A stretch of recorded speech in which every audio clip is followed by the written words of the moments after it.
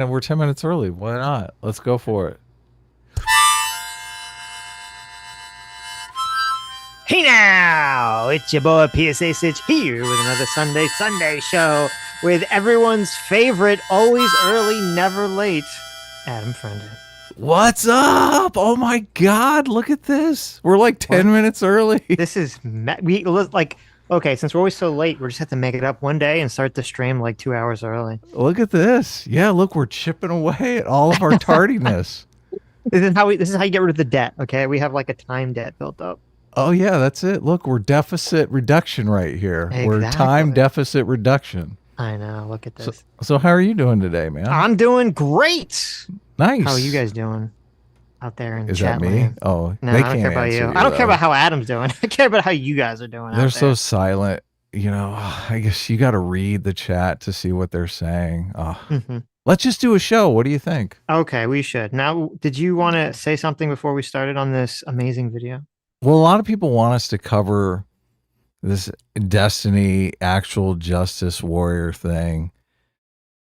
Debate on the Hippy Dippy podcast, which is back. Well, I mean, it's just a lot of drama for us. You know, we're blocked, we're blacklisted by Destiny. So, you know, I don't really want to do it. Okay. Yeah, I don't really want to do it either. You don't really want to do it because we don't want to dip into the drama. But look, I feel obligated to give our audience a crack at us doing it, right? You and I both. I mean, I like money, Sitch. How do you feel about money? I mean, without playing into some sort of ethnic bias. Oh my goodness! You know, let's say I'm indifferent to money. Okay, how about am that? I throwing? Oh no! Am I throwing a racist stereotype at you? You are. Look, yeah. Okay. Sitch doesn't really care about money. I like money. Okay. So I was going to say, look, we don't really want to cover the Destiny drama, but if we get to now, look, I was thinking $1,500 in super chats, and we'll cover it, right? Wow. But I really don't want to cover it, Sitch. I think we should go to 2,000. I want to be outside of the realm of actually getting to that number of super chats. I see. Okay? You want to price it too high so that we. Exactly. Look, I know how supply and demand works, right? You price it outside. It's like we don't have to ever do it. We don't have to cover this thing. So, are you saying we get away scot-free doing this debate? Look, I said I was in favor of price gouging before we actually began. Sitch was like, no, Adam, that's too high. 2,000. That is gouging. So, what do you want to do? I'll put it in your hands, Sitch. I'll let you work on that stereotype. 1,500 or 2,000. Why you make me have to decide these things? I'm the Jew here, right? Why do you play me into these stereotypes? When your name comes first in the show, sometimes you've got responsibility. Wowzers. Okay. We'll go. Listen, I don't want to do it, but we'll go 1,500. Okay, 1,500. 1,500 seems doable though. Okay, but there's we do 1,500 on a super on a Sunday. I know. Easily. Well, but there's a stipulation. A stipulation. No JMac money. No JMac money, because then he'll just pay for the whole thing. That doesn't count, right? Okay, so 1,500 in super chats other than JMac. Look, that seems impossible. That seems difficult. Yeah, it does. Okay, look, that's a good stipulation. Listen, don't feel compelled because I don't really want to do the Destiny. Yeah, we don't want to do it either. Look, so you guys don't feel obligated to super chat at all. Okay, right. Like regular Sunday show here. You guys, and don't super chat if you don't have the money. Obviously, right. Because instead we have a hilarious video. Actually, this is an important video. I feel, and I don't know if I've seen anyone else that's going to bring up the point that I think I'm going to bring up about this. Okay, and this is, let's just say that there was a racism that occurred, right, by the Kamala Harris campaign. Another racism, right? They keep hitting the racism. They keep doing the racisms, which is funny because they always attack Trump for being racist. And there's something interesting about this situation that I don't think people are picking up on yet. Oh, really? Right. So Hasan has got to be picking up on it, though, right? No, he doesn't. No. Oh, really? So obviously Hasan, the #1 lover of white people, obviously he has a lot of intelligent things to say about this. So let's check it out. Now, look, I was a little offended in this because Hasan says he is white in this. Like, you Does anyone can't believe that? look. He's Middle Eastern, Turkish, right? He's Turkish. Yeah. Like that. Are Palestinian people white? That's hilarious. You know, that's so funny. It's if anyone's in a conversation with Hasan and he does this like BS where he's like, "Oh, I'm white, so I get to be racist against white people." Be like, "Oh, you're white. Are Palestinians white?" And Yeah. then Look, you're right. There'll be like this big pause because if Palestinians are white, it kind of destroys a lot of their argument. totally. Look, dude, you're Turkish, okay? You don't like Europeans. You don't like white Europeans. You racist fuck. Right, right. Yeah, he's totally racist. So Okay. There you go. The Caucasian mountains are near Turkey. That's right. The true Caucasians. Yes. are they really? Yes. Oh, True. no. Well, it's like, Aryan is like Iran or whatever. Is So it really? obviously that's not what the terms like mean anymore, but They've anyways, migrated. they've migrated, yes. Anyway, so let's jump into this. Because that's something that actually does come out of black culture.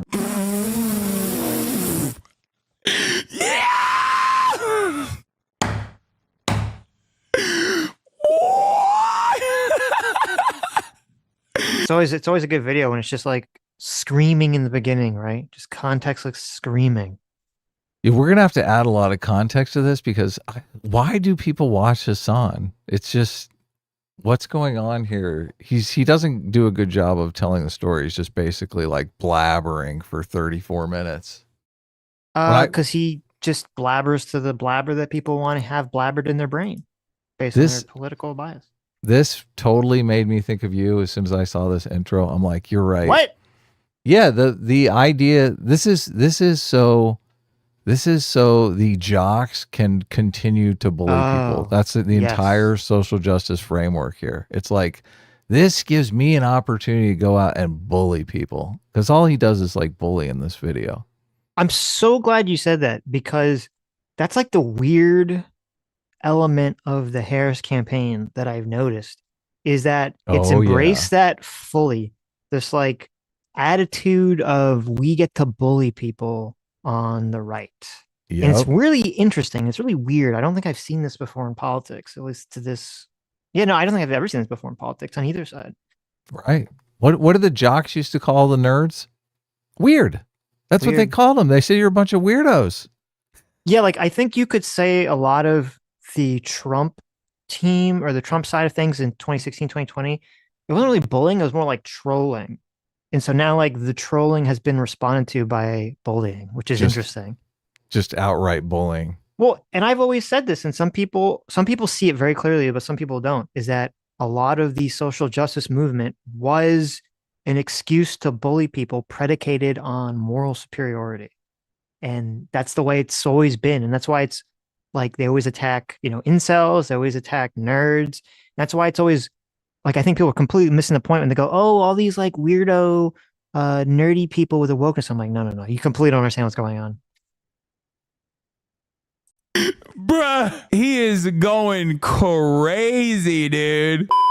Let's talk about the most egregious crime of all. Okay? I talk about it being Kamala Harris and Tim Walz talked about tacos, music, and the future of America. And boy, did the Republicans get mad at this. Holy, this is 1.3 million views in one day. In America, we're a touchdown. So he gives none of the context here. Like, but what's the context? Well, the context is they're having this conversation and they're delving into what some would call racist stereotypes, right? Well, okay. I thought before even that context, there's a context before even that, which is that, there's been a lot of criticism that Kamala Harris has not sat down to do a single interview yet, or even really like a press conference. Like she's done rallies, but she's never done like a Q&A session. And so it was really weird when it was like, oh, here's Kamala's first interview, and it's her being interviewed by her vice president candidate, and it's like total fluff. Yes, yeah. Shot like a Netflix movie. Right. My dinner with Harris, Yeah, exactly. Yes, obviously that's missing context as well. So, but I guess he just assumes all of his audience already knows the context because they're following all this political stuff, or he just they don't care. They're so stupid they don't care about the They content. don't care. Right. down, and I kind of like the idea of being a little bit behind. Well, I'm looking at Coach Walls right now. I'm looking at Coach Walls.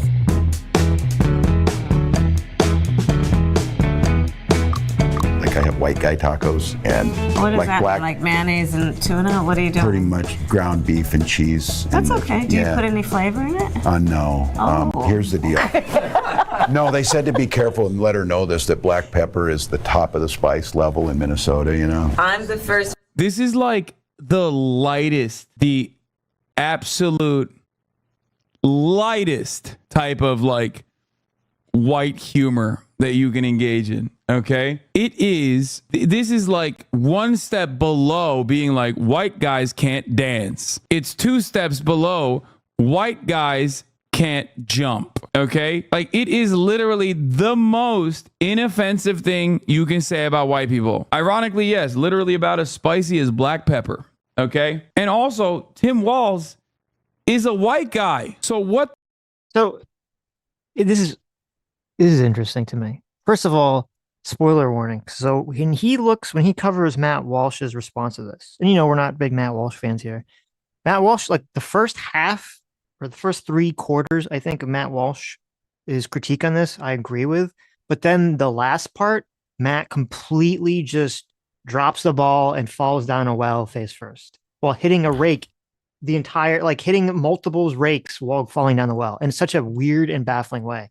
But and I bring this up now, it's interesting, is because, and I want you to remember this, when we get to that part, there's a part where Matt Walsh essentially makes the same argument Hasan is making right now, this really stupid argument, only like with the races reversed. Right.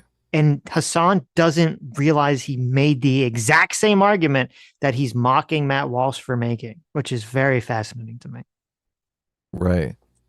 Well, the context here is kind of, I guess maybe you know it. It's that white people don't like spicy food, right? That's like the Yes. stereotype of white people. Yes, that is a stereotype. Right. How do you feel about that? I mean, stereotype? I love spicy food. Yeah, me too. Yeah. I've never met a white person who fits this stereotype at all. Yeah, I So haven't I don't even either. know where it's a it comes strange from. stereotype. Right. Like when I know people that don't like spicy. I mean, I guess my dad doesn't like spicy food, but my mom loves spicy food. I've met like a very eclectic bunch of people that don't like spicy food. I've never been ethnically dependent on anything in my experience. I don't know if this comes from. I wonder if this comes from like not a race thing, but a class thing. Because I know. Do you remember How to Kill a Mockingbird, like the original movie? Black It's and been a white. while. Right. I remember it in principle. There's a scene where Scout, I forget what the kid's name is. She has like her friend come over for dinner or breakfast or something. And he's like his family is very poor. And so when he's eating whatever they're eating, he puts like 10 tons of syrup or gravy or something on it. And Scout's like, what the hell are you doing? And her father's like chastising her to just let him do whatever because he's used to eating like poor quality food. So that's why he pours so much like syrup on it or something to like mask the flavor. Okay. And I wonder if that has something to do with this like weird spice stereotype or Oh, something. so it's Like it's a Oh my class thing. goodness. Like, I don't. That's the only thing I could think It's of. I like don't know where this inverted. comes from. Yeah. It's like since the poors have to buy the meat that's virtually rancid. Yeah. Exactly. Right. They have to spice it up. But us riches, us privileged people, we have the best cut. I guess it's the only thing I could like conceptualize where this comes from because we had the same experience. I've never had this white people don't like spicy food. I've never even seen that materialize in the world Right. or like the whole don't season their food or anything like that. Well, as far as stereotypes go, it doesn't really, I mean, it's not really hard hitting. It's kind of like that Asians are good at math stereotype. It's like, I mean, who wouldn't want to be better at math, right? Well, yes, obviously. Well, okay. Well, no, wait, hold on. I disagree with this. So there are positive stereotypes, Mm-hmm. which I still think are like can have negative effects, right? And that's Asians are good at math, or Right. Jewish people are good at making money or being lawyers or whatever, right? But this is different because when you say like the whole like white people don't like spicy food thing, it plays into this idea that white people are boring and bland and have no culture or soul, Oh my or God. like they're missing Oh some my part, like they're God. like they're blobs, right? I disagree. I think it goes deeper than that. It plays into that idea. Wow. Okay. Does it not? Yeah, I guess so. Look, I thought it was neutral at best, but I mean, you've sold me. It's awful. I hate this stereotype now. Well, but here's the issue. So even if this is something, and I agree, it's like a minor thing, right? It's a relatively minor thing in terms of being, racist or racial transgressions or whatever. There's an issue here. Well, there's a couple of issues. The first issue is it's like when you can criticize your own family members, but then if someone else criticizes your family, you're like, hey, go fuck yourself. Oh yeah, of Get course. away, right? Same thing, like us as Americans, we can criticize our country, but the second non-American comes at us, we're like, whoa, whoa, whoa, whoa, sit down, you dirty foreigner! Don't you dare insult the greatest nation in the world. What if And- it's a Turkish anchor baby though? Same thing.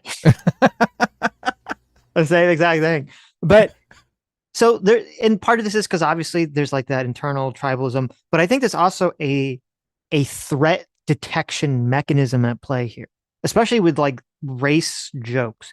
It's why like you and your friends, if you're like been friendly with someone, you can make kind of racist jokes at each other. This is a very common thing among men. I don't know if it's true among women, among men that make racist jokes with their good friends, like at their friends. Yeah, of And- course. Yeah. Right. But there's the reason that you can do that is because like you all know that you're not actually bigoted towards the person. That's Right. why it's comfortable to do this action. And I think the problem with this scenario, with Kamala doing this weird thing with the white stuff, is that we live in a time where blatant racism against white people is completely widely accepted, both in social media or on social media, in normal media, and also in the job market. And Mhm. so then that makes what could be a minor innocuous joke in my mind suddenly trigger all those weird threat detection things. You're like, well, wait a minute. This form, like racism against white people, is just totally allowed in society right now. And so something that's minor like this suddenly becomes, in my mind, something much larger. Something nefarious, especially when it's coming from a presidential candidate. Well, that makes it even crazier too. Is this a person running for president? Right. Yeah. So what is the message here? Did Barack do any anti-white racism when he ran? No, It's fuck been no. so long ago. He did not. No. What happened? No. He was smart. Obama was smart. He didn't do this nonsense. I mean, Right? look, if you're doing anti-white racism and you win, I mean, that's like a little terrifying, to be honest with you. Yes.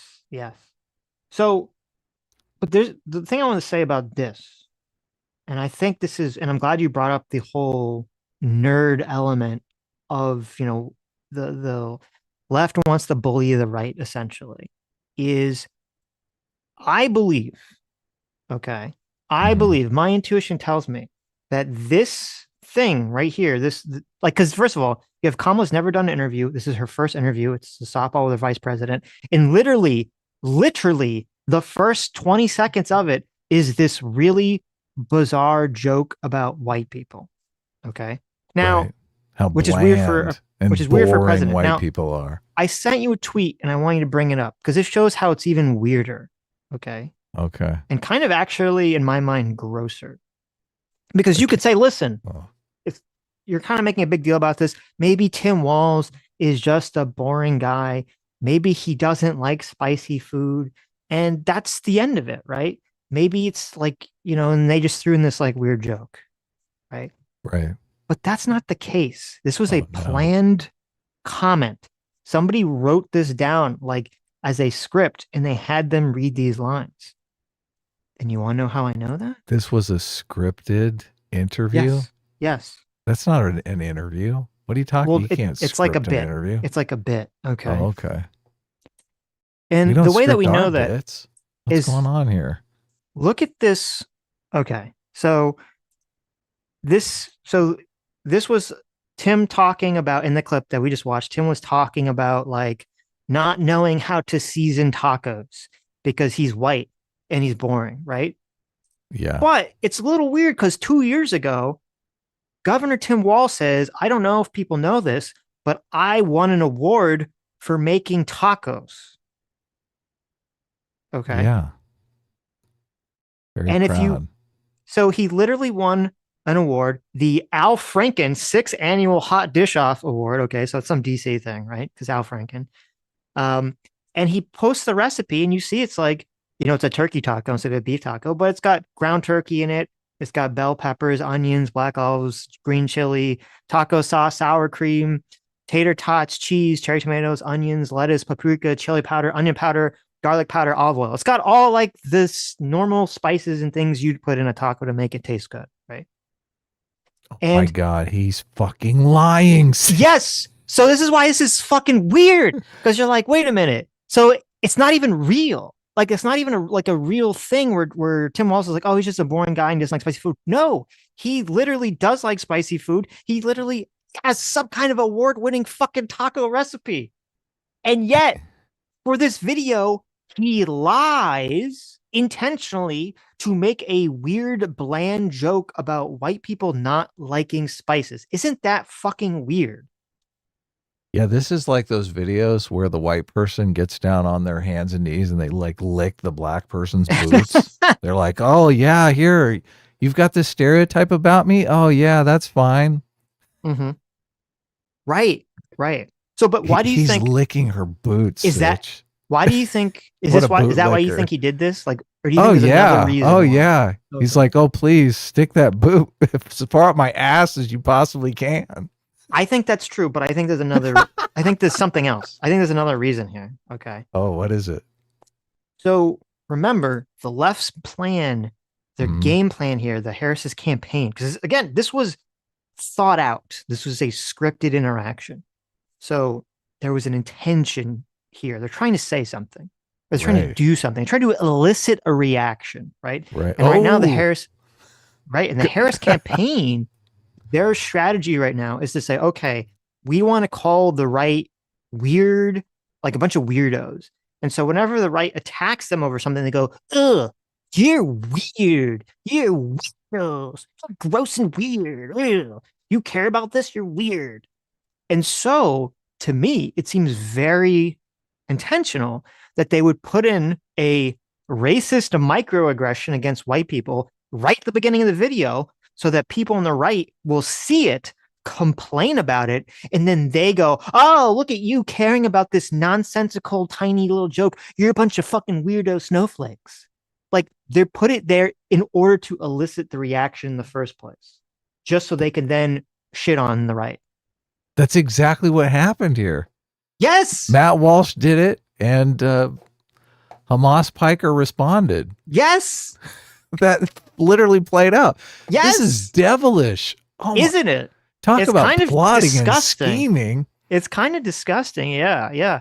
And it's funny because, people had thrown this accusation at Trump. And I think Trump does it too, to some extent, where he would kind of like phrase something in some way when he was talking about immigration. And you're like, ooh, is it racist? I don't know. It's like kind of like vague enough.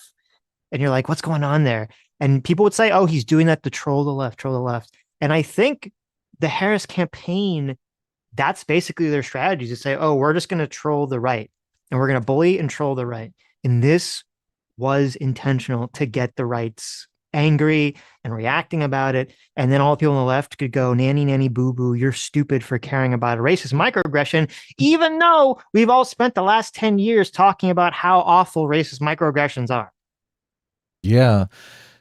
Do you think Trump actually knows that he's doing this though? I don't know. With Trump, it's hard to tell. He could just be winging it. Who knows? Look, Trump seems to be doing this intuitively, like gut reaction level. I mean, this seems devious. This seems planned out. Well, this is obviously much more highly thought of, coordinated than anything. Trump's ever done. Calculating. So, right. Like they're scripting this stuff. They're expecting the response. They're doing the play-by-play. It's almost like they've got AI chatbots in everyone's DMs, and they know exactly how everyone's going to respond. Yeah, well, you're correct, but it's also like it is very strange, and I guess it is effective that the Harris campaign's part of the strategy is not just to bully, but it's to like gaslight people. Oh yeah. Because that's what this is. It's like, oh, we complained about racist microaggression for 10 years. And now when you complain about it, we pretend like, well, you're like insane for caring about this. And you're like, well, I feel like I'm totally gaslit. Like, what's happening here? You are. So strange. So I don't know. I think it's really gaslighting. very devious. Vile Van Gogh, thanks so much for the $40. Says the reason why the phrase on the ballot wasn't thought to mean a binary outcome by the leftists on the panel, including the moderator. Oh, he's talking about the Destiny Sean conversation. Oh, we I was can't like, talk what? about that. What's going on? Well, I have to read the super chat. Is because they reflexively frame benign topics in the most extreme manner in order to fearmonger, i.e., Hitler, Trump, trans genocide, etc. It's not even a tactic for them. It is who they are. That's interesting. You could be correct. Malik for Yes. $20 says, "Can I pay you to call Destiny a cuck?" Well, you They just just did. There you go. And Val Van Gogh for another $40. Thank you so much. Says, good news, boys. I've decided that now I'm a liberal. However, in order to make our liberal dream manifest, we must first return to Neanderthal. To explain why, I must first disabuse you of your Neanderthal misconceptions. You see, Neanderthals possess what is scientifically called the warrior king philosopher gene, and the only way for the true ideas to rise up to the top is to have the marketplace of ideas be constituted by Neanderthals. Wow. Interesting. Homo sapien drove Neanderthal out of existence.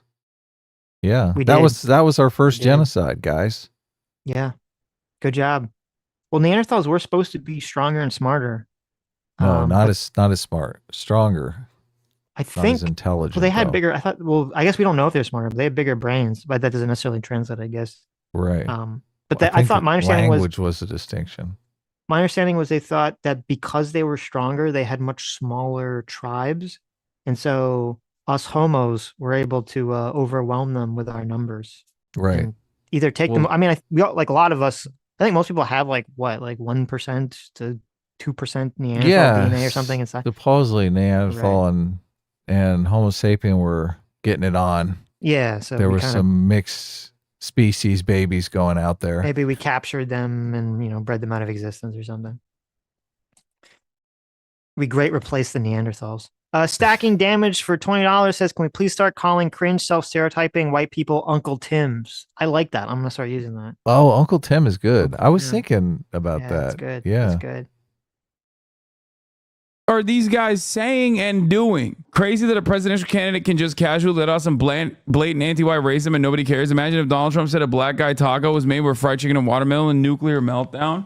Oh my God. Well, before Hasan reacts, I mean, do you see any problem with Matt Walsh's logic here? I don't see a problem with it. It seems solid to me.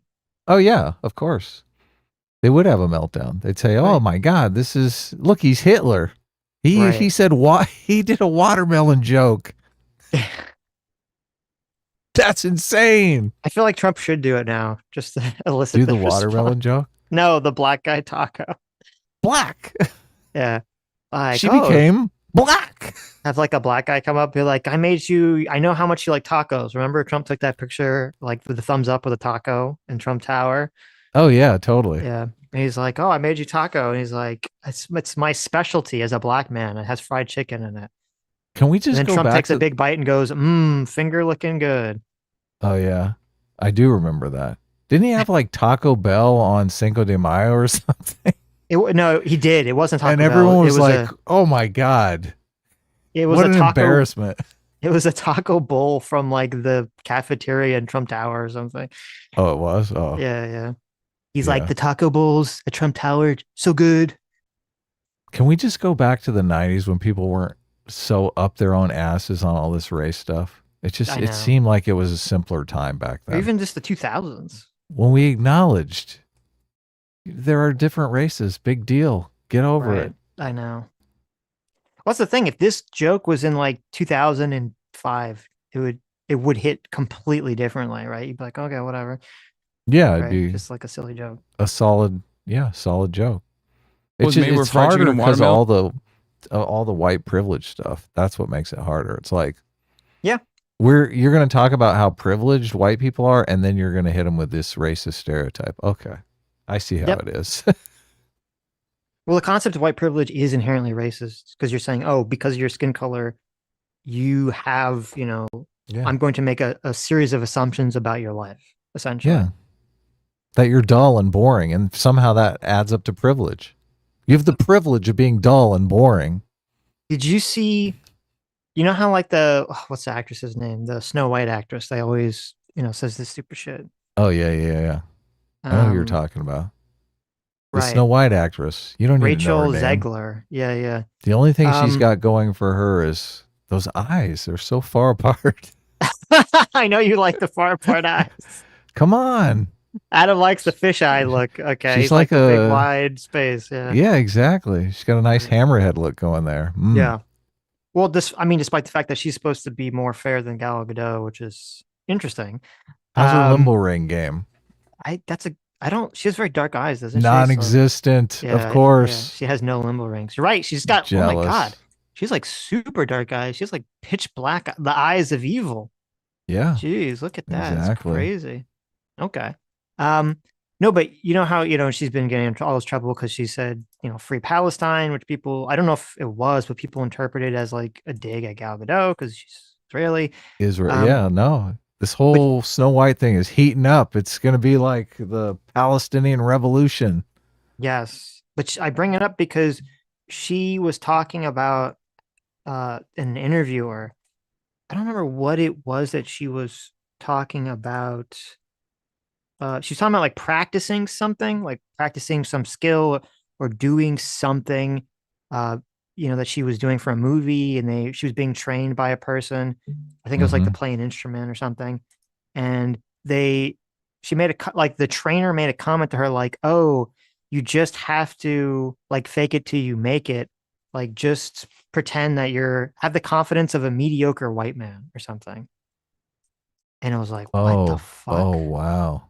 Yeah, and I was like, holy shit. Like, and she just felt totally comfortable to like say this and laugh about it in an interview. And I was like, okay. Rachel Zegler said that? It was either Rachel Zegler Or the trainer said it? The trainer said it, and then Rachel Zegler like laughed and repeated it and was like, yes, this is a good idea. Told the story that the trainer told her. Awkward. Maybe that was told in private.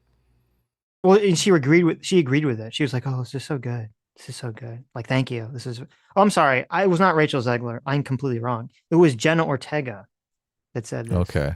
Who was the actress from Wednesday? Okay. So another racist individual. Anyway, We're surrounded. A nuclear by meltdown. Oh my God. Oh, that's so good. I love that, dude. That is awesome. That is awesome. It's great. This is something that I'm so familiar with personally from all of the racism against white people. I do. So familiar with it, right? Yeah, exactly. Anti-white racism that I've demonstrated time and time again. The type of people that look at that innocent statement, okay? The type of people that look at what Tim Walsh said, a white guy, and then act like they are offended are so extremely rare that they are even rare online. Okay? So he says it's like a thing you shouldn't be offended by, blah, blah, blah, blah, blah. And yet he doesn't really, I don't believe in this entire video, okay, he gives any actual argument about why, for example, if the situation was reversed and it was Trump and some black guy made him a taco and he said like, and Trump said like, "Oh, is there fried chicken in this taco?" Right? If like, you're hilarious. If that happened, and everyone knows, they would say that's horribly racist. So Hasan never gives forward an argument, I don't believe, in this entire video. And we'll watch why that is horribly offensive and racist, but this is not. This is just totally fine. Right. It has to do with the history of slavery, Sitch, obviously. Oh, okay. In 2024, the history of slavery and fried chicken is No, they always trace it back to the history of slavery. So, I mean, Okay. that's really the only way you can make that argument. right. Who doesn't like fried chicken? Fried chicken is delicious.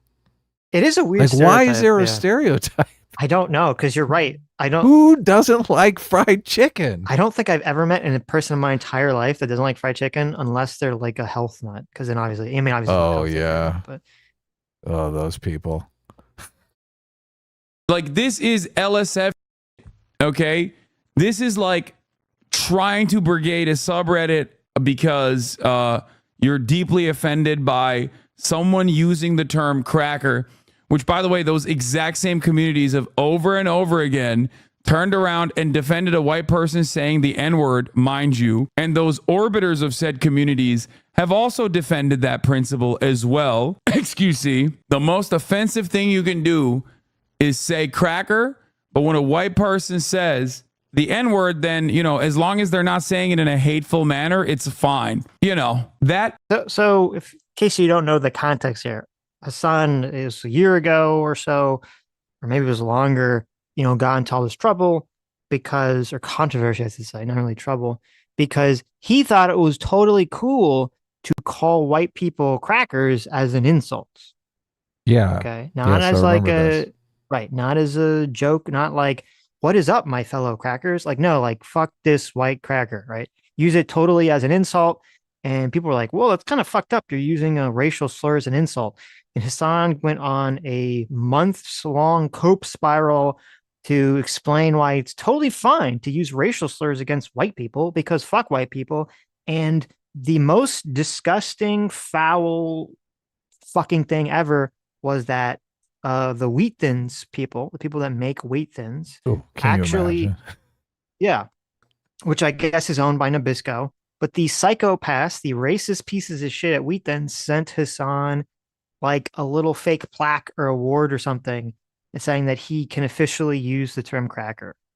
Right. So As a derogatory term. I mean, for me, Right. the categorical difference is term of endearment, term of hatred, right? Like when the N-word comes out and you're in some altercation out in the street, it's usually meant like fuck Not in you, a good way. right? Yeah, exactly.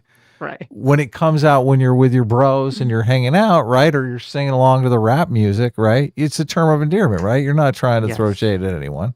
Like that's a Yes. big difference. Now, which Yep. way did Hasan use the cracker term? The insulting way. The insulting. Oh, yeah. Okay. I see how it goes. Can you imagine Nabisco coming out? Do they have a dark cracker? No. See, here would be Sending here's what you someone do. the N-word plaque? Oh, thank you. Like No, you had this altercation in the street and you used the N-word correctly. Could Here you you go. imagine if Hasan was calling some black guy an Oreo? Oh, yeah. Yeah. Perfect And example. An He's Oreo. like, oh, this fucking Oreo. And then Oreo sends him like the Oreo pack. Like, could you imagine that? It'd be Oh, fucking my insane. goodness. Oh, my right? goodness. Oreo would be Bud Lighted as quick as Yeah. Bud Light.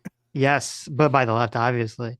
Yeah. So, and to be clear here too, I don't think I don't think old people have, this is a problem. And this is why this is an effective tactic by the Harris campaign.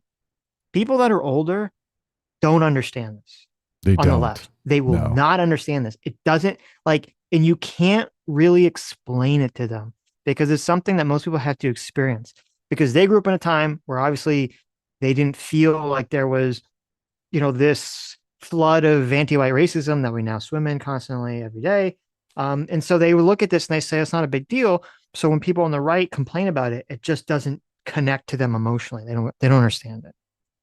Yeah, it doesn't register. Right. And then even with young people who should understand it, it's like you can look in their face when you watch some people on the left talk about this, and their eyes like glaze over, right? And it happens on both the left and the right. You can see like the NPC tribalness like sink into the brain, and you can't even.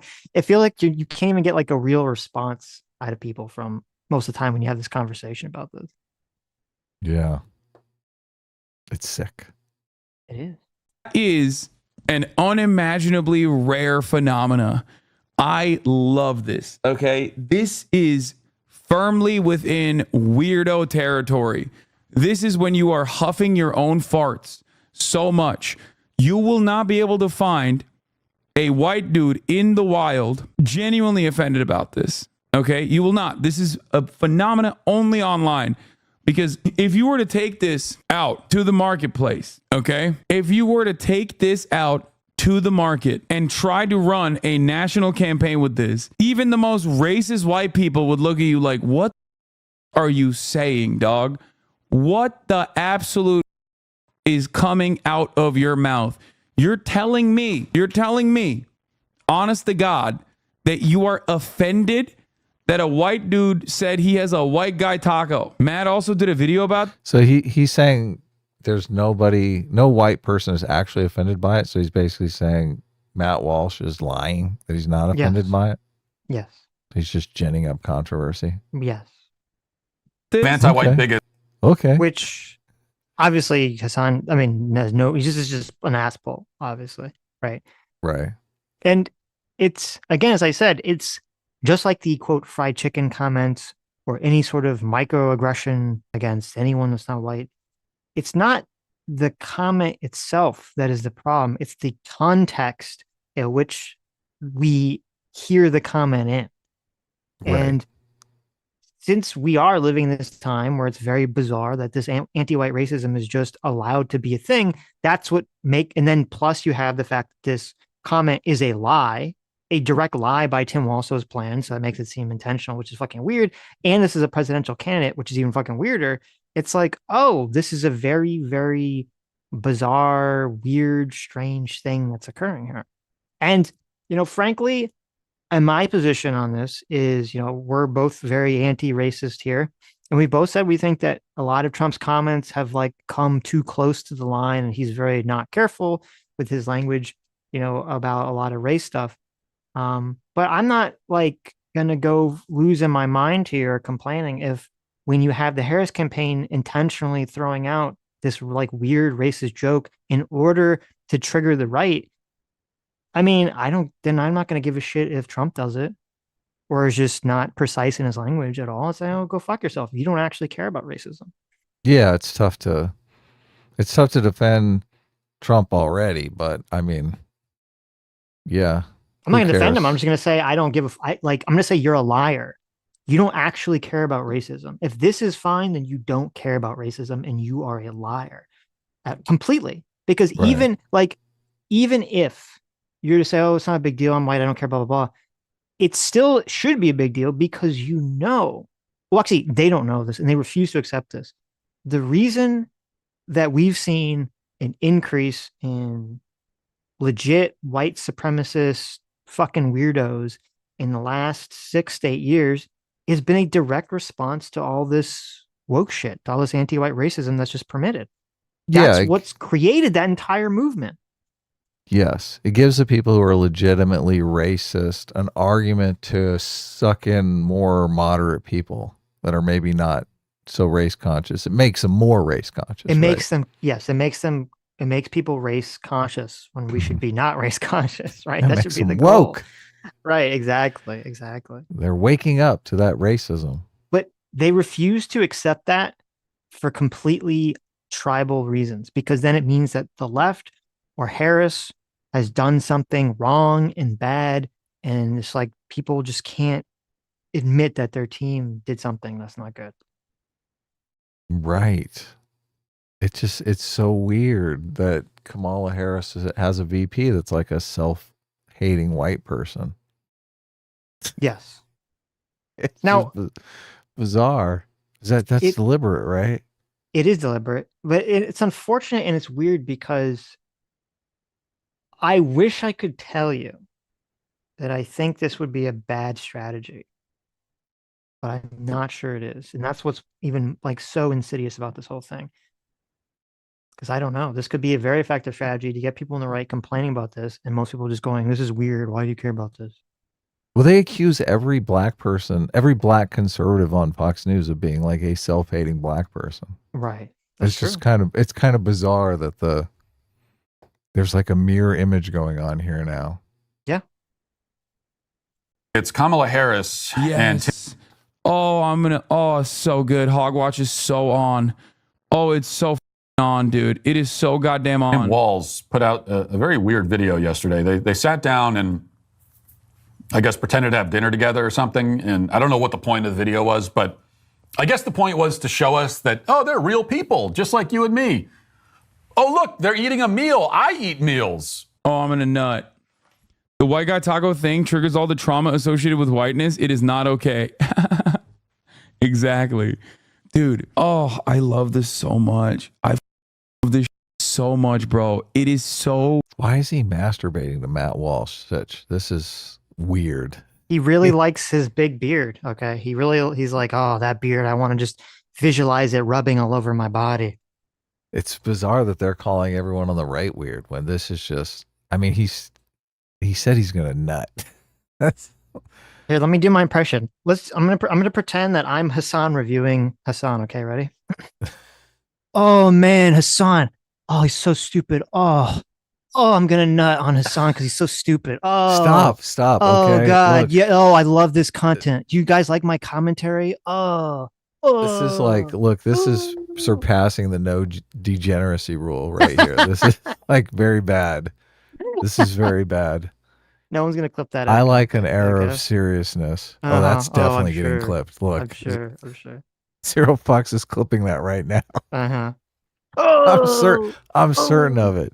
I'm certain of it. This is my commentary on this video. Oh, so good. Oh, idiot. Oh. Oh man, so bad.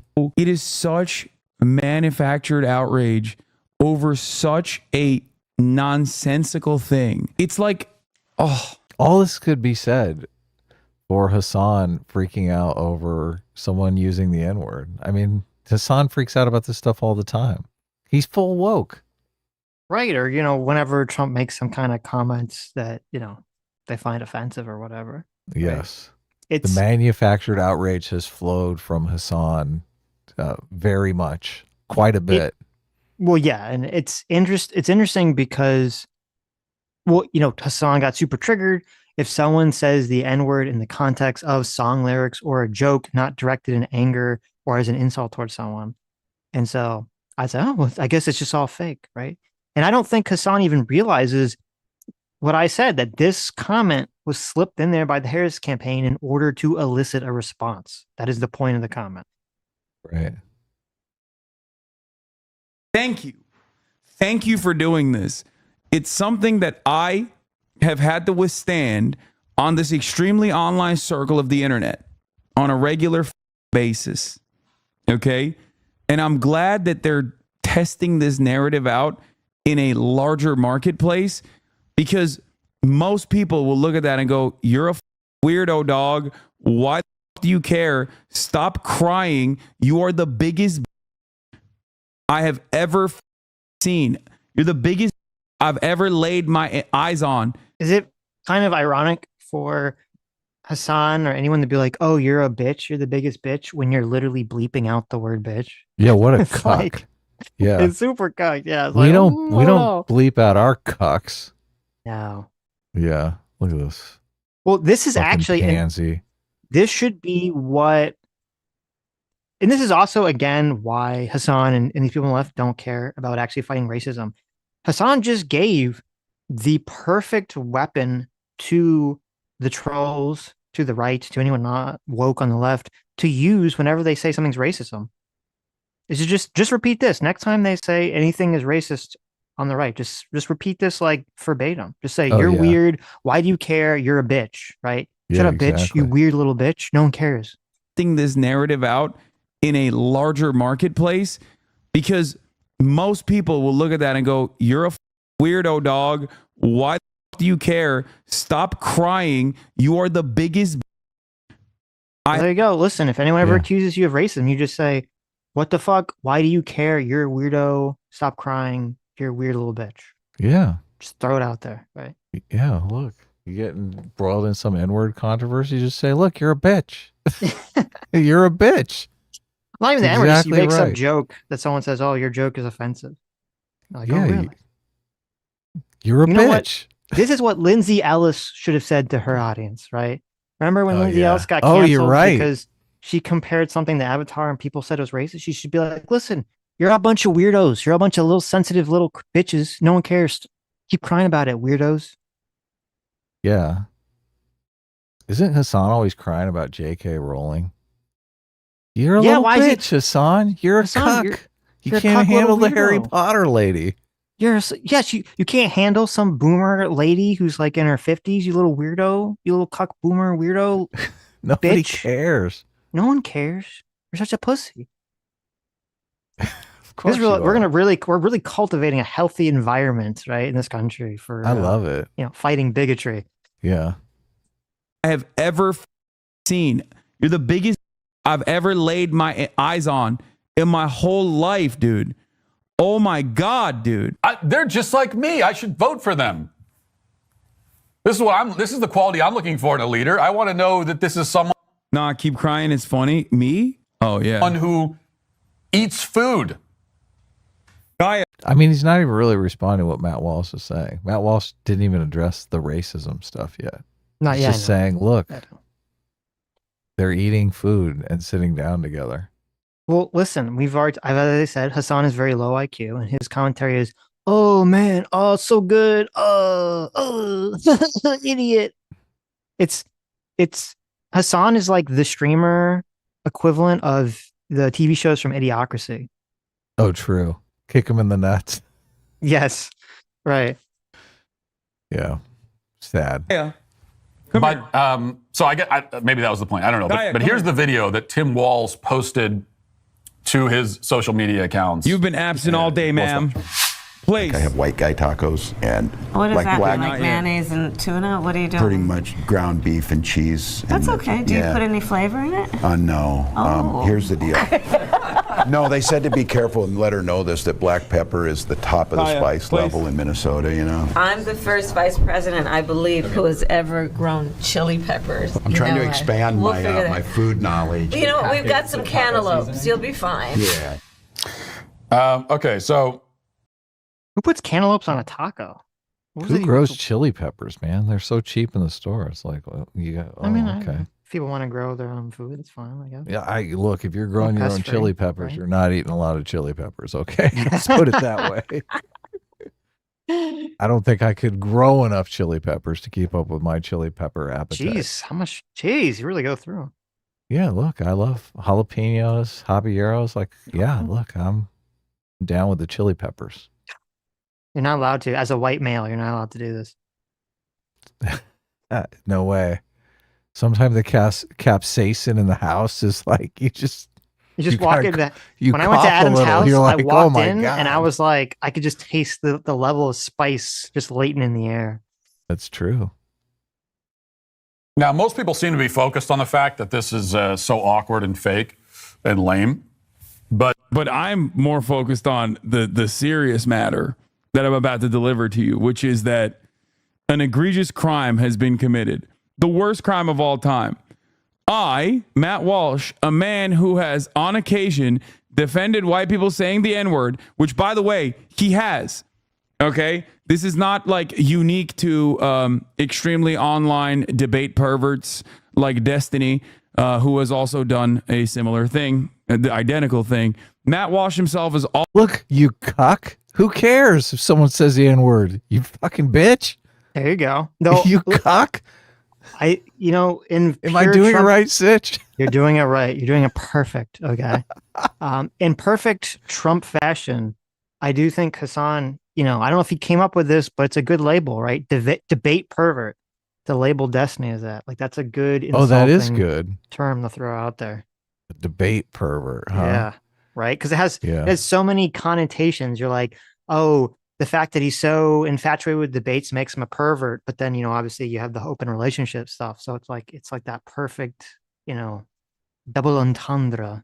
Yeah, we Or need a double good meaning, I name should for say. Hasan. How about peeping commentary? Peeping. I don't. That's not quite it, but that's pretty funny. I When do he's like do, the when he's image get, when he's of- getting ready to nut on his on his Matt Walsh video, and he's peeping in the window of Matt Walsh. Yeah. Hasan Peeper. Yeah. We'll workshop it. We'll get there. Chat will work on it. Yeah. Also done this. I'm sure. Look, Hasan cries at night when someone used the N-word as a term of endearment for their friend. Hasan goes to bed and like weeps at night. Oh no, Right. a white person said the N-word. They were rapping with a song. I don't understand how he's so obviously a cuck on the other end of this. I don't understand why he's making this argument. Sure, you guys have that tweet. Okay. Matt Walsh's tweet, I mean. It is phenomenal. I heard Hasan listens to the censored version of Pulp Fiction. He will only watch Pulp Fiction with the N-words bleeped out. Wow. That's how big a cuck he is. I did hear that. Yeah. I did hear that. And I'm going to say that that's true. It's He funny wants too. he wants the edited version of Pulp Fiction. Yes. Yeah. He wants the edited version of Django. Yeah. Oh yeah. He can't handle it. Django drives him handle it. crazy. But if you look at the Hasan's chat, it says, "Me wishing Tim Walls was my uncle is my toxic trait."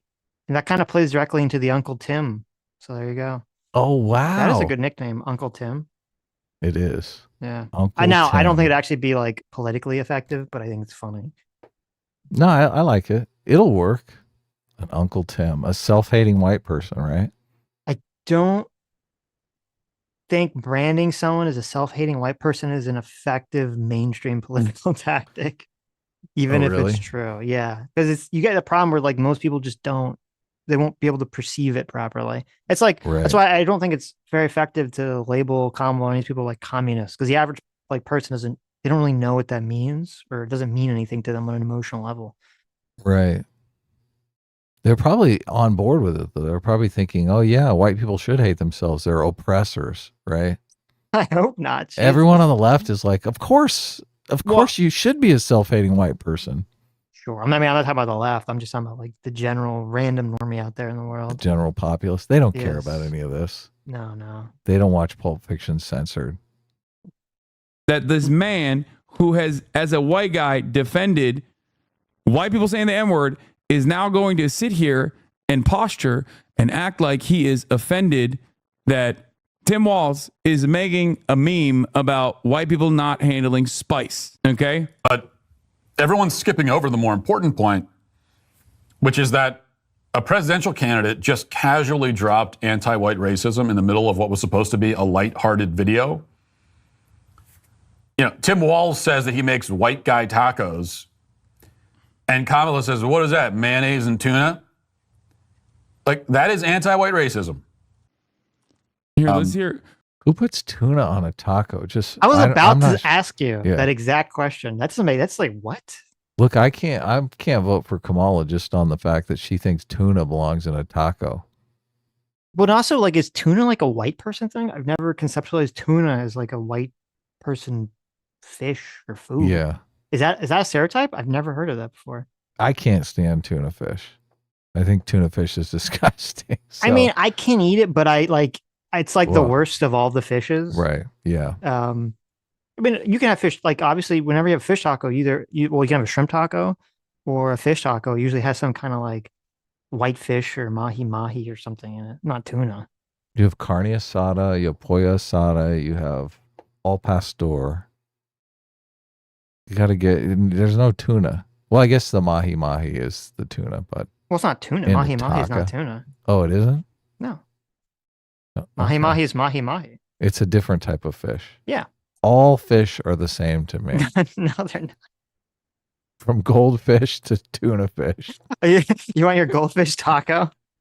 Your carp taco? No. Oh, no. Okay, good. Wait, let's hear what Matt has to say about the N-word. And it is, again, a decision that no one can logically or morally defend. Well, I got to admit, Matt Walsh does seem like a giant cuck in this, with his serious demeanor about all this stuff. Somber tone. Yeah. Yes, exactly. Well, I mean, I agree with you, like aesthetically, but I do think it's like fucking gross that this is just accepted. It's a weird thing. It's a really weird thing. Yeah, I don't I don't know how you can call the colonizers of the world boring. I mean, that doesn't seem boring. It That's seems true. We're pretty exciting. based. We're pretty based, yeah. Exactly. Yeah. People taking over the world. It's not boring. No. Didn't they do it for spice? Wasn't that part of the thing? The spice trade? Anyway, let's move on. The idea that there's a word that cannot be uttered under any circumstance is completely insane. And it is not something that there is no other word in the English language. He's not wrong. Stop being such a echo chamber to your kisses to you, chatter. Thank you for being the lonely wolf in here who will defend what is right. Thank you. You're right. I am the echo chambered one, not you, a guy who will say anti-white racism is out of control. This was something that was tried leading up to the Trump campaign. Okay? It didn't work. Everybody dropped it. It was like every single person that did the like white people are under attack, whites are under attack, anti-white racism is the real problem, all the way back in like 2016, are now, they just have inoperative YouTube channels, okay? Inoperative YouTube channels, we're talking like F.M. Molnier, like rugged white nationalists that lost their careers at this point because they just fell out of favor. What is he even talking about? There wasn't some big push in 2020 to be like Donald Trump should run on anti-white racism. That wasn't a thing. What is this like bizarre retelling of history? That's what they like to do. Okay. Am I crazy? I mean, people have been complaining about this and criticizing it, but Trump didn't run on this. Trump was running on they're out to get white people. No. But thank you. Thank you for doing the honest deed.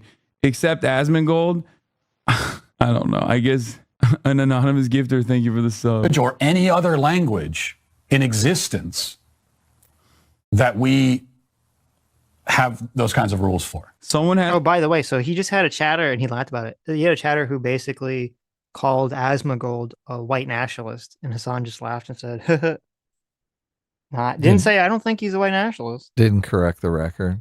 Mm-mm. Of course not. Has to speak up. I don't agree to everything, right?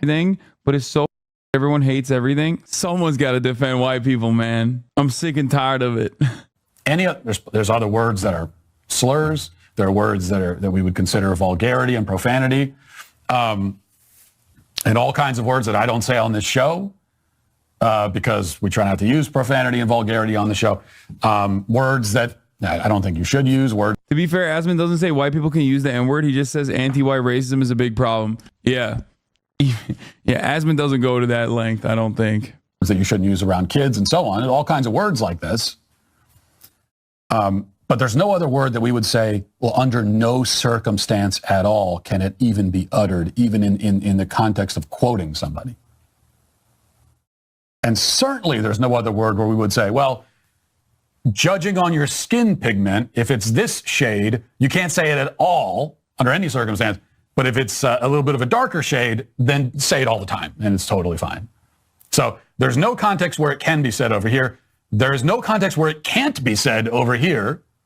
And we are going to decide that based on how dark your skin is. Makes no sense, and I think we all are aware of that. I wonder if there's a level of offense to white people that Hasan would acknowledge is the same as he believes the N-word is to black people. Like, what is the symmetrical offense? Well, I don't think there is. Like, there has to be. What are you talking about? No, I don't think there's a comparable word to the N-word for white people. Really? Sure. So the N-word is just like the nuclear bomb of insults? Sure. Yeah, it's like, I mean, calling a woman see you next Tuesday, right? Right. Isn't really like a male equivalent to that. Yeah, maybe you're right. But so Hasan didn't really set this up because I guess he's an idiot. So this clip that he's been watching of Matt Walsh, this isn't from his Kamala Harris response. No, this is him defending the N-word, using the Right. N-word. Yeah. Yes. It's been So terribly set up. right. So this is supposed to be a clip of Matt Walsh defending using the N-word. Now, because I actually like care, I went back and I was like, I wonder what the context was that he was having this conversation about whether it's okay to use the N-word. Right. And so I went and did the thing that, I mean, you think Hasan would do this, or he should. He has streams like all day, every day. He's got the time to be like, I wonder what Matt Walsh was talking about. And obviously he doesn't care because, you know, if there was some sort of context or something, you know, then he would have to address that. So this happened a year ago. Now, there's a show that's relatively famous or popular, even though I don't watch it, called Barstool Sports. Okay. Are you Right. familiar with this? I am. Yeah. I've heard Right. it. And there was a host of Barstool Sports called Ben Mintz. And Ben Mintz was reading the lyrics to a song on stream, and the lyrics had the N-word in the song, and he just kind of read them. Right. Okay. And Uh-oh. after he read them, he realized that he made a mistake and apologized, and he Ugh. was still fired for Gross. doing this. Okay. He should be fired for apologizing anyway. So Right. So that's the context to this situation that Matt Walsh is talking about. So, I mean, I agree. I don't think people should be throwing around the N-word, but I think it's totally insane that a guy reading song lyrics who says the N-word gets fired because he said the N-word. Like, that is pretty despicable in my mind. right. And also kind of racist too. Because obviously if the host was black and was saying the N-word left, right, center, no one would care. But if a white person is reading song lyrics that says the N-word, they get in trouble for it. It's like when they tried to get Anna in trouble because she said the N-word because she was literally as a like report doing reporting, she was quoting other people who said it in relevance to a story. So Yeah. and this whole thing with Ben Mintz being fired is actually particularly gross too, because there was like a video with a guy who owned Barstool Sports. Like he put out a video where he was saying basically he didn't want to fire him. He thought it was gross that they'd had to fire him, and he knew that the guy. Why did they have to fire Well, him I'll then? tell you in a second. He knew that the guy didn't mean it in any sort of like racially insensitive Hateful way. way, yeah. Hateful way. That's the correct way. He didn't mean it in any sort of hateful way, but their parent company essentially forced them to do it. So Who's the parent company? it was Nabisco? I think it was Penn Entertainment. It's some sort of, they own like casinos or something. That's it. No more gambling for me. And they had some like weird, and the argument that they gave for it was very weird. They were like, oh, you know, this is going to like give state, like a lot of states have to authorize like whether companies can, you know, open their casinos or whatever. And they thought that this guy saying the N-word on Barstool Sports would somehow have states deny their requests for casinos. And I was like, what? That seems so, but that's such a weird like train of logic. So I just don't like it. This promotes human fragility. yeah. I don't like the whole everyone losing their minds over words. Yep. I think no word should have that much power over humanity. Everyone should run outside and scream it at the top of their lungs simultaneously. Take Mhm. all the power away from it. But look, the N-word is a weird animal because it's being used to like politically manipulate people. And I don't like that either. I really don't like the manipulation aspect of it. No, I mean, Yeah. yeah, no one should like it. So Anyway. I love that, dude. I just say it then. Say it, bro. Why doesn't he say it? He said it is immoral and illogical for white people not to be able to say the N-word. Oh, it's so sick. Yeah. well, no, he said it was immoral to fire someone for saying the N-word in context of reading song lyrics, which I agree with. Yeah, saying it innocuously. Right. Hasan doesn't care, obviously. Context Awesome. doesn't matter. Anyway, it's like a that magic very same- word. Yeah. It's just any like- excuse to attack Matt Walsh or white people or something. So Yeah. You say Beetlejuice 3 times and he shows up, even if There you it's out of context, right? It's a magic word. You say the N-word 3 times and the woke police come and get you. They do. Don't leave me alone. Now genuinely upset. He's so upset. He is the most upset. Why? Because white people are under attack. Thank God Jaden TV is in here. He's going to See, this is what's sick, because he's like, white people are under attack. He's like, I'm speaking for white people now. I know, right? Hasan Piker speaking for white people. Yeah. His Turkish ass is speaking for white people. Right. Jack Posobiec, obviously the real Jack Posobiec, for $20. Thank you so much. Says Trump, savior of America. Trump, he's a miracle. Stands for every one of us. Fights for every one of us. He'll save every man, every woman, every child with a mighty hand. He's the godly Trump. I mean, that's a pretty good Jack Posobiec impression. So, Oh yeah. there you go. Thank you. Twisted Trading for $20 says Hasan thinking the internet is the real world. I wonder when the last time this fool has seen the sun.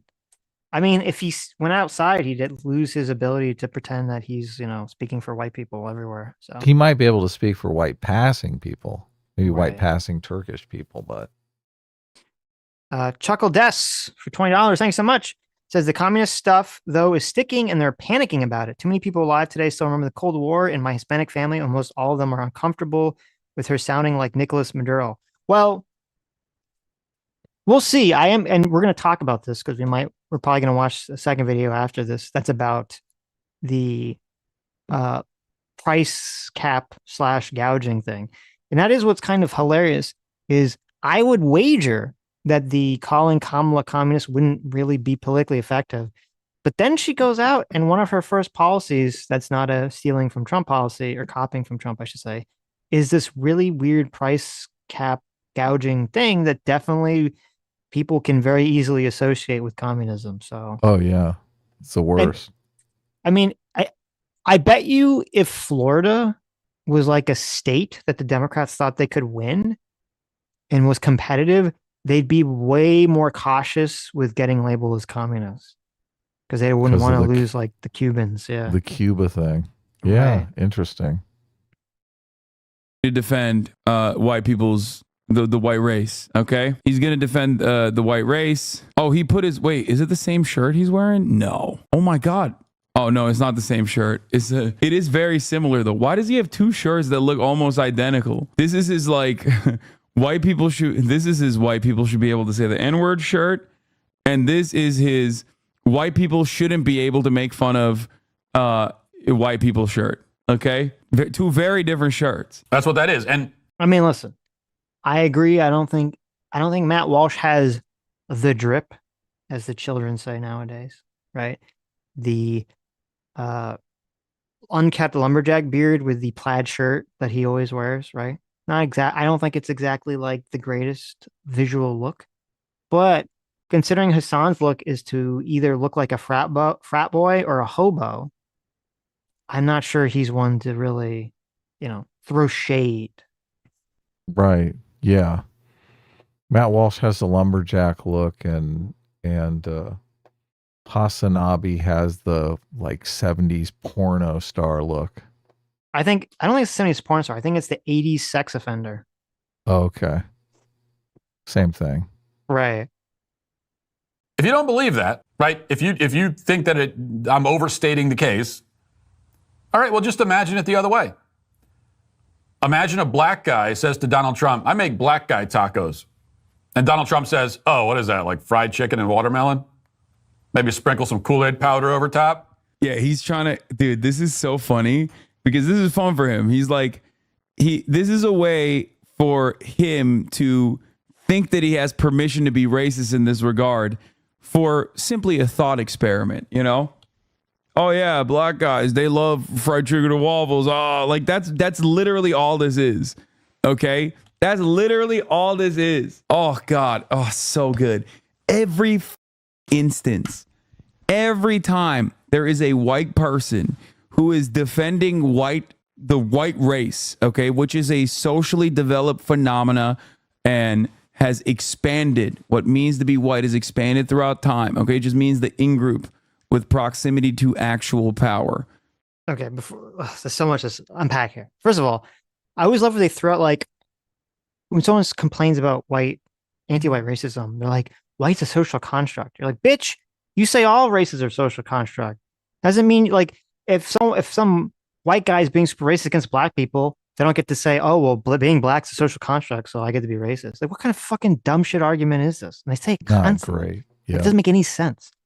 And, and I like this sort of like weird, gaslighty, insane head up ass logic that Hasan's laying out here, where he's like, well, if you're white and you see an example of someone being racist against white people, and you express that you think it is racist and unfair, and in order to show as a point that you think it's unfair, you provide an example, a hypothetical, where you race swap to show that it's unfair. Well, that's actually a white person just looking for an excuse to be racist, right? Yeah. Like, if you give this example of Trump with a black guy and you talk about the fried chicken taco as an example to illustrate why you think it's wrong, well, no, you're not actually doing this to illustrate the problem. You're doing it because you just really want to be racist, and you're so fucking horny. I don't know if you noticed that, but white people, Hasan Piker, who is definitely white and definitely isn't racist against white people, he believes that white people are just so horny, right? They're so erect all the time to be racist that any chance that they get to be racist, oh, they just jump at it. And so you're like, oh, I can't wait to talk about black guy fried chicken tacos. I'm just so horny to be racist because I'm white. Yeah. That's why they're doing it. That's why Matt Walsh wanted to do this segment so badly, so he could further the fried chicken stereotype. Yes. I don't know if you see this. Matt Walsh, he's so horny to be racist. The table is literally lifted an inch off the ground. Okay. Oh, really? He's so Gross. excited to be a racist. Yeah. He's got a watermelon in his lap. There, That's what it is. I think you might want to see a doctor. That sounds like you have That's some kind not of a tumorous boner. growth at that point. That's not a boner. He likes watermelon too. That's the There you truth. There you go. Okay. If you want to know more, watch my YouTube video where I say white people do not exist. Okay. It's like a 50. He's like pimping his other YouTube video. Does he Yes. even make videos? He's like, watch this video. This video's the bomb. I did Right watch the here, video. I It's explain it. horribly It's like so boring. It's so stupid. It's this whole like this is another myth too. Like, oh, like when they call someone white, it's just some kind of magical in-group that has to do with power. So therefore it's totally fine to shit on white people, because I'm not really shitting on the fact that they have white skin. I'm shitting on like this perceived idea that these people that have a skin color have some kind of power. Oh, so you're being racist and bigoted and assuming all white people have some kind of power in society, even if they don't. Yeah. No, Sitch, you don't understand. No, you don't understand, man. It's just social construct. It's totally fine. Shut up, cracker. It's a social construct when we do it. When you do it, it's racism. Yeah, it's a hypocrisy, right? Yes. Yeah. 15-minute video, you'll figure it out immediately. But every single time there's a white guy defending the white race and talking about anti-white racism, they always have to tie it back to how white people can't be racist to other races. Is f***ed up. That is the real problem. White people can't be racist to other races. Is that true, Sitch? Wait, Is what that did- I is don't- that the argument that you're making? Are you saying white people can't be racist? What is he even talking about? No one said that. What does that even mean? I thought that was that's not the argument you're making. That's the argument Yeah. Hasan is making, is that people can't be racist to white people, period. Right. No one's Yes. making the argument that white people can't be racist. I've never even heard that argument. Yeah. Hasan might have misspoke, but who Well, what was cares? he trying to say then? They always have to tie it back to how white people can't be racist to other races. Is f***ed up. White people can't be racist to other races. I don't know what the fuck he was trying to say. Look at that. He's in a forgiving mood right here. He's forgiving all of the colonialism throughout Oh. history right here. You He heard just it here forgave first. slavery. Right, there you go. White people can't be racist to Look, other. even slavery, that wasn't racist, according to Hasan, because white people can't be racist. even when also, they like- own other people. And also, isn't it kind of redundant? Like you say, white people can't be racist to the non-whites. You just say white people can't be racist. Period. Right? Yeah, that's There you go, totally Hasan. redundant. He says white people can't be racist. Take it to the bank. Yeah, Cash that check. that's the real privilege right there. There you go. That is the real problem, okay, for them. Am I right? How do you think everybody would react to that? What do you think the reaction would be? If Donald Trump, I hate to think what the reaction would be if Donald Trump said that, but I think there'd be a lot of glee out there. I mean, considering people were mad when Donald Trump is like, "Where are my blacks?" Remember when he said that? He's like, "Where Well, are no, my the blacks?" left would be terribly mad if he did the fried chicken taco thing. Yes. But a lot of people on the right would be like, yeah, based fried chicken taco. They would, they would. They'd be fucking jumping for joy. They'd be like, that's right. Well, we've sort of declined politically to a position where I feel like neither side has a strong policy position or argument. They really just want to vote for the person that pisses off the other side. Right. Yes. And that Like, would be that's an like effective way to piss them off right there. Exactly. It's like whoever control the other side, that's who I'm going to vote for. Like this is how shitty the politics in our society is degraded down to now. Right. Nuclear meltdown. Literally. I mean, they would probably shoot a nuclear missile at Donald Trump for that. They would execute him via nuclear attack if he were to say something like that. I mean, the outrage would be so immense. We would never hear the end of it. So I found the tweet we were talking about. This was the Trump Taco Bowl tweet. Oh, nice. I love that tweet. Happy Cinco de Mayo. The best taco bowls are made in Trump Tower Grill. I love Hispanics. Send me a link. Such a retard. We gotta bring up the taco bowl. He's got that weird shit-eating grin too. He does. Yeah. There you go. Oh, look at that. Oh yeah. Go Trump. Oh, you can't say that, by the way. That's a huge microaggression to the Say what? to the left when you say Shit-eating go grin? Trump. Oh, No. oh. When you laugh at anything Trump does, or if you're not shitting on Trump 24/7, that's a microaggression for anyone on the left. Right. Yes. Anyone who has a Reddit account. Look at this. That does look like a fucking delicious taco bowl, though. That doesn't look like. That's not from Taco Bell. No, it's from the cafeteria Trump Tower or the restaurant Trump Tower. I love Hispanics.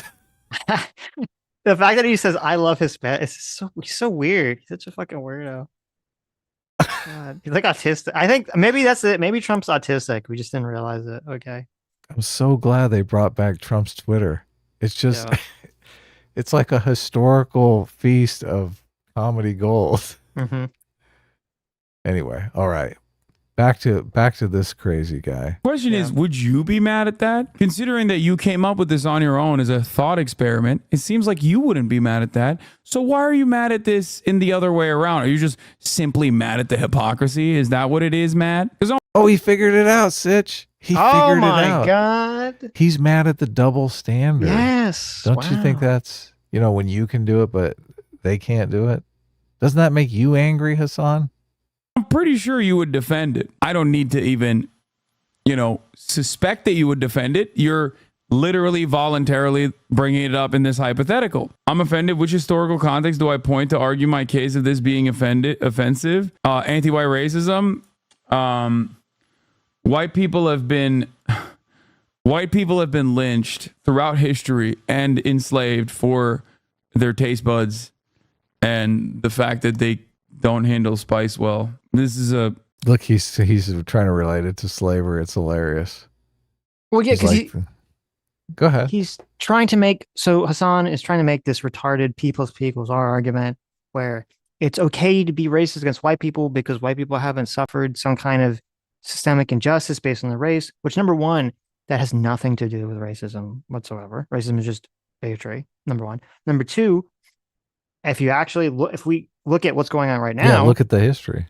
Right. If we don't have to look at history. We can look at what's going on right now and say, okay, well, we live in this weird society where racism is like we're hyper intolerant to all forms of racism except for racism directed at white people, such to an extent that you can have articles being published where they say, look, the Fortune 500 companies for 2 years have not promoted any white people to managers, and that's a good thing. And you're like, well, that's kind of fucking weird, isn't it? Yeah. And yet that's totally acceptable. It's totally fine. Even had, the Biden administration, they tried to, I think it got over, I think the court said you couldn't do this. They're trying to prioritize, I don't know, was it federal government or was it New York? Or it might've been one of the state governments. I don't remember exactly. We're trying to prioritize COVID aid to specifically not white business owners. And the courts are like, you can't do that. That's really fucking weird. Yeah. I'm just saying historically, obviously, if you go back far enough, white people were also enslaved in various places in the world. Sure. But Yeah. it was not because they were white, it was because of something else. And so Hasan says, well, therefore that makes it totally acceptable to just be blatantly racist against white people. Right. Yeah. By the way, black people were not enslaved in the past because of their love of fried chicken. I don't know if Hasan knows this. Okay.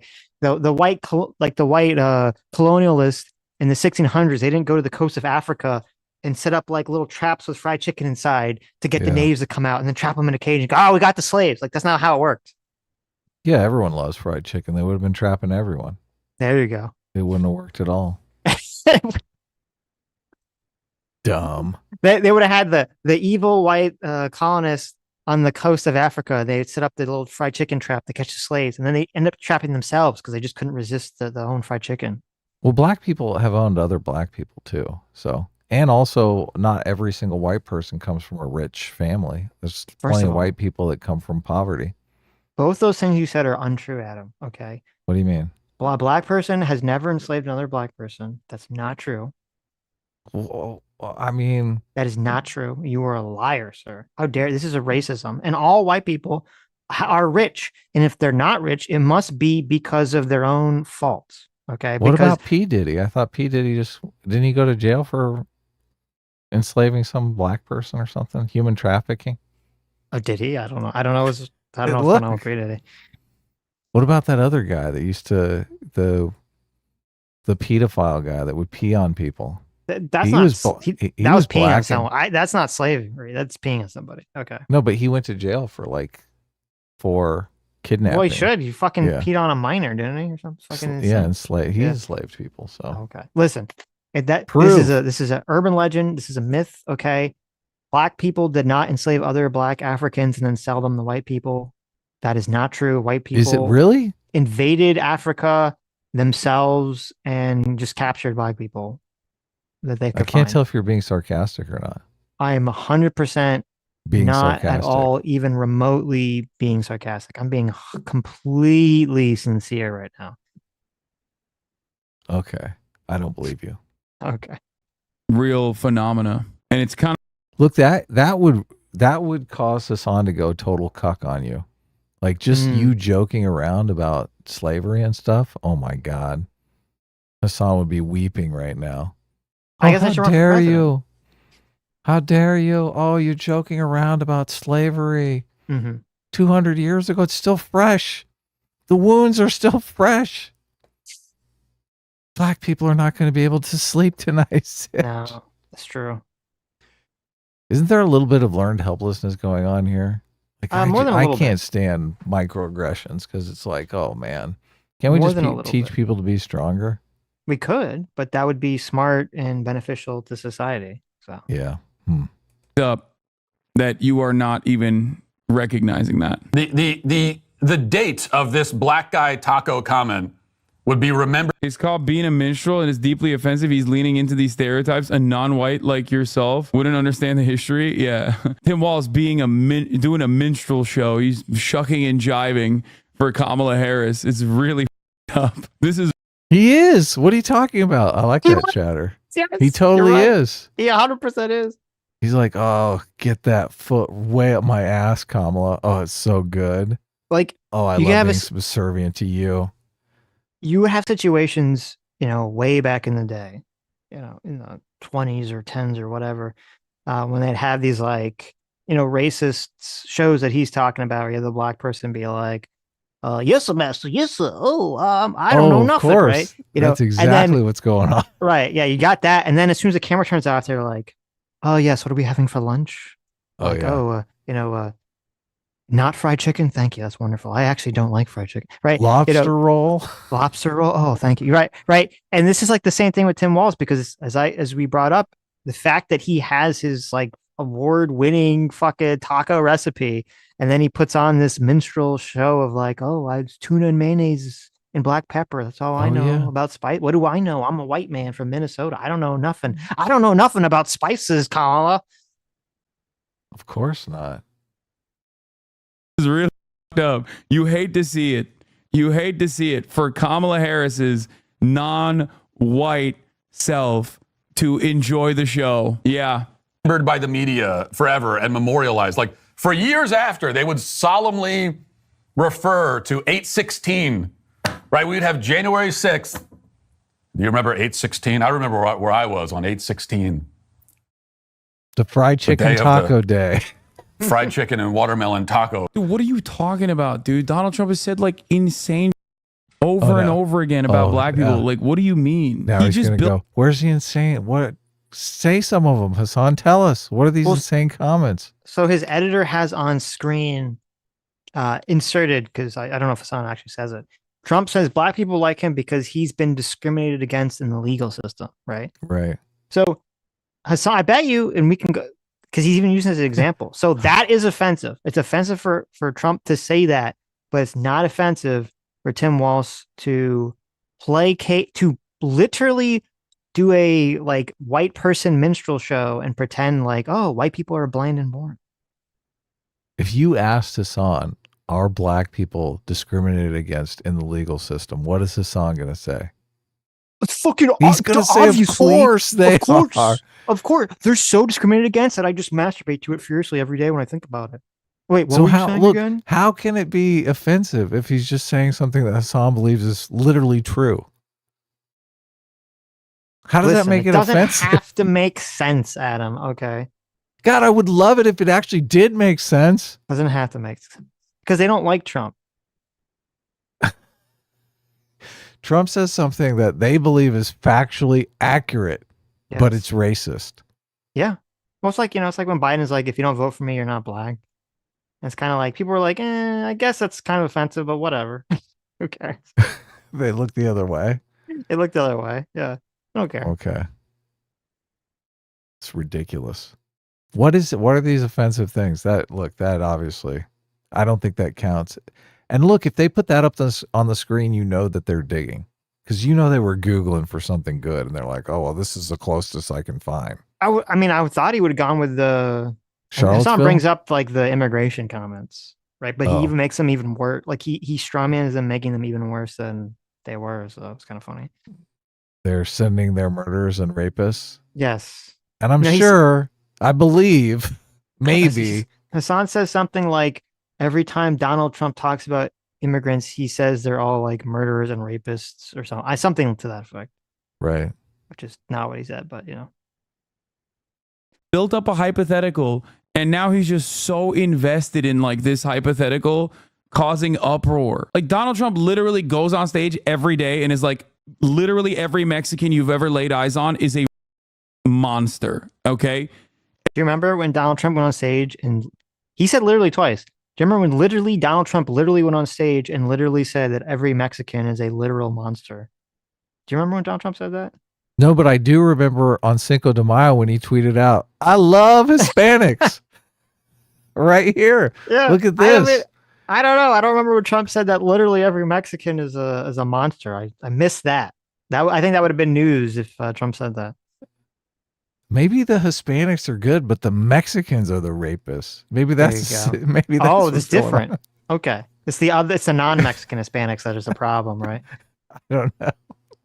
Well, and even if theoretically, okay, because it's funny, Hasan's literally complaining, literally this time, he's literally complaining about Matt Walsh using a hypothetical that is not true.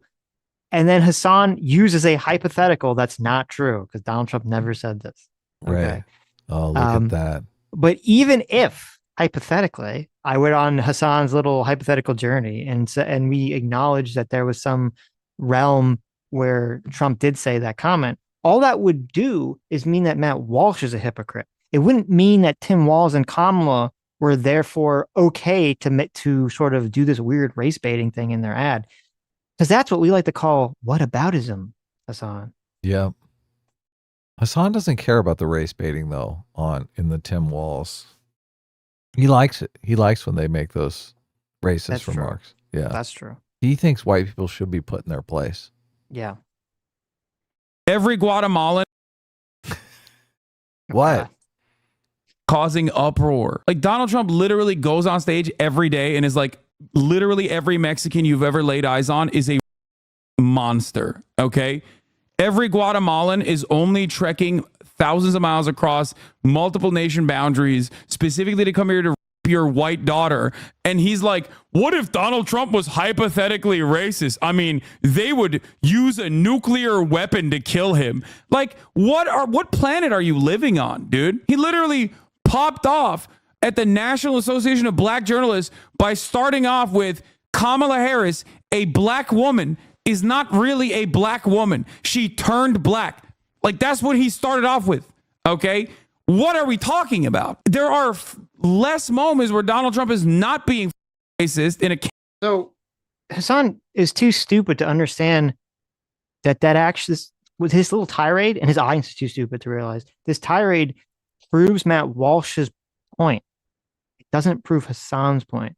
Because when Trump made those comments at the meeting, which I thought were stupid, I don't think they were racist, but I thought they were People stupid. did lose their minds. People lost their fucking mind. We heard about that shit for 3-4 days, maybe a week, which is, oh my God, did you hear what Trump said? Did you hear what he said at the meeting, at the press conference with the black journalists? How dare he make this comment? He's a big racist. This is insane. We heard just nonstop heard about that. That proves the fucking point, Hasan, you dumbass. Yeah, Hasan is losing his mind over it right now. Yes. In the video, literally. Yeah. See, Trump should have been like, why do you care?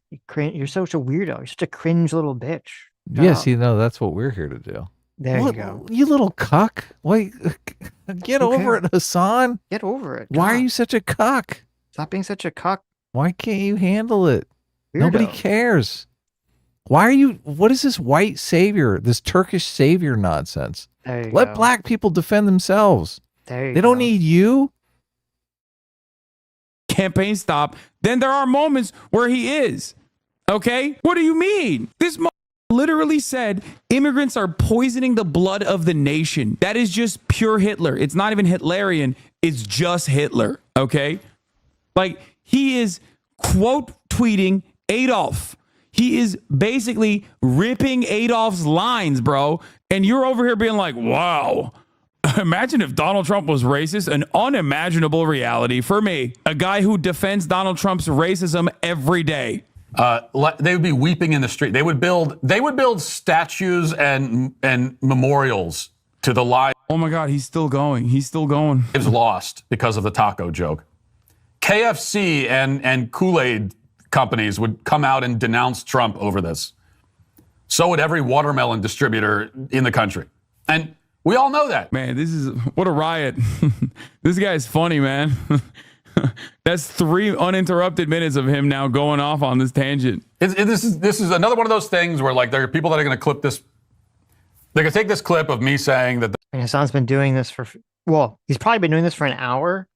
If you're watching, not listening, you can notice the constant cutting because Hasan takes literally 10 to 20 seconds between every third word to finish a sentence. So his editor has to cut all the spaces out so he doesn't seem like he has a learning disability.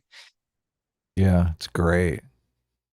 The comment from Kamala Harris was anti-white racism, and they're going to try to present it as though it's just like on its face absurd. And yet even they know that what No, it is. It is absurd. You already know it's absurd. I'm saying is 1,000% true because you damn well know that comment the other way, it wouldn't even be a discussion about whether. Yes, dude. Yes, of course. Of course it is. Like, one is racist. The other one is literally not even a pejorative, not even dismissive. You are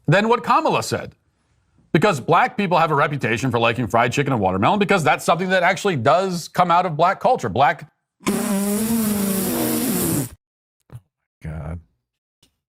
But see, that's why, and I said to remember this in the beginning, what's interesting is, so the white guy does, they have Kamala Harris and Tim Walsh do the weird white microaggression racism thing. And Hasan goes, ha ha ha, why do you care? And then Matt does the same thing in reverse. And suddenly Hasan's like, this is insane. I can't believe you'd say this. Yeah. Well, his argument is always going to be like the level of racism. He's going to be like, oh, the anti-white stereotype about food is tiny. And this is like, well, I guess technically it is the same thing. It's about the food. So Matt doesn't really give a cogent argument on this. It's completely nonsensical. It makes absolutely no sense. This is not the N-word, though. I mean, it's definitely at the same level as the food stereotype. Right. Yeah. Yeah. So, yeah, it is insane that he's like, oh, this is horrible. How dare he? How dare he make a food stereotype? Yeah!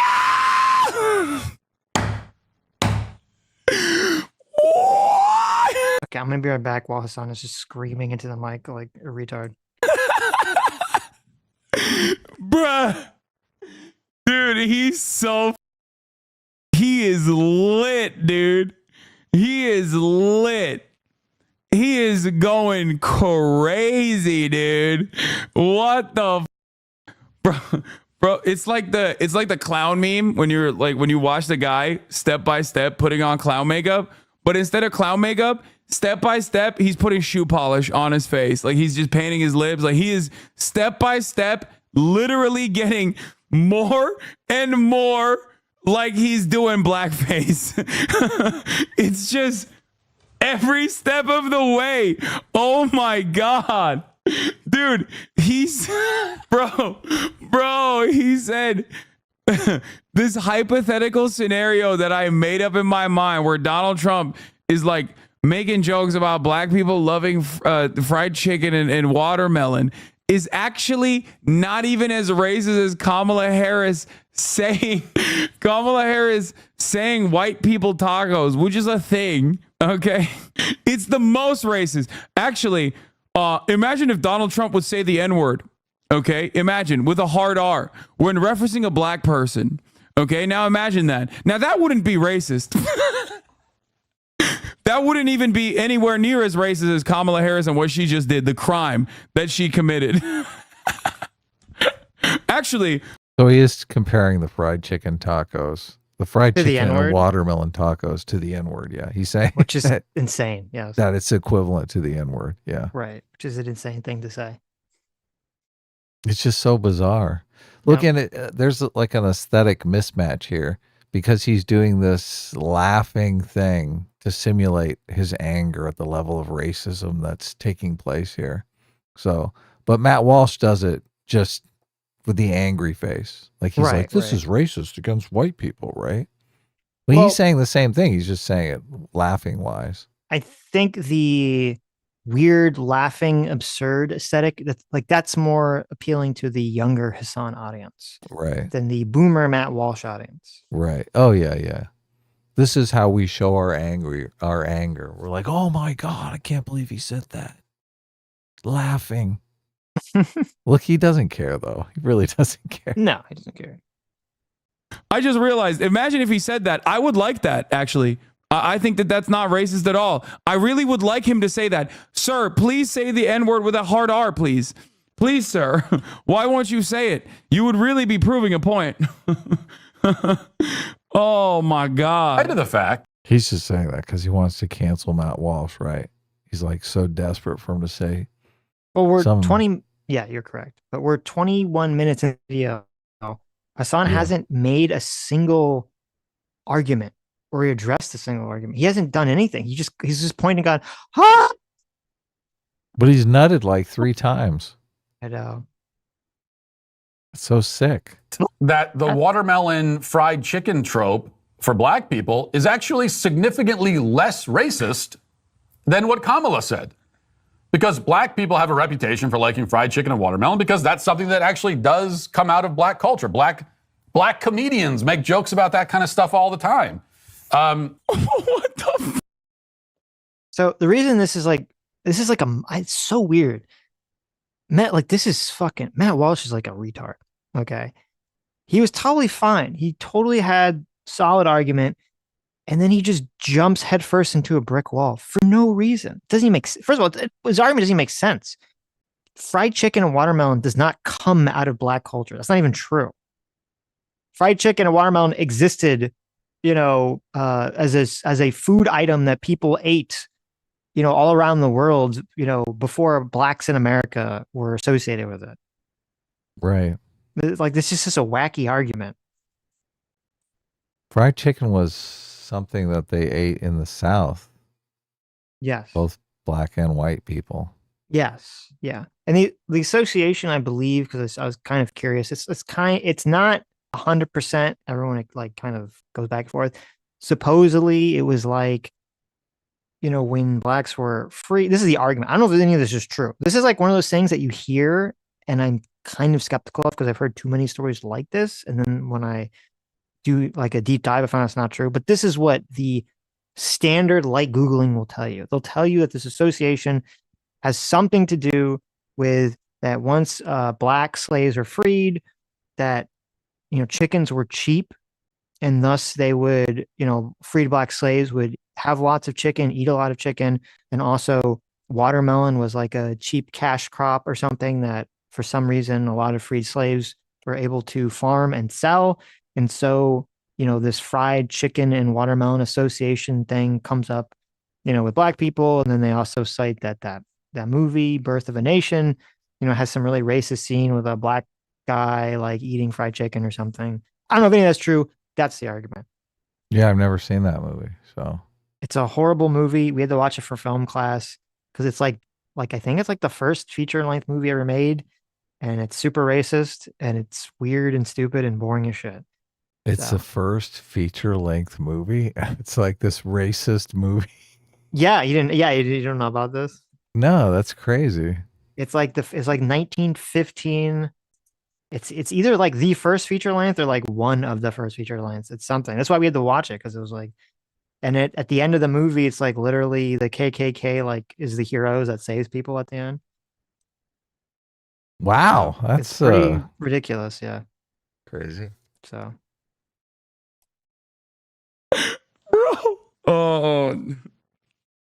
Bro's arguing like a 12-year-old. You know how like 12-year-olds would be like, what do you mean? Why is that racist? Why is that racist? Don't you like watermelon? How is that racist? Oh my. It's funny because that was literally the first half of this video was Hasan doing that, saying, how is that racist, white people? And now he's just doing it back to himself with no sense of irony or shame or awareness. Yeah. God. Oh my God. Oh my God. Oh, this is like the sweatiest, grossest, grimiest. Oh, this is the worst, dude. It's so stupid. It's like not even a thing that Trump said, by the way. Remember, this is an argument that he started making. Okay. Like this was his own hypothetical. Oh, the brilliant, fucking brilliant, dude. This guy is awesome. He's just cooking for real. Wow. I don't get it. Black people make those jokes all the time. Okay, Tim Walz is making a white guy joke as a white guy. Why are you bent? This is crazy. Look at how mad he is. Well, that's not why. Obviously, Hasan doesn't even know how to properly critique the stupid argument because Walsh is making. Because Walsh, he's not making the joke to white people out of his own volition to a white audience to be like, oh, white people, we're weird. We do this, like, right? Like maybe some kind of black comedian would make a joke about that. He's doing it to a female of color who's running for president. He is the subservient vice president, and it's a lie. So it definitely seems to be like this kind of weird Uncle Tim situation. And if you had the reverse, if you had that hypothetical that we threw out there as a joke with Trump and a black VP, and the black VP has a fried chicken watermelon taco, everyone would be like, oh, this is like a black guy, cooning out to Trump or something to that effect. Yeah. Yeah. Hasan would be saying that Yes. instantly. Yes. He'd I be mean, and it going would feel there. like that. It would feel like that if that hypothetical was real. I'd be like, what the fuck is this? They're just making a joke, man. Okay. How come you're not allowed to joke about that kind of Okay. stuff? Of course. Too hard, huh? Hmm. Oh, this is so awesome. I think there's nothing. I look, I understand the historical relevance as to why, like the historical context of violence and subjugation that that comes along and is a reminder when you say the N-word. And that is the obviously good reason as to why, you know, non-black people should not say the N-word. But honestly, even if it didn't exist, if it pissed off the likes of Matt Walsh to not be able to say it, I would still be on board with not being able to say it. Like, even if there was no chattel slavery, no history of that whatsoever, and for some random weird reason, everybody just collectively decided non-black people can't say the N-word. Just if it pissed off Matt Walsh this much, I would still be on board because it's awesome. Okay. It is so, it's so great. In his mind, there is no relevance. In his mind, that is the reality. He just thinks like the N-word is just mean words.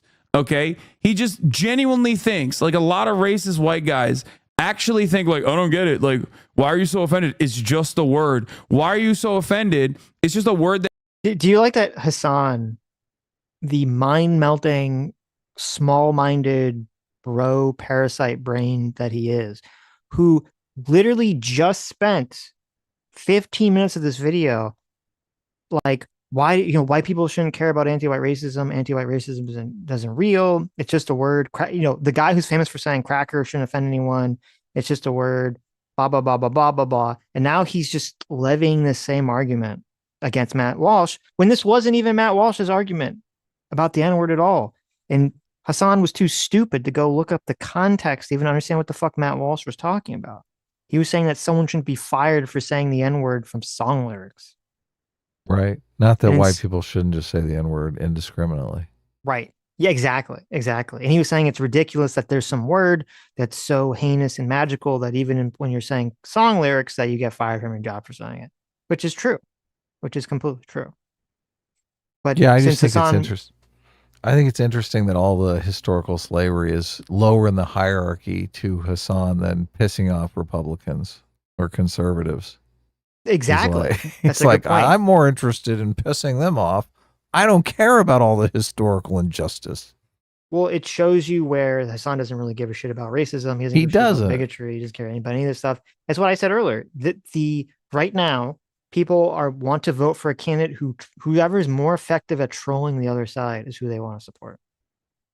Right. Which is kind of sad, but here we are. That makes you feel bad. Like that's it. Okay. They don't comprehend it. They don't comprehend like the historical significance of it. I mean, I think many of them do. They're just like being silly and arguing like this. But it's I just think this is such a condescending way to think of black people. Can you imagine looking at a black person and thinking, oh, your ancestors were oppressed? Like, what the fuck? Yeah. Talk about looking down at somebody. Well, that's like the only way forward in a society is through the colorblind aspirational. Of course. Approach. Yeah. Right. Okay. I view you as an individual. I don't view you as your color, or your skin color. And it's so fucking disgusting and racist and bigoted and ironic. They have these dumb fuck leftist, socialist, progressive types like Hasan who just want to make everything worse, want to judge everyone by their skin color. And you're right. He wants to look at a black person and be like, I don't see you as an individual. I just see you as the end result historical of a system, injustice. Yes, of a system and series of historical injustices. Like that's what Hasan sees when he looks at a person who's black. He doesn't just look at them as like whoever they are as an individual. I can't look at you and think American, right. Serviceman, police officer, whatever their vocation is. I look at you and I think historical injustice. Yes, but that's what's insane, and that's why he's such a fucking racist. And all these people have this mindset because not only does he look at a black person and he sees them as the end result of historical injustice, he looks at white people and sees them as the end result of the historical oppressors. Yeah. Right. Oh, it's so evil. Yep. Can't we look at him and think, husband, father, being Democrat, colorblind is Republican, racist. whatever they are, right? I don't why is Republican and Democrat tied to a skin color? That's ultimately stupid. Right. Yeah. And serves people like Hasan. This is like just an innately racist worldview. And it's condescending as fuck. That's what bugs me more than anything. Yep. Awesome. It's awesome. It's awesome that he is this bent out of shape, dude. Wow. We should do it more if it makes this guy mad. Yeah. I love, like, you guys know this already. I'm a white guy and I personally love Shame. Look at that. Cultural appropriation right there. I know. Yeah. White guy. What are you talking about? anti-white racism as a white guy. It's like one of those things that's like completely inoffensive. No white person actually gets mad about it. It's awesome. Okay. It's funny. It's like kind of a cliche, mostly tropes that are just like relatively light. You know what I mean? But the fact that it makes. Do you really think black people get upset about the N-word? No, it's all fake. No one ever gets mad about anyone being racist at all. Everyone is just faking it for clout.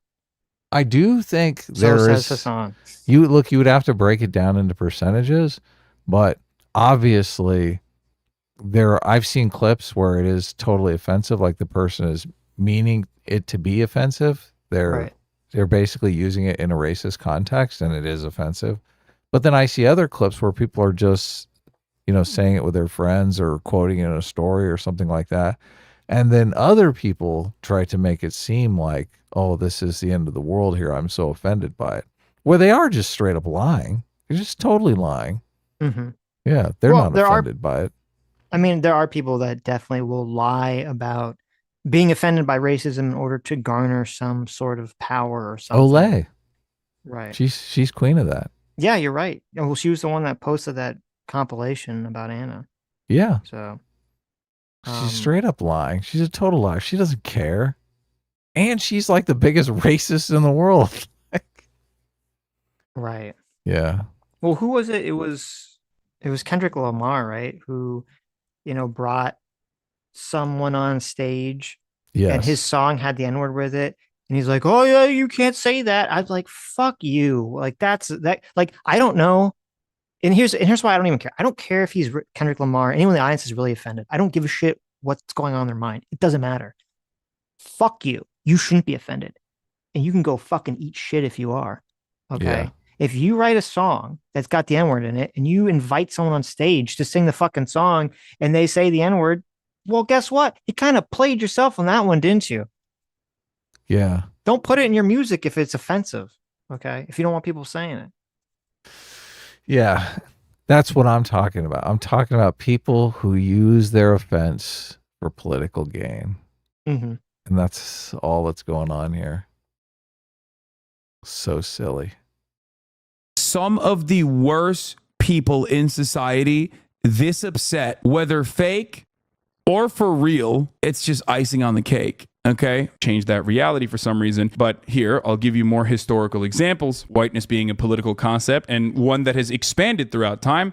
If you go far back in time, you will recognize that Benjamin Franklin famously considered even Germans to be not white. Here is the passage. The swarthy Germans passage from Benjamin Franklin. I read this yesterday. Why should the Palatine Boers be suffered to swarm into our settlements and by herding together establish their language and manners to the exclusion of ours?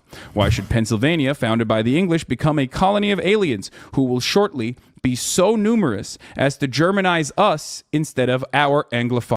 You missed this look? You're delusional, dude. Come on. Okay, but this is what, like, the mind rot, and it's so frustrating of people that don't understand anything about history or in these conflicts.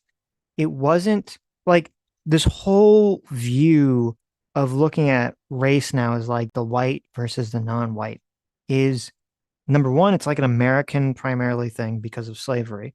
And then number two, it's also a more like modern conception of race, where that's why when you go to Europe and they're talking about race or ethnicity, it's like, oh, they view, the Brits as a different ethnicity than the Germans. And they Right. view the Germans as a different ethnicity than the French, or the Yep. Italians or whatever, right? They'd all view themselves as different, groups of people. And that's why Benjamin Franklin didn't, like the Germans, because he didn't just say like, oh, white people are all fine. Like the way that Hasan and his idiocy sort of interprets history, they were like, no, I don't want Germans in my country. Right. I don't want Yeah. the Irish in my country. Yeah. Who would really? I mean, There you go. We don't want those Irish and German in our countries. Get them out. Did you see that fucking retarded clip? JD Vance just sticking his foot in his mouth yet again. no. I'm trying to remember. I don't remember what the We have very different takes on JD Vance. He seems completely innocuous to me. He's like, he sends you to DEFCON 4. I don't like that you're characterizing this because you've completely mischaracterized what I just said. Like 100%. I didn't say that I was triggered by JD Vance. I said he stuck his foot in his mouth and said something fucking stupid. Right. But look, Okay. I could watch the same clip and I'd be like, he didn't stick his foot in his mouth at all. It seemed Well, fine. If he says something and everyone in the media goes, look at this fucking retard, that is definitionally sticking your foot in your mouth. Right. Yeah, sure. Can we watch a clip? We can. We'll watch it after this. Okay, we'll watch it after this. We'll see. It's a Rorschach Right. ink blot test, right? Okay. I'm gonna be like, oh yeah, look, his eyeliner looks great. Okay. He's doing fine. Right. This is what were they talking about? Was it racism? Well, they get to call him What was racist. What was the context? Oh, okay. You'll We'll see. watch You'll it see. later. Looks so much better now. Do you think this video was part of the they are weird strategy? Yeah, the strategy is them trying to prove how weird they can get. That sort of joke comes from a place of recognition. Look at that. The chatter just totally got it. And Hasan, it went right over his head. What did the chatter say? Do you think this is part of their weird strategy? Oh yeah, Are they, the chatter. Are got they it, yeah. baiting? Are they baiting the right? Did it work? 100%. Yes. Yeah. And affection, really. Like it's not offensive. There's nothing offensive. It's like, fried chicken's great. Who doesn't like fried chicken? It's on the level of like making a joke about how Asian people are good at math. It's like, Oh my God, he's using all mine. Look, there you go. How terrible. Is Matt Walsh my final form, Sitch? I don't know. That's scary. Listen. We have to save Adam. Okay, if Adam starts to morph into Matt Walsh, we will. If I start we can do ranting about the gays, please put me out of my misery, okay? Okay. All right. say it's stereotypical. They're not all good at math, but it's not bad to be good at math. It does come from a place of like a lot of them are good at math. Yeah, all of this ultimately stems from Matt Walsh just like wanting to be racist and being upset that he can't be racist because of some like secret societal reason, and then continuing to just like bring up stereotypes of every race. It's awesome. He's just like, oh, I'm just doing it in a hypothetical. I'm doing it as a hypothetical. I'm doing this as a hypothetical. You are not white. You ain't a white guy. We are brown. Another thing, you are not white. No one sees you as white. Okay, dude. This is the classic phenomena, the Huckleberry Finn phenomena, okay? That's what this is. This is a classic white guy thing to do, okay? White people love looking for like a theoretical scenario where they can just like talk about different like racial stereotypes, thinking that like nobody realizes what they're trying to do. Yeah. This is why Hasan has to pretend like he's white, so that he can make these wildly weird, bizarre, racist claims about white people and say it's okay because I'm white. Yeah, When Hasan's totally. not white, no one ever thought of him as white at all. He's a really. racist Turk. Right. Yes. And And like, I guess you could say white passing, but it's a completely different thing. It's not white and white passing are very different. And I've never heard of this in my life, this weird racist conception. I've never, as a white person, I've never thought about this. I've never walked around. I don't walk around, and I don't know if you walk around, Adam, and white people are not. We don't walk around going like, gee, I'm looking for a scenario where I can just be openly racist against non-white people all day, every day, just walking around like do. I hope someone brings up an example of anti-white racism so I can finally get my racism boner on and get to hypothetically pose racist scenarios against non-white people. That's what I live for. Every fucking day, I'm just wandering around the streets randomly, bumping into strangers, hoping that I get to be racist. Yeah, that's crazy. We should have that chart ready to go on the reg, the one that shows all the different races and how racist they are. You know, how accepting they are of their own race and how much they hate other races. Because it's white people that score extremely low on that. White people are like the least racist of all the races. Yep. Asians, Hispanic, blacks, all of Turks. Yes. They all I don't think are Turks were specifically measured, but I wouldn't Turks are racist as fuck. Everyone in the Middle East knows that it's racist as fuck. Anyone who's lived in China knows Chinese people are racist as fuck. Like all these different places, racism. And it's so ironic here that you have a dude here, a Turkish, Middle Eastern fucking racist fuck. Here lecturing people about racism. It is. Yeah. It's comedy. And then pretending that he's a white dude so that he can do it. Yeah, exactly. Talk about like, this is Rachel Dolezal level shit here. This is like Rachel Dolezal coming out and doing a Chappelle routine and saying, oh, it's okay. I'm black. I'm black, everyone. Right. It's just fine. No, dude, you're not. Okay. You know, we know who you're talking about here. You're talking about Europeans. Yes. Yes, we get it. People of European ancestry. Yes. Yes. Yeah. Yeah. We're not all the same. It's not about skin color, dude. It's about culture. Your culture is extremely racist. This is normal to you. Our culture, our American culture, not so much. Anyway, we all know Hasan is not American. Not culturally. No. Not with this level of racism. Well, he wasn't raised in America, right? He basically was born in America, went back to Turkey, and came back to America when he was 18. He was raised in a racist, sexist. He's a fake. He's a fraud. He's a total fraud. God, he says racist and sexist shit behind closed doors. Like, it's so obvious. He says it in public. He just says it about white people, so it's acceptable. Well, no, he says racist shit behind closed doors about other races. I'm certain of it. Certain of it. Look at this guy. Racism is just oozing out of this guy.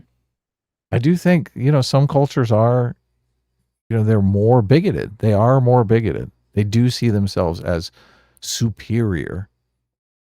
Well, yes. I mean, that is what is fascinating because, America is probably the least racist countries when you do this polling, or at least in the top 5.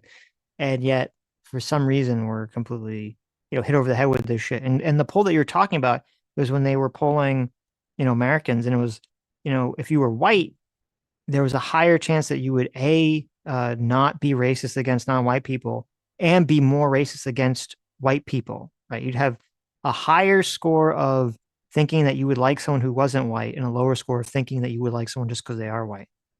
And it was not true with other people of other ethnicities. So, but that's why Hasan takes advantage of, and that's why all these fucking piece of shit socialists take advantage of this, because they know it's effective. The term for it is megalothymia, which means the desire to be recognized as superior to others. Do you think that's Hasan? Do you think Hasan desires to be seen as superior to others? Hell yeah. Fuck yeah, he does. Of course he does. That's the root of racism right there. This guy's got a major superiority complex. And that is also, that's the kind of thing you listen to an Asian comedian. They'll make those kinds of jokes.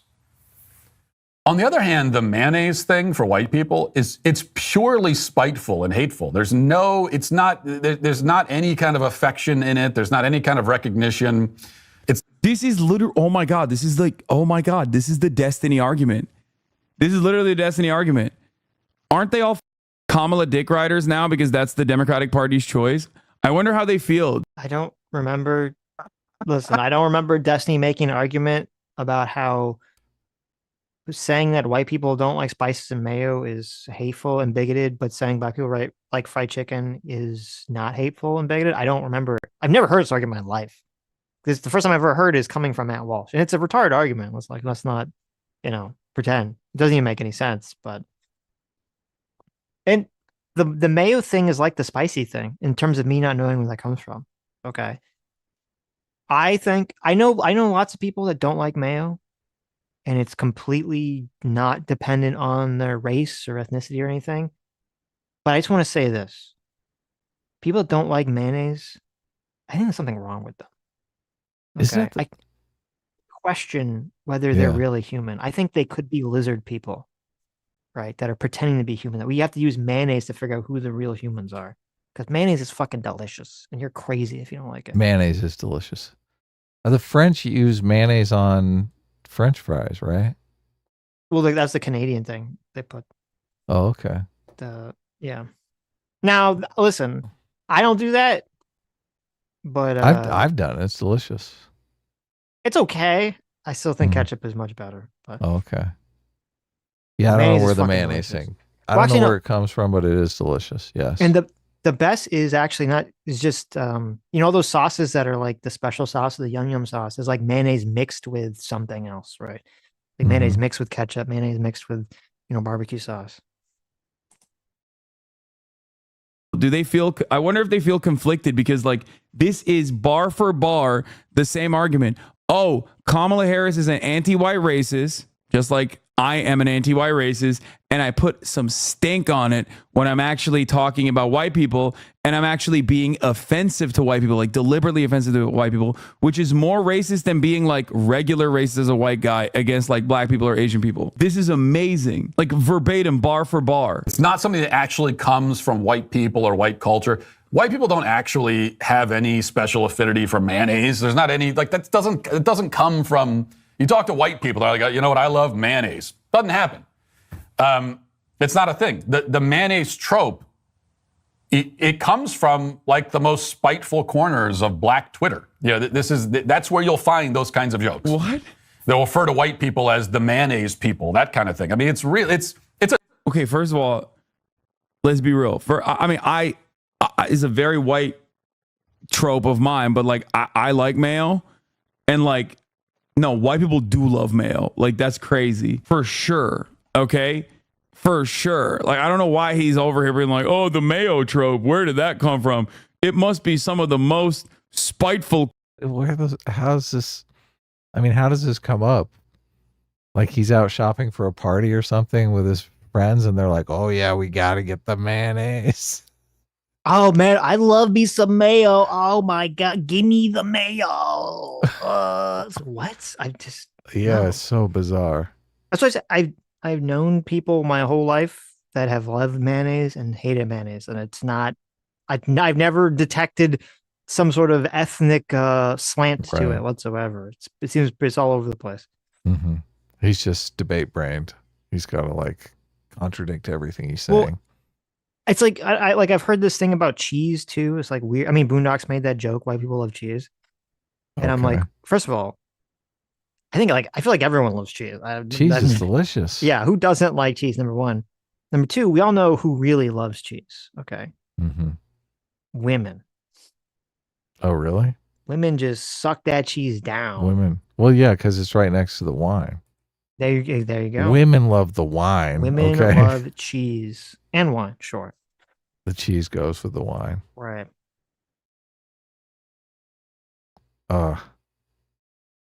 Corners of black Twitter. Yeah, dude, black Twitter invented the joke that white people like mayo. If he doesn't mention that Tim Walz is Somali by the end of this rant, I'm going to lose it, okay? That is You just let that one slide, dude. I'm gonna be pissed. Okay. The reason that black people are so Should we investigate Black Twitter to see if this Mayo thing is true? I do. There's probably a lot of black people who are racist tweeting at Matt Walsh because they just perceive him as like the bigoted white racist. Well, So they're you're probably throwing right. a lot of fucking racism his way. You are correct. My guess, and I think this is what Matt Walsh was trying to say, but he's not articulating the argument correctly. When he talked about the Mayo thing, is the no spicing is different, but the Mayo thing, I guess maybe, I don't know if this is true. Maybe the origin of this white people like mayonnaise thing is supposed to be just like because mayo is white. Yeah, that's what And I that's think it it? is. Yeah. Is that all that it is? It's like, I think it mayonnaise is. Yeah. white. So it's a bunch of black people going, "Oh, yeah, I bet you really love mayonnaise, Matt Walsh." Because it's white like you, and everyone knows people only eat food that's the same That's the color as same their color skin. as them. And you're like, what? I don't think that's a thing. I mean, I see people all over the world eating fucking mayonnaise and shit. Yeah. Yeah, that's weird. associated with watermelons because former slave owners were smearing freed enslaved people who had taken to growing watermelons to sell. Yeah, it's also like a part of the racist, cartoonish depiction of black stereotypes as well. So anything that is associated with that is obviously still going to have that same similar like white supremacist resentment. Like that's it. That's where it comes from. It's a dumb insult. It's really stupid, but it's quite like spiteful. It's just like a hateful, we hate you and don't like you kind of joke. So it is an insult that some black people came up with to make fun of white people. It's not good-natured or friendly or grounded in any kind. Dude, he's literally just I mean, this is why it's a really stupid argument, because the fried chicken thing and the watermelon thing supposedly was also created for that purpose. Oh, And yeah. even if that people are obviously not aware of that origin point, it like these things, obviously the context of what you're saying is very important, but any of these stereotypes are used to otherize people in a lot of different contexts. So I don't know why he is stepping on all these kind of retarded rakes in making this argument. Yeah. Stereotypes are bad. And it's virtually impossible to get people from thinking in terms of stereotypes. So that's why you got to put a lot of cultural pressure on people to think of people as individuals and not just this collection of stereotypes. Right. And that's another reason why the leftist CRT, guzzlers are all retarded, is they're operating under this delusion that racism is this sort of evil thing that you have to learn, when it's the opposite. Like people are born like horribly racist, not specifically racist, but people are born with this capacity to want to stereotype everyone into everyone, like everything. Yes. Yes. Into very easy to quantify groups in their mind. Yep. And you're right. You need to have the culture has to be like, no, you have to work to be not racist. The culture has to essentially kind of unteach this natural level of stereotyping that people want to do. Yeah. Stereotyping is easy. It's you stereotype everything and then turn your brain off, right? Right. All the groups are in a certain stereotype and then you just forget about it. The world is much more complicated than that, though. The white people mayo. He's such a oh my cracker. God, he's such a little baby, dude. He just said all stereotypes for all non-white races are true and good and valid. Did he really say that? No way. Come on, he didn't He say didn't that. say that. Fun of white people. It's not good-natured or friendly or grounded in any kind. Dude, he's literally just butthurt. He's such a oh my God, he's such a little baby, dude. He just said all stereotypes for all non-white races are true and good and valid, except for white people in mayo. Oh my God. He's such a kind of effect. I mean, his argument is that all stereotypes for white people are true, but all the stereotypes for other races are untrue. Well, that's the irony of basically this. Everyone's argument, right? Right. But that's the irony of why Hasan is a single digit, Right. idiot, is that he's basically just making the inverse argument and doesn't realize it. Right. Affection or recognition at all. So what Kamala said is worse. Like, it's significantly worse, and yet it barely raises an eyebrow. This is the greatest 5 minutes and 52 seconds I've watched of Matt Walsh. I want this so much more. I want more of this. I want to see him like get mad at other like anti-white racism moments. Like, it's awesome. Matt, at least, but isn't Matt Walsh consistent though? He's saying like, well, no, I guess he is just as inconsistent, isn't he? No, He completely is. consistent. He's like, it's not a big deal. Because, yeah, whatever. And This is from 12:41 p.m. today, and it's got 1,000 likes. Do you understand? It didn't even hit in his own audience. Like, he could have just said, he would have got more likes if he said the N-word. The best part about this is that he's starting the whole thing by saying, "Nuh-uh, they're the weird ones." Yeah. In the state of Florida, a group of Floridians call themselves the Florida Crackers, okay? Most people in the real world have never actually been offended by the term cracker. It's not a real thing. speaking of And I suspect that Matt would And that consider it's- that to be like the peak of. I mean, if I was in a situation where I like, some non-white people were just shouting cracker at me in an aggressive way, I think I'd be pretty offended. I never had that Oh, yeah. happen, but I'd be pretty offended by that. Of obviously anti-white racism. And I get that. I understand why you get tired of pointing it out, but what's the other option? To just let it go? Dude, he's doing silence is violence. I didn't even realize it gets better. It gets better, dude. What? I don't know if you saw my message. I appreciate not getting banned. I don't know much. I don't watch many sources of US politics except you and different daily news channels here in Sweden. From an outside perspective, where the U.S. is a major part of the prime indicator of how the Western world will move forward, it feels like you guys in the U.S. can't in some ways unite somehow. We're all going to be fucked soon. Bro, what does this have to do with that? Speaking of anti-white bigots are friendly or grounded in any kind of affection or recognition at all. So what Kamala said is worse. Like, it's significantly worse, and yet it barely raises an eyebrow. It does, yeah, whatever. And the double standard on these things is so pronounced and so obvious and so in our face and so pervasive that even a lot of conservatives get tired of pointing it out. And I get that. I understand why you get tired of pointing it out, but what's the other option? To just let it go? Don't ever let it go. No, Matt, please don't ever let this one go.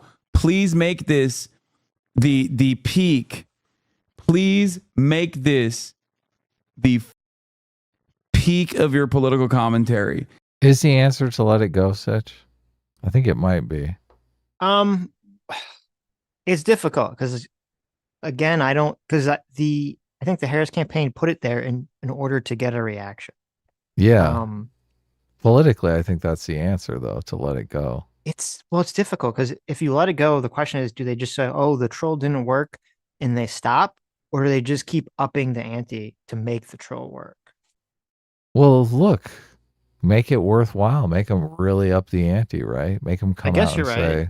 say, Yeah, white people are evil oppressors there you go. who want to genocide everyone. Make them come out and say that.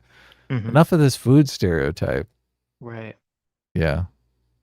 I mean, I'm not really that offended by it, to be honest with you. I mean, it is bad calling people bland and boring. I mean, God, who wants to be bland and boring, right? I'm not offended by it on its face. I'm offended by the fact that I know they're doing it to elicit a reaction and then to try to gaslight people into being upset about it. Right. Yeah. Yeah. The deceptiveness of it is what. Yes, you. because if Tim Yeah. Walsh was just this weird, made this random joke randomly, right? And it wasn't this scripted thing, and it turns out it's a literal lie because he fucking has an Spicy award for tacos, tacos yeah. for spicy tacos. Then you'd be like, oh, okay, I guess it's just some random awkward joke someone made offhandedly. But you're like, oh no, it's not. So that's what makes it weird and terrible. Yeah. Who wants to eat a flavorless taco? No, I don't like the stereotype that all white people are racists, and because it's so not true, and so many other people are just racist as fuck, yes. and they get away with it. They're like the aristocracy of the oppressed. They just Mm-hmm. they get to be racist against everyone else. Yep. It's so unfair. It's pretty terrible. Yeah. But, you know, I mean, whatever. it kind of trained me for seeing life as unfair, though, and I feel like it's made me stronger. It's made me a winner. Ah. All these losers. You should spend every waking moment being an advocate against anti-white racism. I can't let it go. I'm not going to let it slide. Like, someone has to point it out. The other I mean, Matt Walsh is just a super cuck. I hate Matt Walsh. I don't like anything about Matt Walsh. Uh-huh. Matt Walsh is just, God, he's gross. That's the beard. No, it's just, it's him. It's just, he's so, it's just, Do you think he Not has the good. big beard to hide the fact he doesn't have a chin? maybe. I have no idea. I guess it'd be interesting to see him. I don't know that I've ever seen him without a beard. It's Mm. got to be a picture on the internet, right? There's that one picture of Tim Pool without his beanie on, right? Right. That everyone turns to. There's got to be the one picture of Matt Walsh Mhm. without his beard beanie on. Who knows? option is to just allow it and be okay with it and pretend that it's not happening when we all know that it is. And that's not an option that I mean, it's just, it's weird because is Matt Walsh racist? I don't know. I honestly don't know. He had those weird comments. I don't remember exactly what they were. He had some really weird comments in the past, but I don't Matt Walsh remember is them a clear bigot. enough to comment one way or the other. Matt Walsh is a bigot because he's a homophobe. He does not like gay people. He doesn't think gay people should be able to get married. Mhm. He doesn't think gay people should be allowed to be gay. Right. Yeah. So, I mean, he is a bigot. That's probably why I don't like him. Probably. I don't like people that want to force their beliefs onto other people. That really bugs me. And I think Matt Walsh is like, he portrays himself as someone very just reasonable. Look, I'm just here. It's just common sense, right? We got to lock these gay people up. It's just common sense. Mhm. That's how he comes across to me. So just that folksy, oh yeah. You can folksy yourself into all kinds of horrible things. Right. Folksiness and common sense is how you justify all kinds of horrible behavior. It's just, it ain't right. I find especially, it's not something that I want. I don't. Yeah, this chalk this up for another reverse 2016. This is another one of those reverse 2016 reverse identity politics. Just a reminder. Just want to point that out. What's that mean? Reverse 2016, do you know? It's a mystery. I'm not sure. We've got to watch hours of Hasan to know it's some inside. I would I wonder if Hasan is as homophobic as Matt Walsh I mean, he behind would never closed admit it. doors. Yeah, no, obviously it would be behind closed doors. Right. Yeah. I don't know. I'm going to say yes, just on a hunch. Okay. I like it. I like it. Yeah. We are now in reverse 2016 territory once again. I don't find that preferable, that option. So, for what it's worth, I have to point out that's anti-white racism from Kamala Harris. It just is. We all know it. Everyone knows it. Go ahead and deny it. Doesn't matter. You're a freaking liar if you deny it. I'm Latino and I like mayonnaise. Is that racist? Yeah. Remember when Glenn Beck came out and said Obama hates white people? And everyone was like, I forgot about "What?" that. Yeah. Like, where I was did like, that what come the- from? Right. Now, yeah. if Glenn Beck comes out and says Kamala hates white people, Right.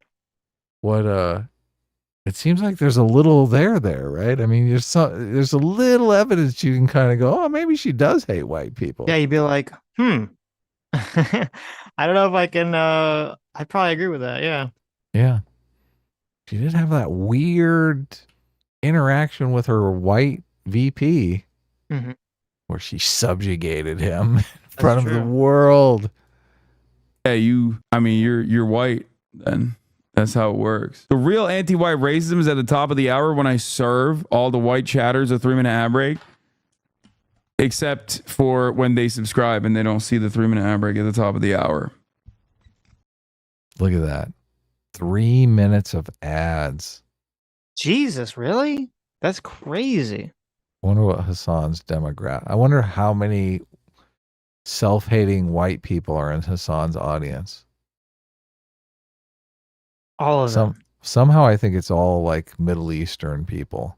How dare you? Hasan No, this only talks you're to you the are Middle correct. You are Eastern so racist. wrong. You are so wrong. There are Oh, so really? many dumb fuck, young leftist, self-hating white people. It's like insane. They are? If not, Yeah, they're all over the place. Okay. You're right. I take it all back, Sitch. Yeah. He just looks dorky. Never mind. Yeah. What's up with these?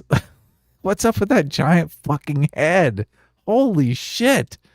This Wow, guy's head is huge. Is it really? Yeah, look. Look, it's like half of his shoulders.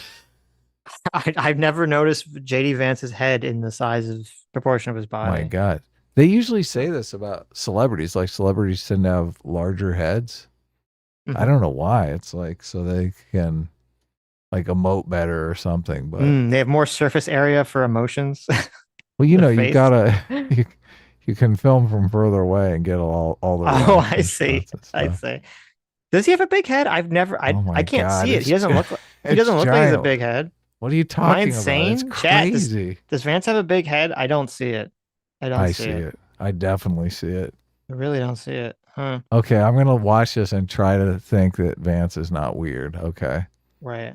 I'm gonna try. Well, should I watch it from your perspective and think it's Well, no, totally no, no, weird, no, or just- no. Well, first let me read the $20 super chats, and then we're gonna watch this. And then we're gonna watch the. How close are we on our not goal? That's what I want to know. We're 'cause not I even close. really don't want to watch that stupid Destiny debate. Fortunately, we're not even close, so we're not Good. gonna have to watch the Destiny. Good. Sean Well, look, I conversation. see $100 super chat there that we don't count. So that's whatever it is. It's minus. Exactly. That's what I'm saying. We're not even $100. close. Yeah. But no. So we're gonna watch. I'm gonna read these. Then we're gonna watch this clip. Now we're gonna Okay. watch the Hasan talking about whether Kamala's economic policies are communist. Because Okay. obviously this was the first weekend, or I guess last week was the first week that Kamala came out with actual policies that were And then not we're just- going to have a substantive discussion, right, on Right, whether or we not are. price controls work. Or Yes, exactly. I'm conflicted because I think she was saying we're going to build 3 million new homes too, which I'm like, okay, well that's the thing to do, right? You like that, yeah. But it's like price controls with that.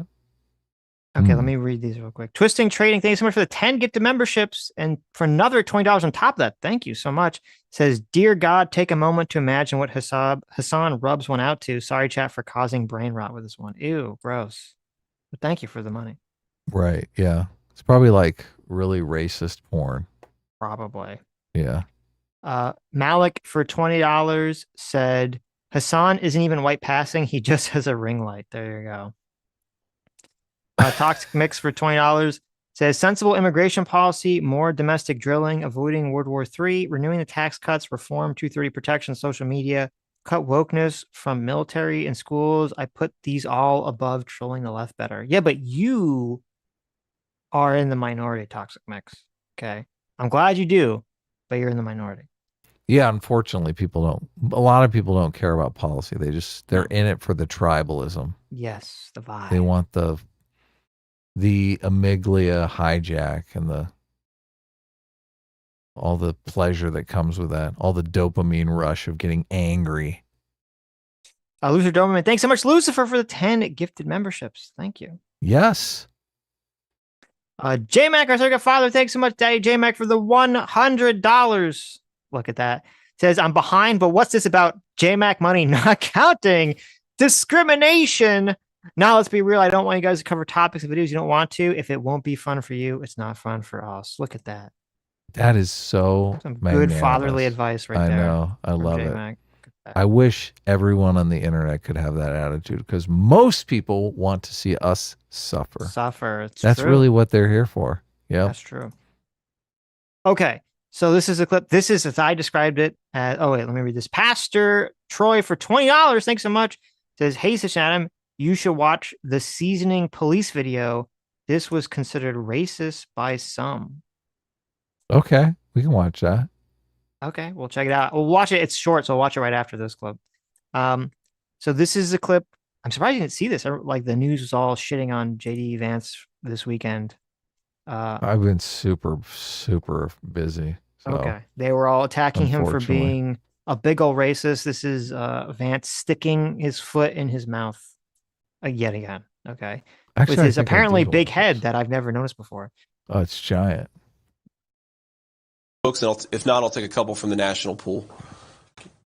Okay, sir. Senator Vance, Chris Cameron at the New York Times, you were talking about the relationship between crime and immigration, and my question is on that issue. Please. In an interview when you were running for Senate in September 2021, you were speaking with Jack Murphy, and you were talking about previous waves of immigration to the United States. You said the following: you had this massive wave of primarily Italian, Irish, and German immigration, and that had its problems and that had its consequences.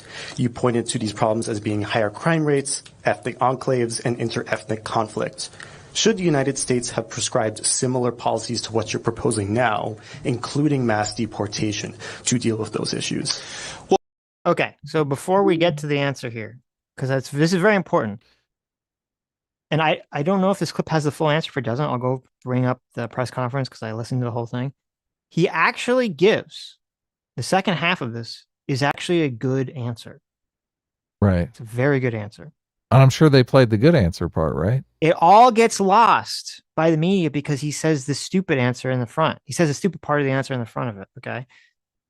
Nah, the media being dishonest, Sitch. Tell me it. Tell me it's not true. Well, first of all, I also said there were a lot of benefits to that wave of immigration. But has anybody ever seen the movie Gangs of New York? That's what I'm talking about. We know that when you have these massive ethnic enclaves forming in our country, it can sometimes lead to higher crime rates. What we want is an... Jesus Christ. No! Oh my God. It's been a while since I've seen Gangs of New York, but wasn't that in like the 1800s? Like, when did Gangs of New York take place? Well, it did. It took place around the Civil War, but it was also, this is like retarded because the violence, Gangs of New York is a good movie.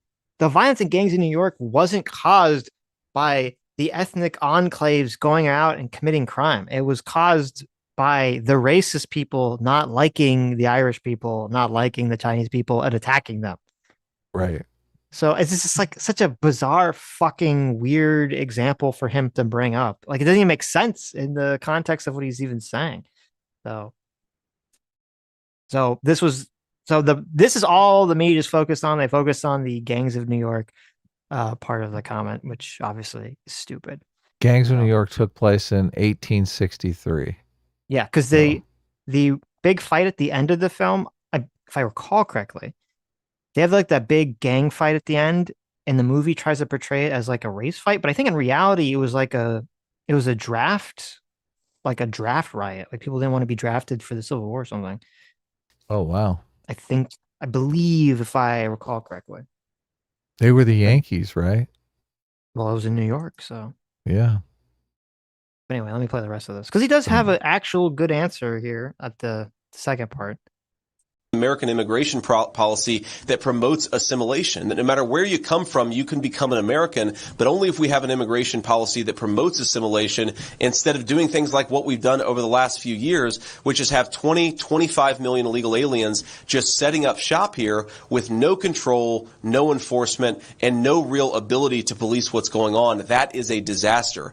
And in fact, what we did back in the early 20th century is that we recognized, and I think that we have to do that today, we recognize that at a certain level, America is a welcoming country to immigrants, but can only take so many people. We cannot take the entire world into this country. And I think that we're at a stage right now where we have to say we've got to slow those illegal immigration levels to zero. We do have to deport some people who have come here illegally, and I think that will promote assimilation and a common American culture that's in the best interest of everybody. Look, I'm married to the daughter of South Asian immigrants. One of the reasons why I think that we have such a wonderful and successful marriage is because we both very much feel like America is our home, like our children belong here. What happens when you have massive amounts of illegal immigration, it actually starts to create ethnic conflict. It creates higher crime rates. We've certainly seen that over the last few years, and I would like to stop it, and I know Donald. Well, okay, he almost had. Then he just never say the words immigration Ethnic causes enclave. higher crime rates. Just don't let those words enter exit your mouth. Okay. But no, the part of the answer that was good was this: we do need to have a shared American culture, and having immigration, legal immigration, is good as long as we're assimilating people into an American identity, which is what he said. And that's where I think the focus of his answer should be. And then he kind of fucked it up with the crime stuff and the gangs in New York stuff. So that's all anyone ever that's all the media focuses on. They kind of miss the second half of the answer, or the assimilation part of the answer, which is actually an anti-racist thing to say, because you're saying anyone of any race can come to America and assimilate to American culture. And that is, I think, one of the big problems we have right now is because, there's this fucking disgusting leftist progressive, white culture that basically views white people and Americans as evil. It's sort of disincentivizing people who come to this country to assimilate. It's like the opposite. It's like, you shouldn't assimilate. You should come to this country and then say, fuck America. America's evil because we're evil imperialist colonizers. And why would you want to be part of this culture if the culture is portrayed as evil? Yeah. You got to keep your based ethnic culture. Right, exactly. Your Which grants you oppressed victim culture. points. Yeah, of course. So everyone in America can look, or everyone on the American left can look down at you condescendingly. Well, if you come to America and there's this predominant culture that says white people are evil and have all this privilege and are racist, blah blah blah, why you wouldn't want to identify as white? You wouldn't want to identify as American. Right, and You'd that's the want to culture they're retain- being asked to assimilate into by Exactly. the left. They're like, welcome to Exactly. America. Right. Here's what you have to learn. America Yeah, and sucks. I think the right would do substantially better in this conversation if they just hyper focused on the assimilation concept and make the left, because the right does have to learn, like, part of the left game here is the reactionary game, right? And this was the whole thing with the Kamala Harris thing. They do this thing and they know the right's going to react to it, right? The right kind of does that, but it does it more bluntly. It does it with just and it's been doing it with Trump for the last 8 years with just trolling and getting the reaction. But the framing of these arguments need to be in such a way to force a reaction from the left, from Kamala. And if Walsh and Trump's big position was, immigration is fine, but we need to stop illegal immigration and we need to have assimilation, that kind of forces, in a weird way, Harris and the left to either agree with that and and copycat the position, which would be a good thing, or to take the opposite position, which would, make them look weird and racist and stupid. So Yeah, be cool if they copycatted it. it would be nice. It would be nice. I'd like that. This is a PSA to the seasoning police. Okay, this is the video that you're talking about. Seasoning police here. Oh, yeah. PSA to the seasoning police on this app. If in your brain you only view seasoning as things like garlic powder, onion powder, or maybe something like rosemary, if this is what you view as seasoning and seasoning only, let me pose you a question. What does this come from? Granulated garlic, what is that? Garlic? Onion powder, what does that come from? Dehydrated onion? Let's take a look at the spice rub. Dehydrated garlic, onion, and bell pepper. I sauteed those bell peppers along with my onion and garlic. What is so funny to me is if I had just doused my chicken in this rub alone, the seasoning police would be out of my comments. They wouldn't even be in there. But the second it's fresh garlic or fresh onion or fresh bell pepper, it's automatically not seasoning. And let me just say, Okay, so I guess because I don't know what the fuck is going on here. This is completely out of context. I'm guessing the context is this lady made a food TikTok video and she didn't put salt or pepper or something on it. She just put garlic and onions, and people were criticizing her for not seasoning Right. her food. And she's like, "You're an idiot. What do you think garlic and onions are?" I Right. guess. Okay. Say one Yeah. last thing. If you're one of those people that loves to watch cooking competitions and a judge says something is underseasoned, they're talking about salt. Underseasoning your food means there's not enough salt in it. Salt is going to bring out the flavor of onion, the flavor of garlic, the flavor of whatever random spice rub that you have. And let me just say that if your food tastes a little off, it's not because you need to add more powder. It's most of the time because you need to add more salt or some sort of acid like lemon juice or vinegar. Okay? Wow. Interesting. Well, there you go, guys. Listen, you learned. You need more salt or acid to bring out the flavor. She's smart. She is. I don't know how people would. What would people consider? They consider this video racist? I can't even. No, I think they were attacking her because she's white. They were like, look at this white bitch making food without any seasoning in it. Grab the Tabasco, bitch. I mean, I don't. I guess I don't see how. I think anything in no. this I think video was that's. racist. But I do remember. I do remember vaguely this taking place, but this was from a while back, right? this video is from a year ago. Yeah, Yeah. this was like a big controversy. And Are they do saying she's think- racist because she is like? Were they saying like, oh, poor people can't use fresh onions and garlic or something? Who is this person? I don't know. Well, it says in the TikTok. Damn. Who cares? Zoe No, it doesn't. Berry. It says right there in the bottom right. Oh, you're right. Yeah. I vaguely remember this controversy. Anyways. Brian for $50. Thanks so much. Brian says, I don't know what the goal is, but I'm contributing it. I have the opposite option of JMac. There you go. Look at that. Thank you. Thank you, Brian. Yes. Okay, let me get the other where's that other terrible Hasan video so we can actually talk about Kamala's economic policies and positions, because we finally have some, which is interesting. We Yeah. actually have something to talk about. Are you gonna? I mean, you're not voting. Never mind. I'm not voting.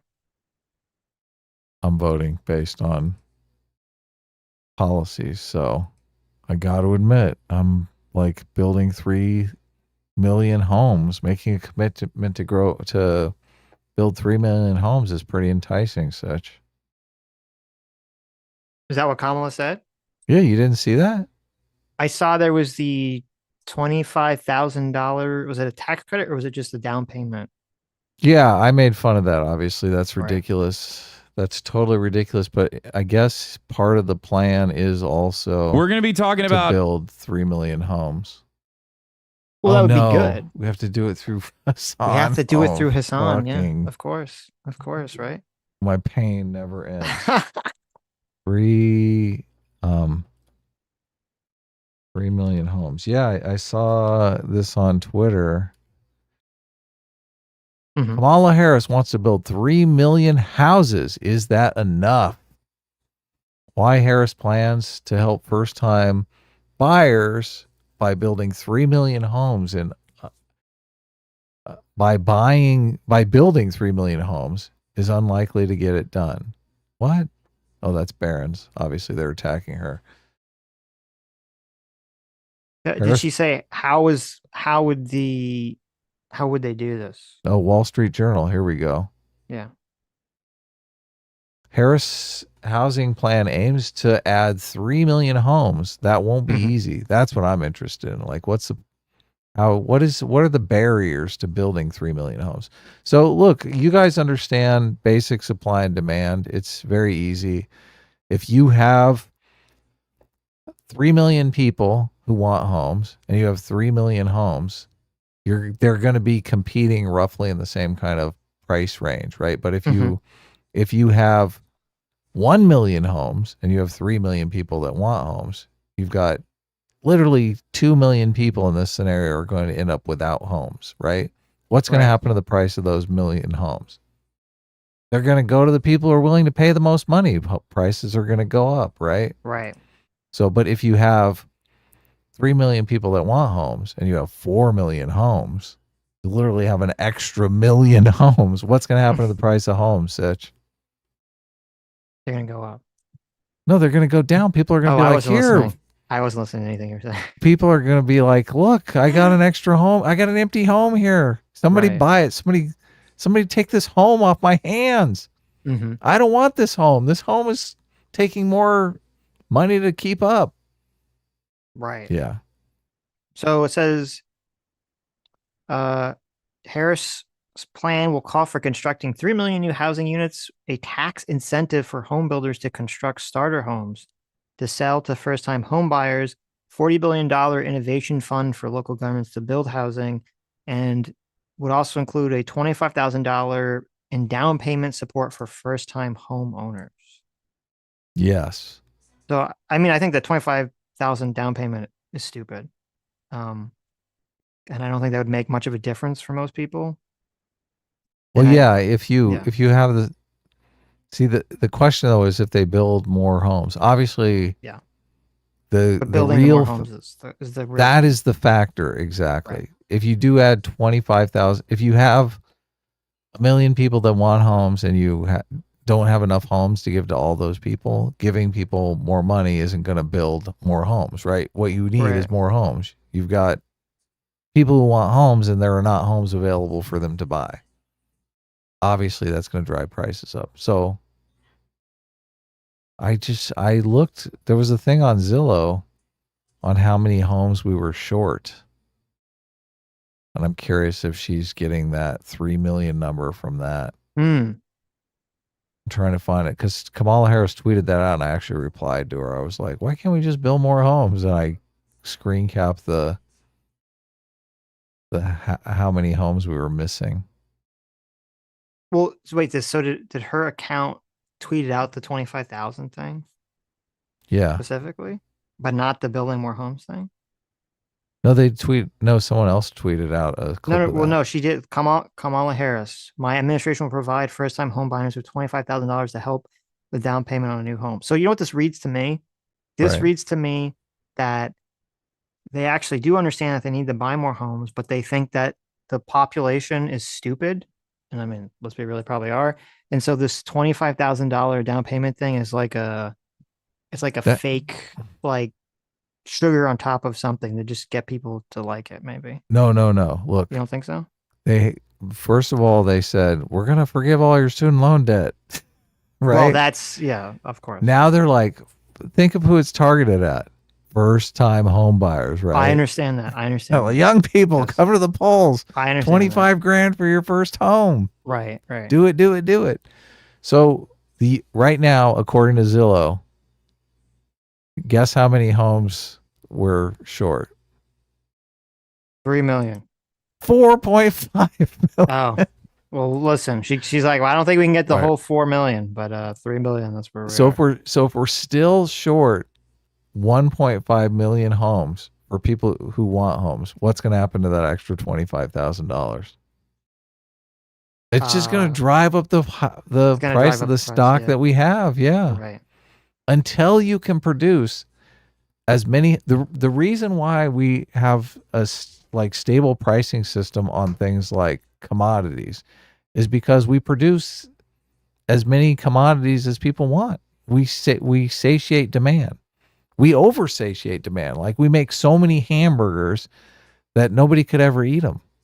Right? Right. That drives the price down. You've heard about economies of scale? Well, Have you heard this term? I have, but that's why Yeah. it's kind of weird is like, so and I don't know how the numbers would work out, but if you have them giving tax incentives and money and funding to like make, people build more homes, how much of that gets negated by the $25,000 down payment support? I think that's really kind of Or is that irrelevant. superfluous, you think? Yeah, it is. Because Okay. really the problem is supply and demand. The problem Right. is you've got people who want homes that, I mean, look, the price of a home is set by the bidders, right? If you have a popular home and you're getting like 10 offers, right? Those people are all saying, look, I want this home. 10 other people want this home. I have to outbid those other 10 people. That's literally how inflation works. Yeah, right? I know, but you could bid 25,000 higher.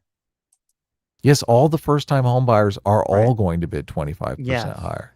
This is why they say, it's a seller's market. It is a seller's market because there's so few homes. Every time a home goes on the market, there's like 1,000 desperate people out there. They're like, I want that home. Holy shit. I'm going to bid more. I'm going to bid over market. I'm going to bid. And this was what was terrible about the housing crash, because it was all just borrowed money. So they were like, oh, sky's the limit. Who cares? I'm going to bid 10 million. They also said that part of their plan is she wants legislation to remove tax benefits for major investors who acquire a large number of single-family rental homes. How do you feel about that? Say it again. She wants tax incentives. No, she wants to remove any the tax benefits for major investors who acquire large numbers of family. Yeah, I'm in favor of that. Yeah, definitely. So that's like to prevent BlackRock, I guess, is like the name everyone throws around, right? They buy up a bunch of properties and then rent them. Yeah, out. I think rent seeking should be taxed higher than innovation. I think we should separate business into people who are developing new products and services. Like, the guy who is searching for the cure for cancer should not be taxed as high as a guy who's a slumlord in New York, right? I agree with what you're saying 100% in concept. But if you do this, wouldn't that, like, I'm assuming the fact that you have these large corporations that want to build homes to rent them, and if you prevent them from doing that action, wouldn't that increase the price of housing? Well, the idea would be you want to incentivize them to build homes to sell to people, not to rent to people. I see. Yeah. Look, you probably have seen this in the software market, right? How now nobody wants to develop a product to actually sell. They just want to rent you the software. Like Adobe wants you to continue to rent Photoshop for the rest of your life. Right. Yeah. Because they can make more money doing that. Of course. It's the same with housing, right? I understand that. Like, why you want to lock people out? You don't want people to be able to buy a home. Oh my God. Why would you want that? No, I know, but I'm saying you'd have. I want to buy the home and they give me rent. I understand that. But what I'm saying is, like, okay, so if you put a policy that basically prevents these companies from renting homes, you're on one hand, you're adding a massive disincentive to build new homes in the market. So whatever you add to incentivize homes has to overcome that new disincentive you just created, right? Which is possible. I'm assuming you could do it, but people will still want to rent homes. And I do think all of this will work itself out if you build enough homes to satiate that is the demand for people who want to own homes. Like, that's the problem. The person who's forced into renting because home ownership is just unaffordable, right?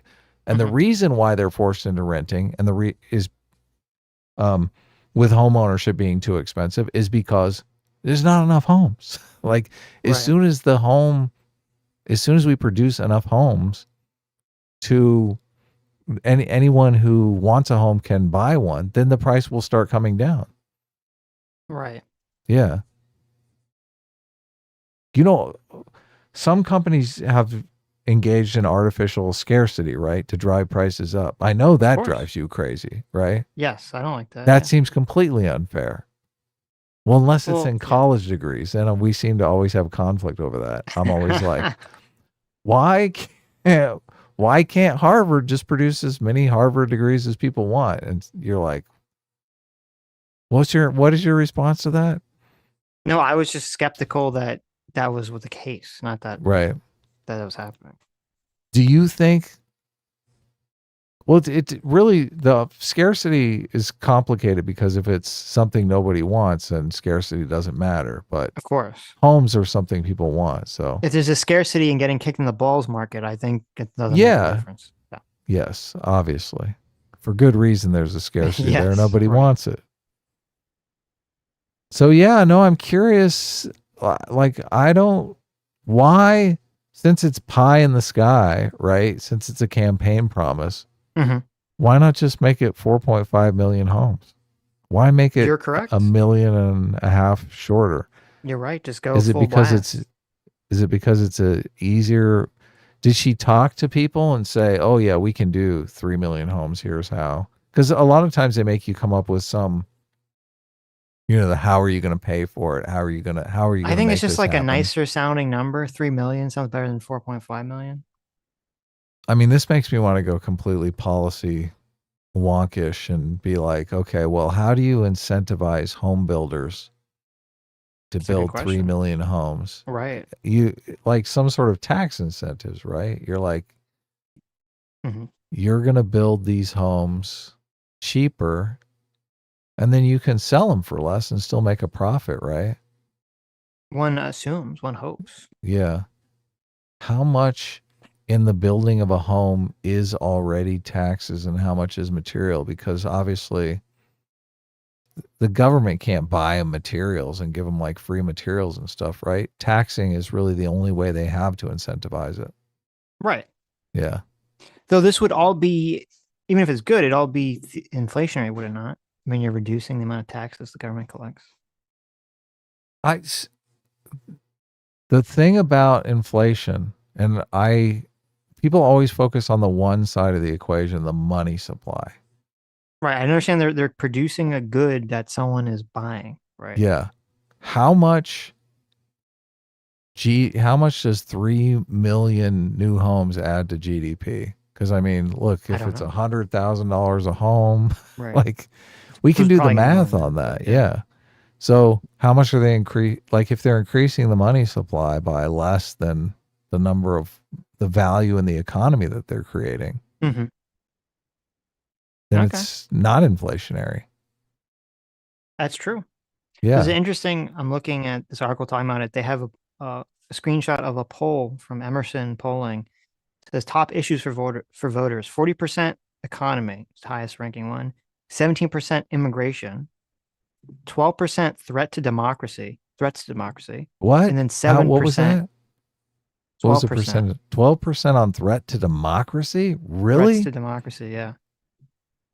And then 7% was housing affordability. I'm kind of surprised housing affordability is so low. As of July. Oh, wait. The average home price in the United States was $495,000 in the second quarter of 2023. Right. That's what I'm saying. I'm kind of surprised that housing affordability is so low. Unless people just don't perceive the president as having the ability to change that, maybe. So they don't answer that for the question. Well, so this is interesting because this is like where the rubber meets the road, right? So let's just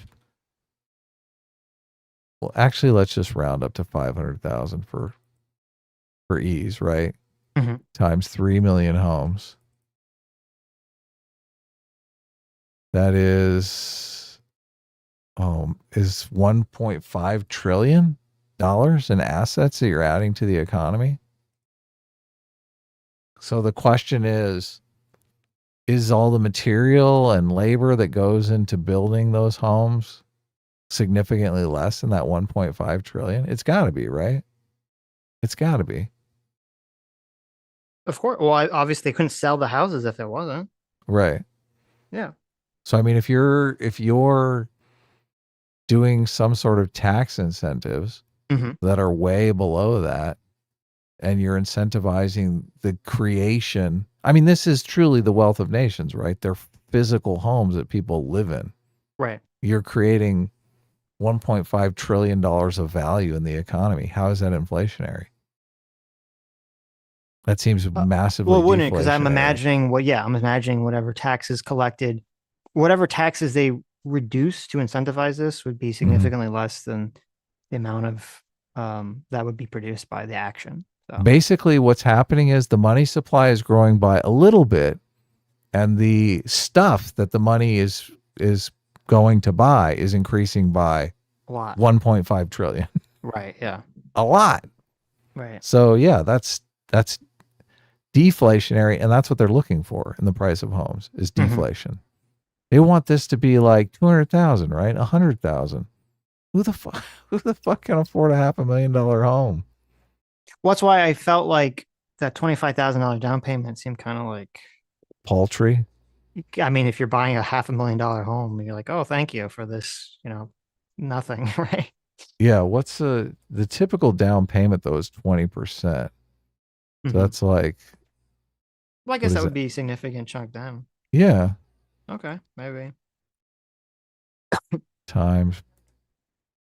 So $100,000 is a typical down payment. So that'd it's be a like quarter, a a quarter of the down okay, payment. maybe that's not nothing then. I take it back. Right. Well, you got this is the problem. You give people that money and you don't increase the housing supply. So you've got literally the same amount of stuff and a lot more money chasing the same amount of stuff. What's going to happen? That limited amount of stuff is going to go up in value. Right. Because people are going to be competing for that limited amount of stuff. You really got to build the houses. It's funny, the 3 million homes. God. Well, it's interesting because it seems like most of the news cycle, even like the left-wing mainstream media, has kind of not focused on this that much, on the housing thing, which is very important, but has been focusing mostly on the weird price gouging thing, the price caps thing, as like the incendiary thing that they want to talk about. Yeah, because they want to paint her as a communist. So yeah, but even the mainstream media, which is generally not inclined to do that action, right? Right. I think it's because the media does have a bias towards controversy and criticizing people, including even people on the left. Because they're not really trying to downplay it. They're just like, oh, this is weird and stupid. This most of the articles are saying it's weird and stupid. Okay. According to the NYU Stern report, some NYU Stern report, average profit margins for home builders is in 2022 is 24%, almost 25%. So I don't know if that's a good metric. I was trying to find out how much does it cost to build a new home? Like how much of it is material stuff and how much of it is profit? Because you can't get below the cost of building the home, right? Right. But that's how value is created in the economy, right? You're taking raw materials and you're turning into something more valuable than the raw materials. You're basically upping the value of these raw materials by with labor, 25%, yeah, and expertise. Yeah. Yeah. All right. Are we watching a video? We're gonna watch this video. I'm sure Hasan goes over all this stuff, right? You'll see, I guess. He's a homeowner. He knows his stuff, right? I think this is mostly about the grocery stuff. I don't remember if they talk about the home stuff that much. Okay. The fact that Kamala Harris unveiled the agenda, one of the most pressing issues that I think is a top of mind, right, for a lot of Americans, young, old, everyone. It is the affordability crisis that everyone is experiencing, both in housing and in just all consumer goods across the board. And I don't find it odd that the media immediately started launching attacks, because that's what they do. They're in the pocket of big corporations at the end of the day. They're in a bind because they hate Donald Trump for volatility. And also Donald Trump has a lot of economic policy points that will harm big corporate donors as well. So this is a good way to know that you're in a cult. Okay. Is when no matter what information that you get, you refuse to move away from the company line, right? Or the tribal line. So if you have if Donald Trump proposes a policy and you have almost every single right-wing news source come out and say, we think this is a bad idea, it should, if you're a Trump fan or you're Trump himself, it should give you pause and say, that's interesting that everyone on my side seems to think this is a bad idea, right? Like maybe I should investigate this further to see if, that even the people that should support me for tribal reasons, don't like this idea, right? Yep. And this is true in the reverse, what's happening right now with the Kamala Harris thing, where she proposes this price cap thing. And, there's Washington Post articles, New York Times articles, there's Obama economic advisors. Almost everyone on the left, in the mainstream left, that's not like a socialist, has been like, this is probably a bad idea. Like every economist I've seen says it's probably a bad idea. And that should give you pause to be like, oh, well, let me like investigate this or research this. Maybe there's a reason for that economically of why it's a bad idea. And I think it's interesting and funny that Hasan immediately jumps to, no, they're all saying it's a bad idea because they're all evil conspiracy, like the conspiracy that they're all evil corporate shills that are all trying to protect their corporate money. Right. It's not like Right. that they all just agree that's like maybe it's a bad idea. Isn't Hasan a socialist though? Doesn't he he's like, I like this policy because it's socialism. Well, that would track. Yes, that would track. He's like, no need to look any further here. Right. Socialism detected. Good. Though it's funny because I'm against the price cap thing and we'll talk about it more when we get into it, but I don't know if it's funny because people were saying everyone's calling it socialism. I don't know if it's really socialism because who was the famous president that did the price caps? Richard Nixon. Did he really? Wow. That was the part. Yeah. Wasn't that part of what caused stagflation and all that stuff? I'm not sure. So I don't like it, but I don't know if it's, I guess I understand why people are calling it socialism. Like instituting major tariffs and stuff, specifically on Chinese goods. So that's already something that a lot of people are worried about. But on the other hand, I think and that'd be interesting too, I guess, from the populist perspective, if people would be in favor of both price caps against the big evil corporations and also tariffs against foreign countries, both which would have probably detrimental impacts on the economy and cost people more money in the long run. Which it is weird that, and actually I wanted to bring this up. I forgot because I've been watching, Trump's speeches and Kamala's speeches. She did say something that I thought, I don't know if they'll pick up on it, but I think is pretty catchy. The Trump tariff ideas will make the price of goods go up. And it seems silly kind of in this time that we're talking about inflation and things costing too much that he's pushing this tariffs idea. And I think Kamala, in a intelligent, persuasive manner, labeled it the Trump tax. Because when you say tariff, that kind of gets lost on people, right? What the word tariff means. But if you call it a tax, you'll go, oh, tax is bad. So this could be a useful persuasion technique we might see coming forward, is that the Democrats are going to start calling this the Trump tax, the Trump tax, the Trump tax. Those are for the tariffs? For the tariffs, yeah. The problem with price caps is you can't put them on everything. So sooner or later, something that goes in the production of that thing that's price capped, those prices continue to go up. And sooner or later, it becomes impossible to make the thing and make a profit. So people just stop going out of business and they stop producing whatever that thing is.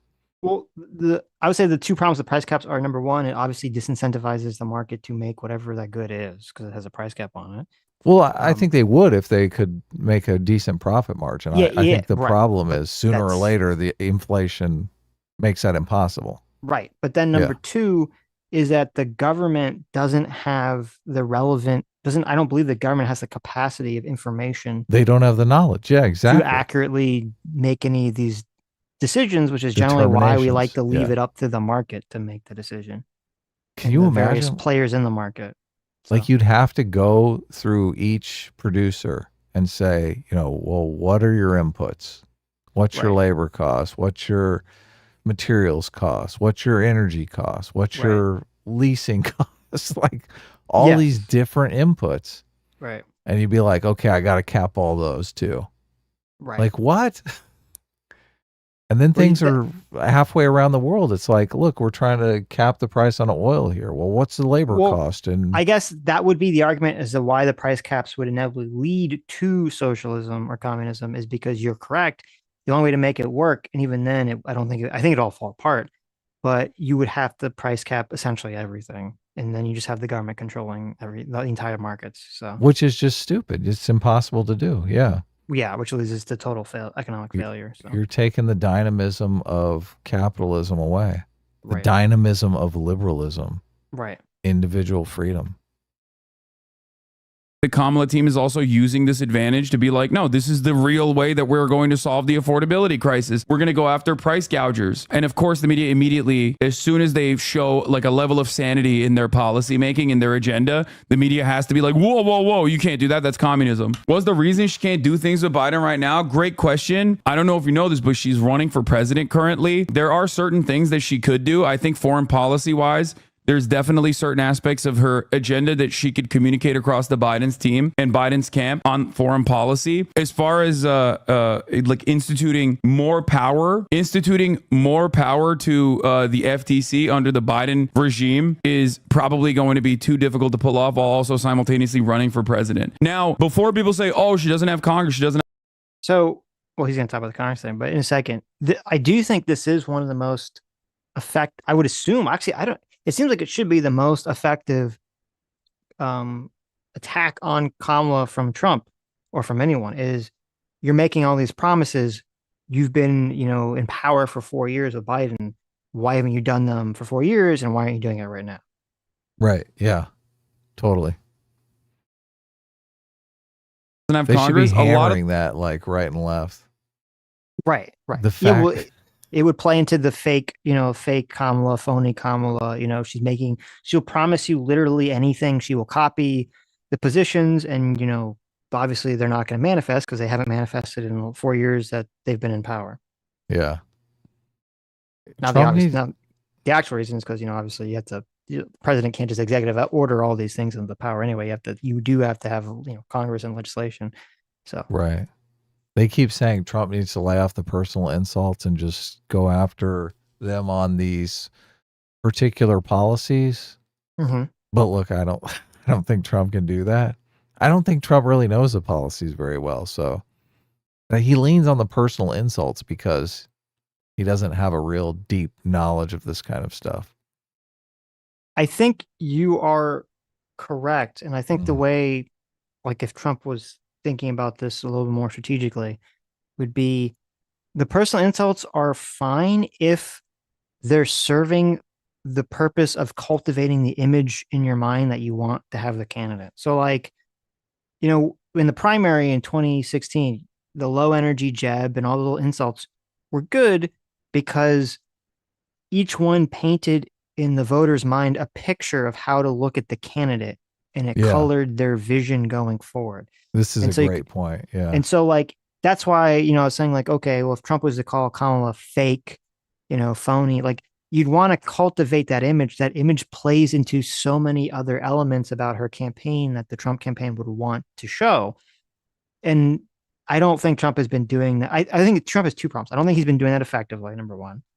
Number two, did you see the press conference where Trump came out? This should have been like a really good Trump press conference. It was definitely visually set up really good. He comes out of, I don't know if it's Mar-a-Lago or where the fuck he is, and there's these tables of all these food products, and it has like how the price has increased on all these products over the last 4 years. Right. Yeah. And I did see it. And Trump comes out and he's going to give this like press conference about how, inflation's crazy.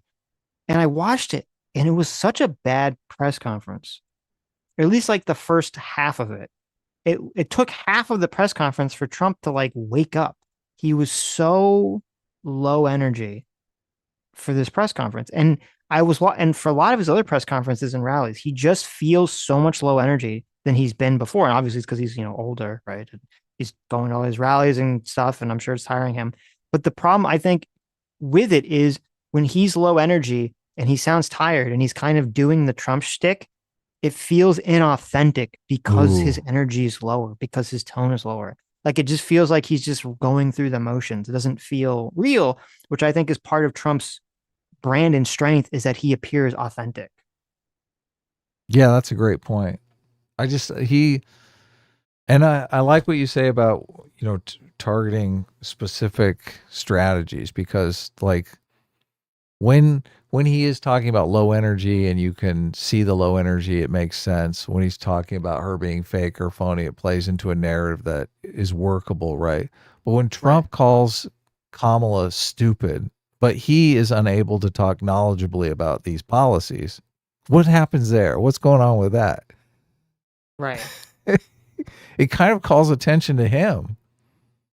It could, yeah, it could. If people, but people would still have to perceive him. Like the stupid thing is because Kamala very often uses word salad and says nothing in response to questions. I don't know if people perceive Trump through that. I mean, obviously the left perceives Trump as he's not making that argument though. Look, if Right. he came out and said, look, all she does is talk in word salad. You know, she's stupid. She's incompetent. But he doesn't. He just says, you know, categorically, she's stupid. She's incompetent. He doesn't tie it to any behavior or anything. You're correct. Well, he has occasionally, but you're right. It's also, he doesn't always, but it's also a bad one because then if she does come out with a policy where she can just read off some policy that, you know, has been workshopped, then that's like a strong counter, where the fake counter doesn't really have a strong counter, because the more you worry about appearing authentic, the more you come off as fake. And since obviously Kamala has had a big problem with that, you know, and even like that, the Tim Walsh video seemed super fake, yeah, and weird. You know, when the Obama endorsement came in with Kamala, it seemed super fake, weird. You know, this has been the right's big complaint about the groundswell of support Kamala has gotten, has been that it was, you know, it's manufactured, it's fake, and all this stuff. So I don't know. I do think that would be the avenue of attack that he's not really focused on, but maybe it would also backfire on Trump, because since he is so low energy, he comes off as inauthentic to me when I hear him do these press conferences, and he sounds so tired. And he's like, Kamala Harris is the worst person who's going to destroy the country and bring socialism to us all. And you're like, wow, like if that's true, you should be like shouting that, right? Like that's something that should be like, oh my God, Kamala Harris is going to destroy the country, right? It shouldn't be something you're saying in this like monotone voice, like you're just tired because you said it so much. Wrong. Socialism is boring. Okay. Boring old socialism. Nobody wants it. Of the stuff that they're talking about is not limited by congressional approval. So just so you understand, so she could technically do it if Biden wanted to do it. But I don't think that there is any enough momentum at this moment. Didn't the court say they won't let that stuff happen? Yeah, okay. Well, you know, I have an answer for that. It's called who gives a okay? On so many issues. What does that mean? Who gives a fuck? I mean, is he saying that if Kamala was president, she would just extrajudicially do whatever she wants? Like, what does that mean? That was a weird comment. Yeah, it means he's down with dictator Kamala. Interesting. Okay. Including to expand access to affordable health care than Joe Biden. The president touting the first ever negotiations with pharmaceutical companies to lower the cost of 10 drugs. Kamala and all of us in this room are going to keep standing up for big pharma. I fought two. The president touting the first ever negotiations with pharmaceutical. Look, he's like, I'm alive. Really? Remember me? He's faking it. Companies to lower the cost of 10 drugs. Kamala and all of us in this room are going to keep standing up for big pharma. I fought too hard to yield now. The VP does not have unilateral. Big pharma. Yeah, it's funny. Don't make fun of me. I'm the president. It's only been a few short weeks since Biden's dropped out, and it already feels like a lifetime. And you just hear him talk again. You're like, Jesus Christ! Like, who was believing this shit? Yes. How is this even a thing? How the fuck is this a thing now? Like, are you kidding me? Oh my God. Jesus. He can't even say one sentence. No. Did you see that? Kind of remind me of that. This is like, okay, talk about, I've been criticizing Trump for making mistakes here. Let's talk about the Democrats making a massive, mistake. Oh, a mistake? The Democrats made a mistake? They made, well, I guess, I don't know if this is like directly under their control. I would imagine they could shut it down if they really wanted to. So they had the DNCs coming up in Chicago. Oh, yeah. And, what you're talking about. Right. And so Planned Parenthood decided Oh my God. that they're like setting up this giant inflatable IUD, looking thing, and they're gonna have a truck like outside the DNC. I don't know how close the Right. DNC is gonna be, but it's gonna be nearby outside the DNC, and they're gonna advertise it as this little truck. It's like a little trailer that you can go in this trailer and you can get free abortions and vasectomies. Yeah. Like, Look at talk that. about fuck. Like, this is mind-bogglingly stupid.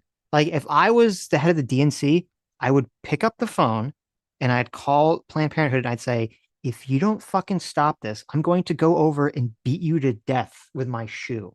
Are you fucking serious, you stupid fuck? You're gonna have a free abortions and vasectomy truck outside the DNC? Are you retarded? You know how bad that looks? What if they do like a late term abortion? What if some woman like drives cross country from Alabama? Well, you so that fucking she know. can have her abortion in like the 7th month. Yeah, exactly. Well, you know that like Oh my Project God. Veritas and James O'Keefe and anyone else, they're all trying to get on that list. Oh my like to do some kind God. of sting operation here to make them look like it's. I couldn't believe this is so fucking stupid. It's insanely stupid. Yeah. Oh, that's like a publicity nightmare. It is as whatever. They're Fucking, gonna have T-shirts. I How killed my retarded. baby at the DNC. I killed my baby at the DNC, and all I got is this lousy T-shirt. Oh my God. I mean, I don't think that's I don't That's think we're dark. That's dark. Yeah. Hey, they're the ones doing it. All right, I I'm know. over here. I think it's a terrible idea. Yeah. Oh, Lateral these decision dumb making kids.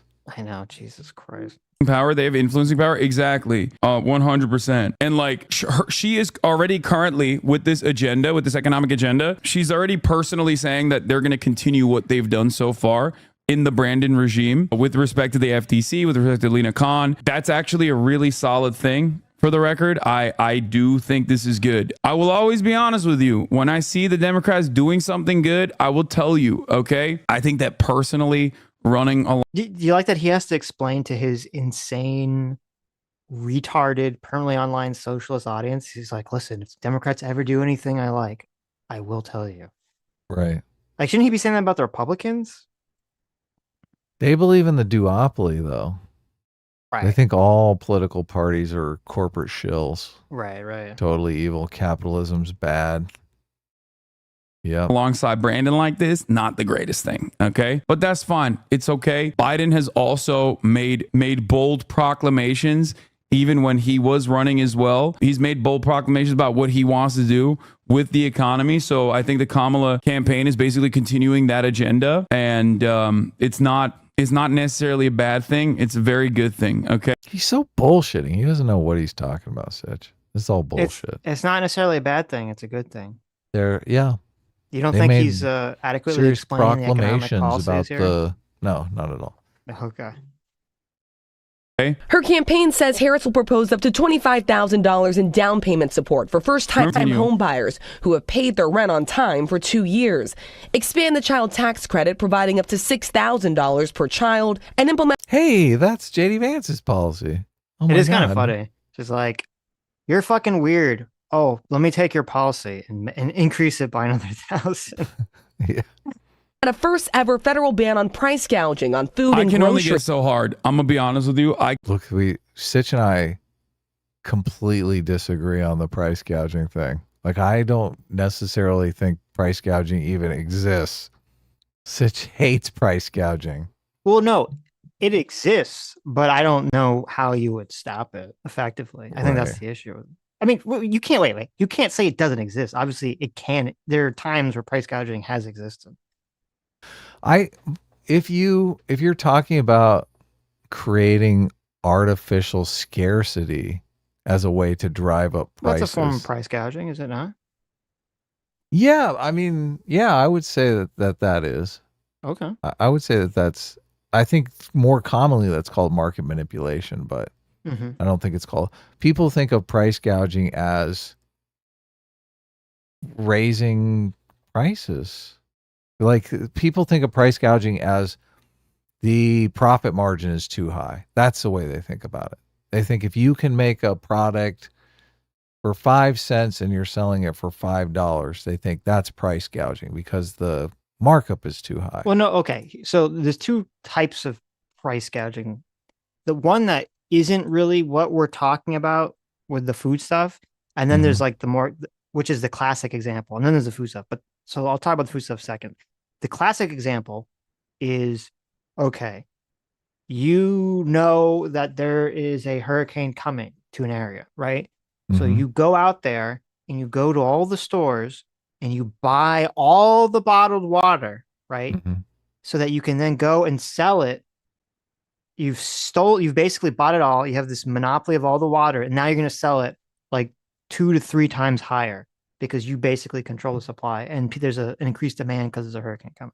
Right. That's a classic example of price That's gouging. not artificial scarcity. That's actual no, it's not. scarcity. But that would be price gouging. And that's generally when you talk about local areas that have laws against price gouging, that's what they're talking about. They're talking about that kind of behavior. Right. Now, this behavior, this other behavior that Kamala was talking about and the left is talking about is the idea that they're saying, okay, during COVID and post-COVID, when there was a reason or a rationale for company, this is the argument, by the way. I'm not saying this is true or not. The argument is when there was a reason for certain companies to raise the price on certain goods and certain services that was legitimate, other companies that had no reason to actually raise their prices did so just because consumers got used to or expected the prices of everything to be higher.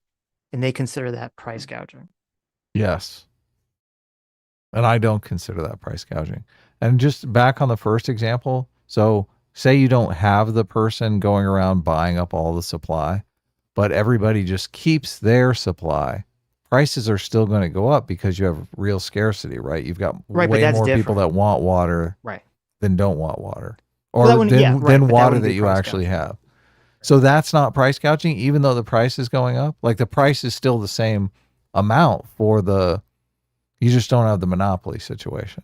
I believe that there are a lot of places actually, even in the situation where a bunch of people are just buying water, no one's reselling it, they're just stocking up on it. I believe they're hoarding it. You're hoarding it essentially. And that's what happened with like toilet paper, right? But doesn't raising the price avoid the hoarding? It does. Yes, it does. I don't have a problem with that if people are hoarding something. If then they're like, well, there's literally a scarcity for this product because people are hoarding it, so we have to raise the price. I don't have a problem with that, even though I believe some local laws during disaster times will still prevent them from raising prices in that hoarding scenario. So right. Okay. What was the second scenario again? The companies raising their prices of goods just because other goods are going up, and I don't think that's I don't think that's price gouging. You think do you think that's happened? You just think it's not price gouging? I perceive of people like you're always going to want to drive your profit margins up, and the limiting factor is the desirability of the product. So obviously this doesn't work with inelastic goods. Inelastic goods are completely different. They're like clean water, something that you must have. A lot of times we subsidize those inelastic goods to avoid that. But when you're talking about things like cars or fast food, things that are like basically luxury items, raise the price to whatever you want. Let's use some tangible items here for an example. Okay, so let's say, there was the avian flu thing that happened. And so you say, okay, chicken prices have increased because of the avian flu and they had to kill a bunch of chickens, right? So there's a shortage of chickens. Yeah, there's a lower supply of chickens. So therefore the price of chicken has gone up, $2, let's say, theoretically. Okay. It's gone up $2 a pound.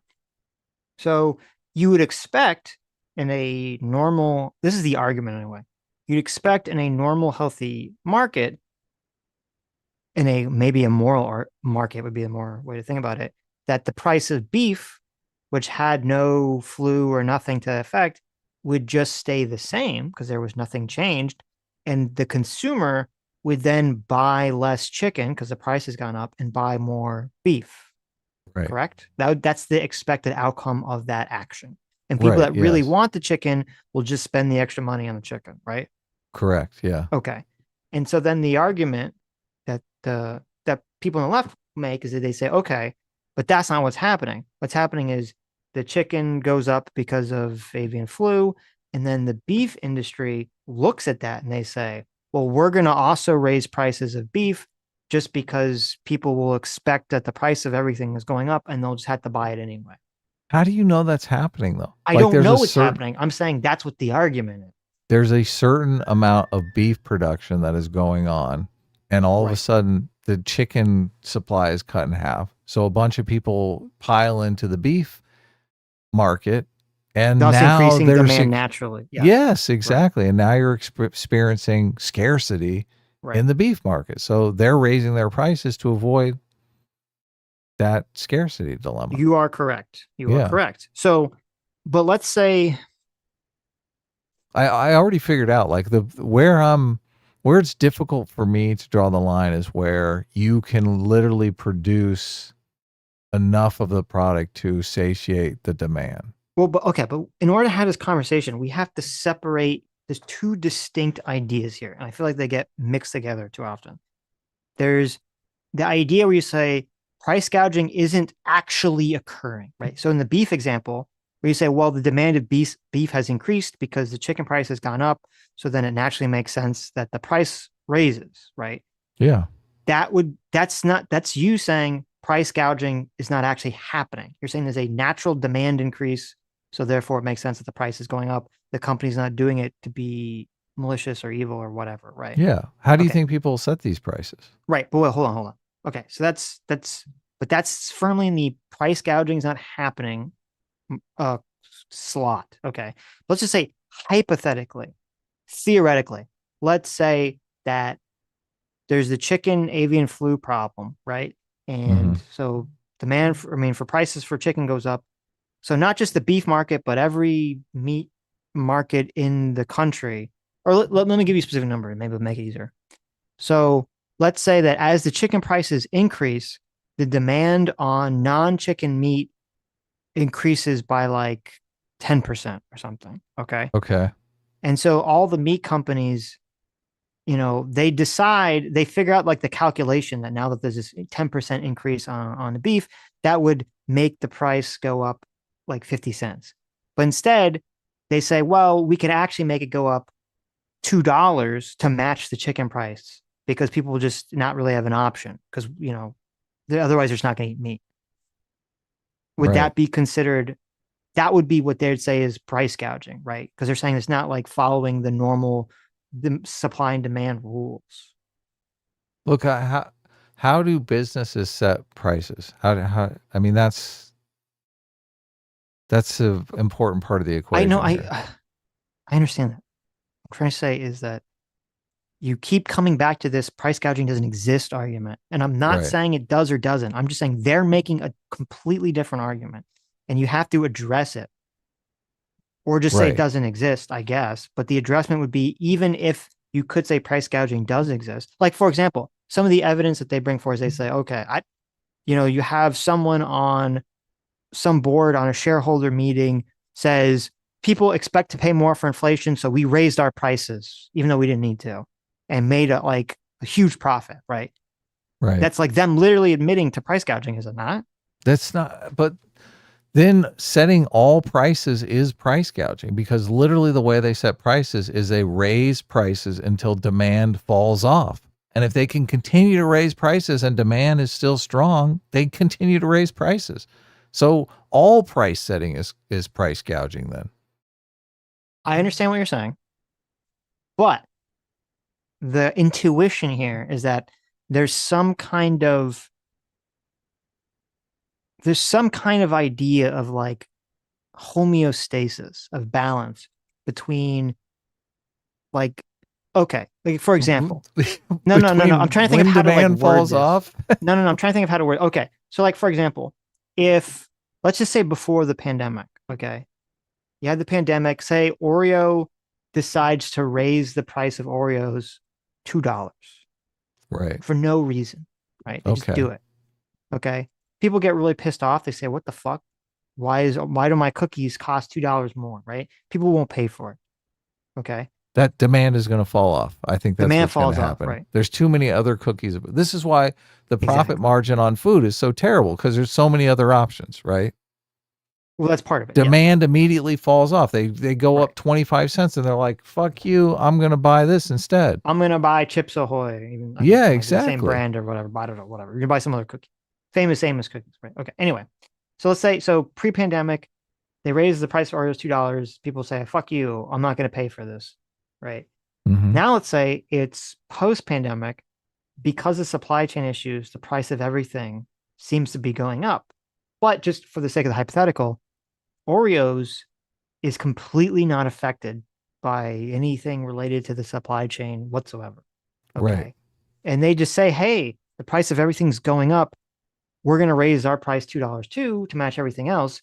No one's going to not buy the Oreos because the price increased, because they're going to perceive it as going up the same reason everything else is going up. And that's what the left is arguing or intuiting as is the immoral behavior. Yeah, but I don't know that would actually happen, because if they did raise their prices, well, this is the thing. Demand can fall off and the higher prices can compensate for the fall in demand, right? They're still making as much profits as they did before. They're just selling less products. Right. So, I mean, would I consider that to be in the realm of this price gouging thing? I mean, maybe. Like, if they are not affected at all, why wouldn't they just leave their prices low and just clean house? Like, probably because the demand goes to the point that it outstrips their supply. So they're like, okay, we got to raise prices because there's literally 10 times the demand for our product than we can actually supply. Well, so then they're not making money, right? It could be that, or it could be that I'm sure most of these big companies, they've worked out to figure out what the demand numbers are. And there could be a situation where even if every other cookie increases its price by $1 and Oreo remains the same, the demand for Oreos is going to be relatively the same, because people just buy what they like. They're not necessarily going to people aren't necessarily going to switch from, sugar cookies, chocolate chip cookies to Oreos just because they cost less. I they think taste that's substantially different. Look, I think people will probably change. Like, if this price difference is substantial, I think Oreo could probably pick up share in that situation. I don't know. I'm not. But I mean, they're probably competing for the same kind of supplies. The whole idea, and it's kind of like this kind of myth that they're like looking for these people that are price gouging. Like, point out the example. Like, we're diving into the explicit details here. Nobody ever dives into these explicit details. They're just talking about the, monocle wearing, mustache twirling capitalist out there that's raising his prices because he can. Well, they're not saying, look, let's look at the supply inputs that they're dealing with, right? You are 100% correct. And I'm glad you said that, because this is my problem when I hear people talk about price gouging, is I always sit here and I go, how do you know they're price gouging? Yeah, because it's all kind of vague. And so the examples that they give, which I'm not even sure say this, is they just they say, okay, they make the argument that if a company has increased the prices substantially on whatever product it's making and is making record profits, they're saying that should be evidence of price gouging, right? But I'm not sure it is. And I think that's the problem. It's kind of like a vague connection. It's nothing that's very clear to me. Yeah, I just think, they don't like the profit. Well, I mean, there is an equation there. Like, luxury brands are famous for this, right? They create artificial scarcity, and luxury brands are its own thing. I don't think that really enters into this equation. Right? Well, the concept though is the same, right? You can sell something for a higher price and sell less of it and make a higher profit than selling more of it at a lower price, right? That's Yes. that's the luxury. The luxury brand model is selling less Yes. for more, right? Yes. But Yes. Oreo can do that too, right? And not They- necessarily be a luxury brand. They could, I guess. There's right? but like if you're looking at it like, okay, there's 10,000 people out there that want to buy Oreos, right? But we Mhm. only have enough to satiate half of that demand, 50% of that demand. Like you're going to raise your prices. Right. And if you raise your prices to the point where you can sell to all those 10,000 people at the lower price, you're going to make the same amount of profit, but you could conceivably do like less work, right? Right. Yeah. Yeah. So, but my thing is, and this, I don't know if this is just like a property of the competitiveness of capitalism. It probably is, where you have businesses out there that desire, luxury brands aside, to satiate all the demand in the market. Mhm. Right? They're like, we want to make sure anyone who wants to buy an Oreo can buy an Oreo. Right. Right? Right. So they're trying to accommodate a price level that makes that possible, and they can still make money at. Mm-hmm. Okay, So that's true. But here's what I think maybe the intuitions or the perceptions that the right or the businesses sort of need to address to get people off of this idea. Because I don't think the price caps work, but I do think it could be a popular idea. Like, I think it's a stupid idea, but I think it might actually be beneficial for Kamala's campaign because people will like it because they don't like that the price of everything has gone up. yeah, most And people so- only look at things from a consumer perspective. That's why they course. love these price caps. They're like, Of you're going to course. keep my prices low? Thank God. But here's what I think that would have to be addressed in order to look at this issue. Would be number one, there are two issues, which would be number one, if the price of something had increased post-COVID because of supply chain issues, then the argument is, why did the price not go back down once the supply chain issues have been resolved? Right. Well, That'd be number prices one. generally do go down over time through competition. So Right, I but they're do claiming think they that they're will not. go down. I know, but they're claiming they're not, or they haven't gone down yet. Right. Right. So that's the first thing. Because obviously food has increased, I don't know, like 20, 25%, at least in my Right. experience, in the last 4-6 years, which is insane. So food price has increased substantially, hasn't gone down yet, at least in my experience. And then the second thing would be, now the math of this could all be complicated, maybe that's why people perceive it this way, but the perception would be, okay, so going back to our Oreo example, the idea is like, okay, if Oreo needs to raise the price of Oreos because of some supply issue, you would expect, or at least this is the argument the left makes, is you would expect that the amount of profit the company made from year to year would be relatively the same or be slightly increased because they're raising the price to compensate for the supply issue. But if you have a situation, but they're arguing and saying, well, Oreo raised its price by $1, but their profit went up like, 50%. They're saying that shows an example that would make it an example of price gouging because they were able to make so much more money. Their labor costs went down because they had to make 50% of the Oreos that they normally make. Right, but so they're saying, well, then you didn't need to raise the price so high. Yeah. Okay. That's their argument. So they should make less money. Well, that's what a price cap is. You're saying that the businesses should make less money for the consumer's benefit, right? That's literally what the policy is. Yeah, this is where I fundamentally disagree. Like I think the business's goal, and this is the beautiful thing about capitalism, the business's goal is to make something that increases value in the world, that produces something that's so desirable people want to, part with their money, their labor, their investment, whatever they have of value to possess this thing. Right. So, and the inputs that go into that are weighed against the desirability of that thing. And if you can put very little input into something that creates something with such amazing desirability that you can charge a high price for it, more power to you. I think that's a testament to human efficiency, right? Next to no effort and ultimate desirability. Like, why are we crapping on that? Because people That's don't like beautiful. price. People don't like inflation.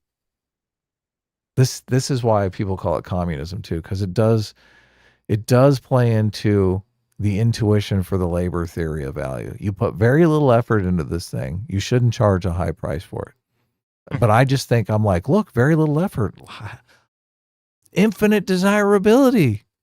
How does that not just make you people like efficiency intuitively, right?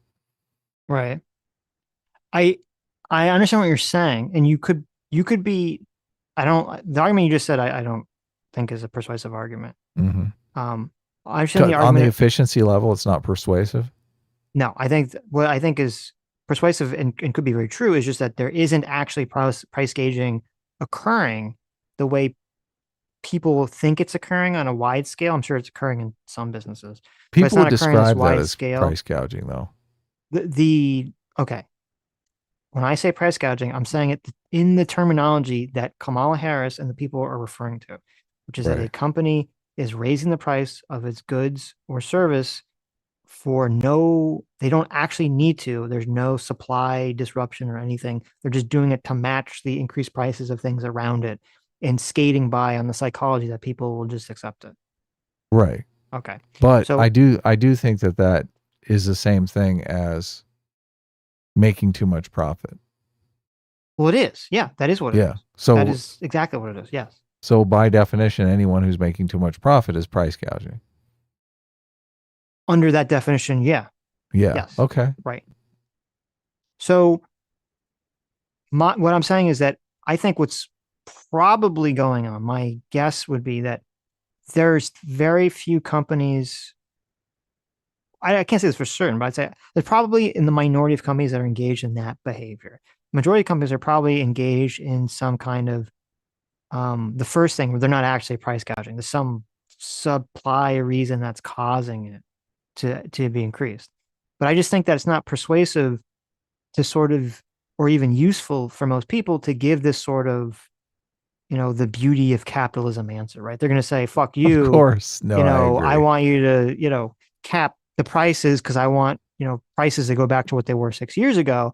And I don't think the right is being remotely persuasive, or even the left in these articles that I've been reading when they talk about it. I don't think they're being persuasive to the average person when they just kind of give these sort of high-minded answers, like rhetorical answers, without, a good explanation of why the prices have increased and why they haven't really decreased yet. People are always looking at it from the consumerist perspective. And from the consumerist perspective, the idea that the company is, working super efficiently, all they look at is the profit margin. The end result and the profit margin. Yeah. So they're like, what? You're making a 95% profit margin. You fucking greedy pig. Yes. Right. They should price cap you. You shouldn't make 95% profit margin. You should make what is intuitively, what is the correct profit margin here?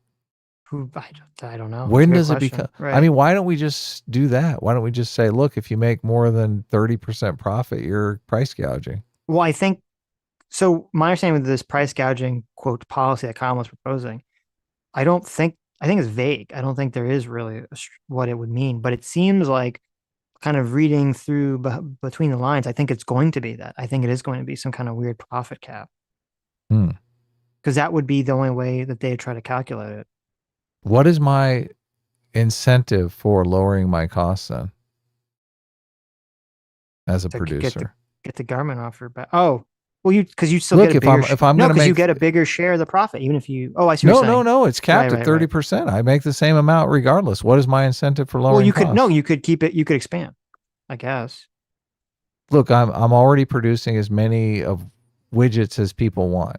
Like I've met the demand ceiling. Okay. Right. So my options for making more money, I can't go out and get more demand. I've already satiated the demand. My options are for increasing prices or making the product more efficiently and lowering costs. But if I'm capped, what the fuck? I have no incentive to No, innovate. that's a good point. That's a good point. Zero incentive. But that's sort of the problem with the whole issue, because I agree with that. I agree with what you're saying. But then we intuitively say, okay, so remember there's a guy, who was Martin Scorsese or whatever the fuck the guy's name was? The guy who bought he bought like the medical patent or whatever. What was his name? Scarelli or something? Martin Scarelli or something. Yeah, like he bought some kind of patent for some sort of medicine and then like massively jacked up the price. Like everyone says that shouldn't be legal, or that's an immoral action, right? Yes. And so you have to find, that's why I'm saying that, like, when people just sort of dismiss this, I feel like it's not addressing the intuition there, because there is some intuition about, and you're correct, what is the magical number of profit that people will accept, right? 95%. Now, I don't think that the government should figure that number out, because I think that's dangerous, but there is something going on there. I guess I'm just biased by my entrepreneurial spirit, because I'm always looking for the 95% profit margin. It's like, why wouldn't you want to look for that? Oh, it's like the holy grail. Yeah, it says in 2015, Scarelli was criticized when he attained the manufacturing license for the anti-parasitic drug Daraprim and raised the price from $1,350 to $750. Right? Mm-hmm. And people just say that that's wrong. Yes. So, but that one seems easy because it's so blatant, right? Because usually what you're talking about is there's going to be a slow price increase that goes over time. Well, look, or a profit margin, I guess, increasing over time. I honestly think this is the reason why socialism fails over and over and over and over again. Because just like I said, look, you capped my profit margin at 30%. My incentive to innovate is done. Mm-hmm. Completely done. You just fucking destroyed your economy. Like you first of all, as a human resources problem, you only got 20% of these motherfuckers out here that really want to do anything. That really want to innovate. I get it. Fuck price caps. I'm not fair of price caps. I'm not fair of profit caps. Fuck socialism. But I don't think it's beneficial to just be like, there's two areas. There's, you let the Martin Scarellis do whatever you want, or there's socialism. When obviously there's some middle ground here. Yeah. There's something that we can sort of figure out here. Now, I don't think that Kamala's Harris is going to be able to figure what that out is, but I think it would be useful as a country if we could figure it out before we because I feel like the threat here, and I guess is what I'm trying to get at. The threat here is that if this argument is not addressed properly, which I don't think it is being addressed, it basically breeds socialists, because they feel like that's the only way to fix the problem is to just socialize everything. Yeah, because the intuitions are on their side. The human intuitions are on their side. You're making too much money. You're being greedy. You've got the wrong motivation here. And then the next thing you know, the supermarket's empty. Right. No, I get it. I totally get it. It's an interesting problem. Like, how do you sell it? Like, I guess, generally the way that we think to do it in our capitalist country is you just have to prevent monopolies from forming, because there's always the hope that usually what happens, that if there is Oreo's jacks up the price for no reason for $2, there's going to be some competitor to Oreo that keeps them in check. Yeah, exactly. That's similar, that tastes the same, that is priced, much less. Right. And that's how balance is restored to the market. And so the real way to really fix it is to just kind of crack down on any sort of monopolistic behavior to promote competition as much as possible. Yeah. Monopoly busting is decentralizing power. That's exactly what it is. A monopoly is centralized power. We control all of one product, right? Right. As soon as you get competitors that can come in, they're basically competing on lowering costs, but the profit margins are what's forcing them to compete. Well, see, this is what would be interesting for the progressives to do, because the progressives, if I told that answer to Hasan or some leftist or some progressive, their response would be to say, well, all these companies are working together evilly to extract as much money as possible. So there's not going to be competition, right? Right. And so it'd be interesting you say, okay, well, I think all the progressives should get together. They should find some food product that they think is being, cost too high as price gouging. And they should all try to buy a company and manufacture that to see if they can bring the price down or see what the actual price would be. That'd be a very interesting experiment. Yeah, of course. Of course they wouldn't do that because that would be too much work, right? It would be a lot of work. So I'm thinking back to this build more homes problem, right? I'm looking at that 25% profit margin. I'm thinking, well, how do we get that up to like 50% profit margin and really incentivize them to build more homes, right? Because that does affect whether or not people want to go into industries where they have a high profit margin. Right. Like it just drives people to the industry. Mm-hmm. Yeah. I guess you do have to cut costs.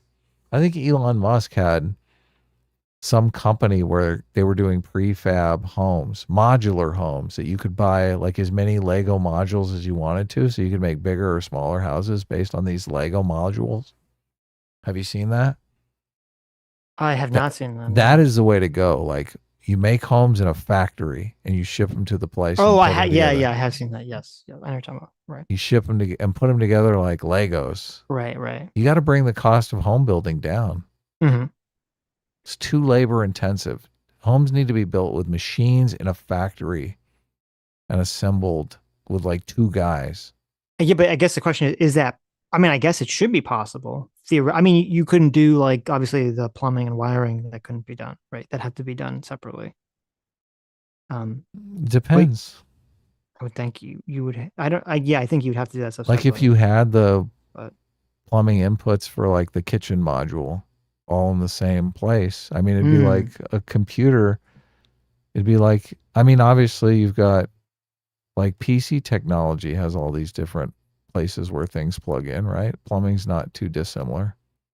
I guess. I mean, but I guess the reason this hasn't been done is because there's not been a desire or call to do it yet. Right. So, I mean, I know that they're sort of starting it, because I know there's like the Lego things you're talking about. I guess we'll see.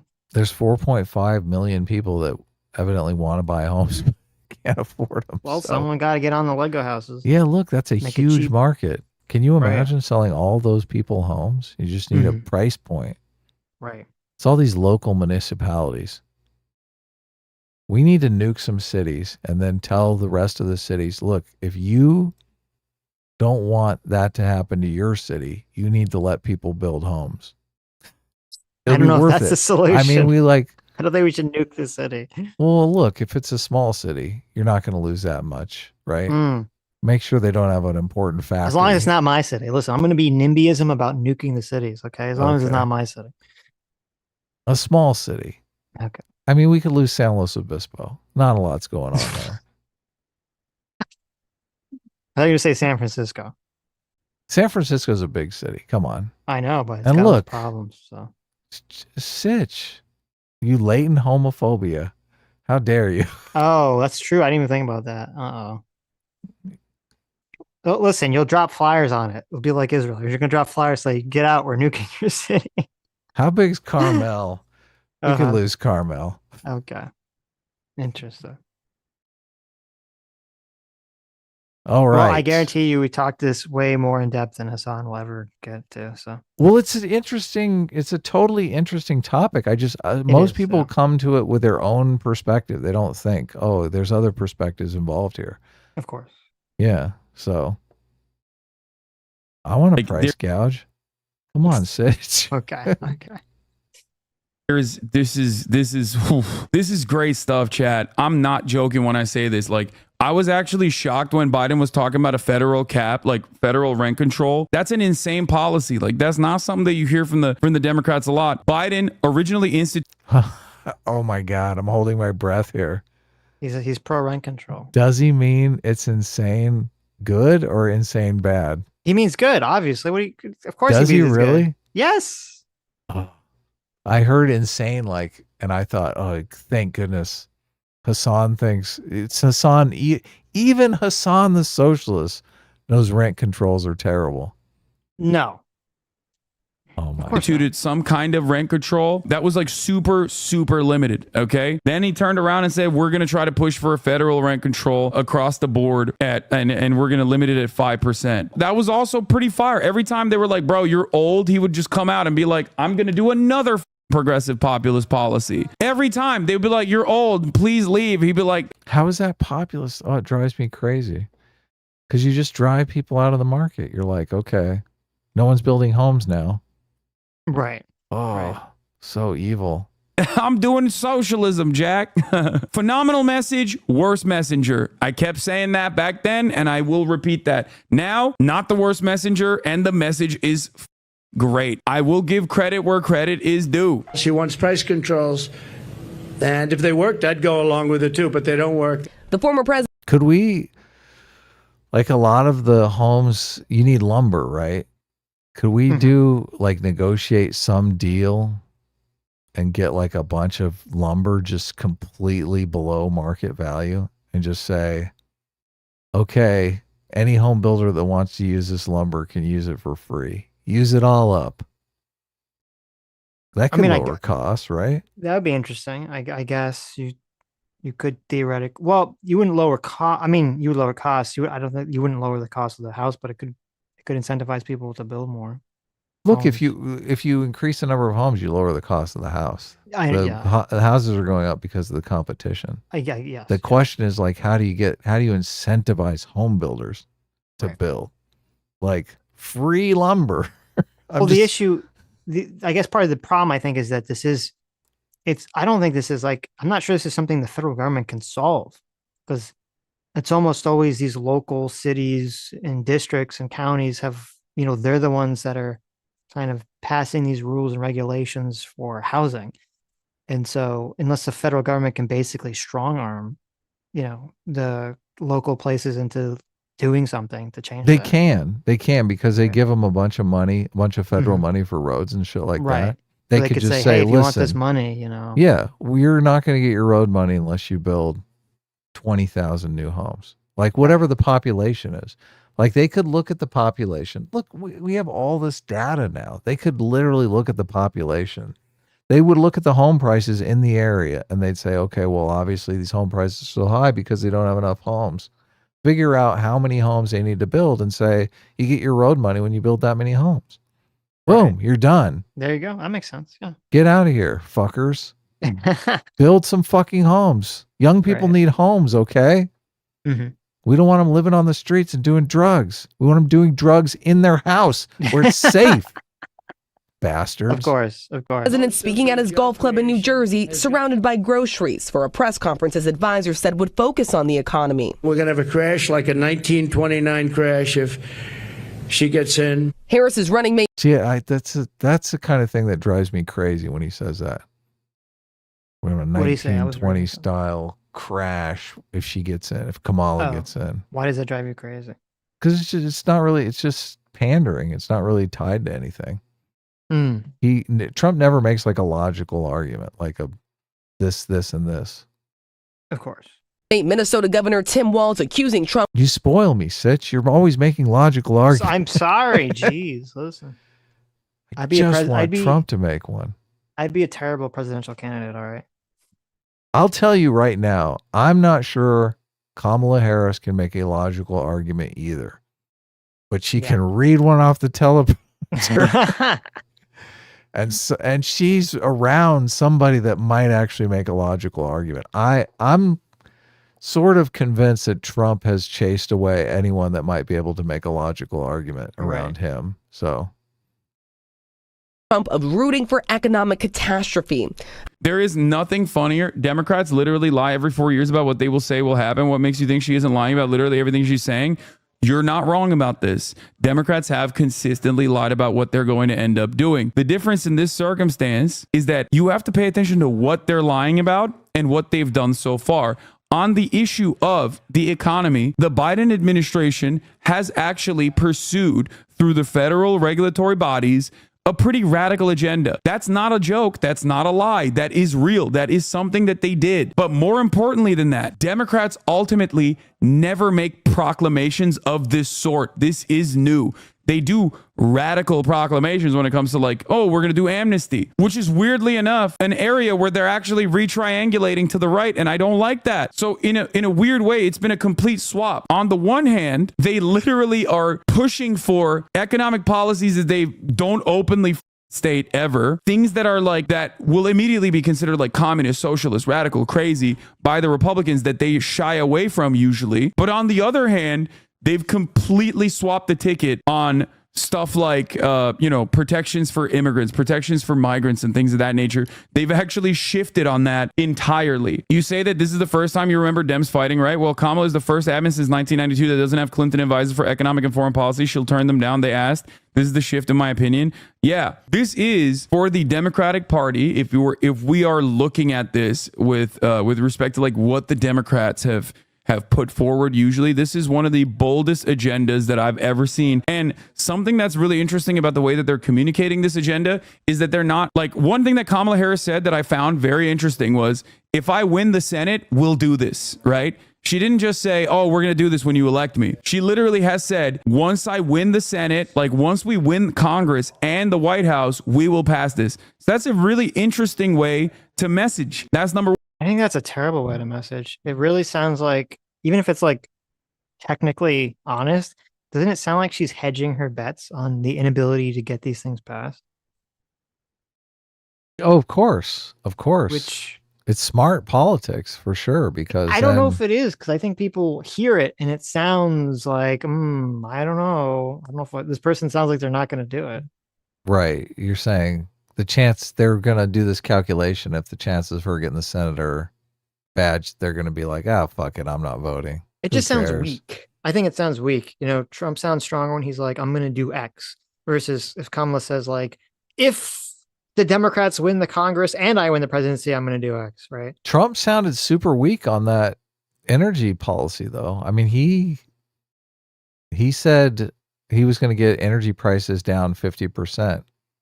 And basically in the same sentence said, well, if I fail, at least I tried. So right, which is that sounded super weak. Yeah. But I do agree, if they're saying, I'm going to do this for sure, it is stronger than saying I'm going to do this if this contingency is met. Right. You got 25 contingencies and you're like, what are we even talking about here? For one, you think Trump can get a lot of the prices? You think Trump can get energy prices down 50%? Fuck no. How?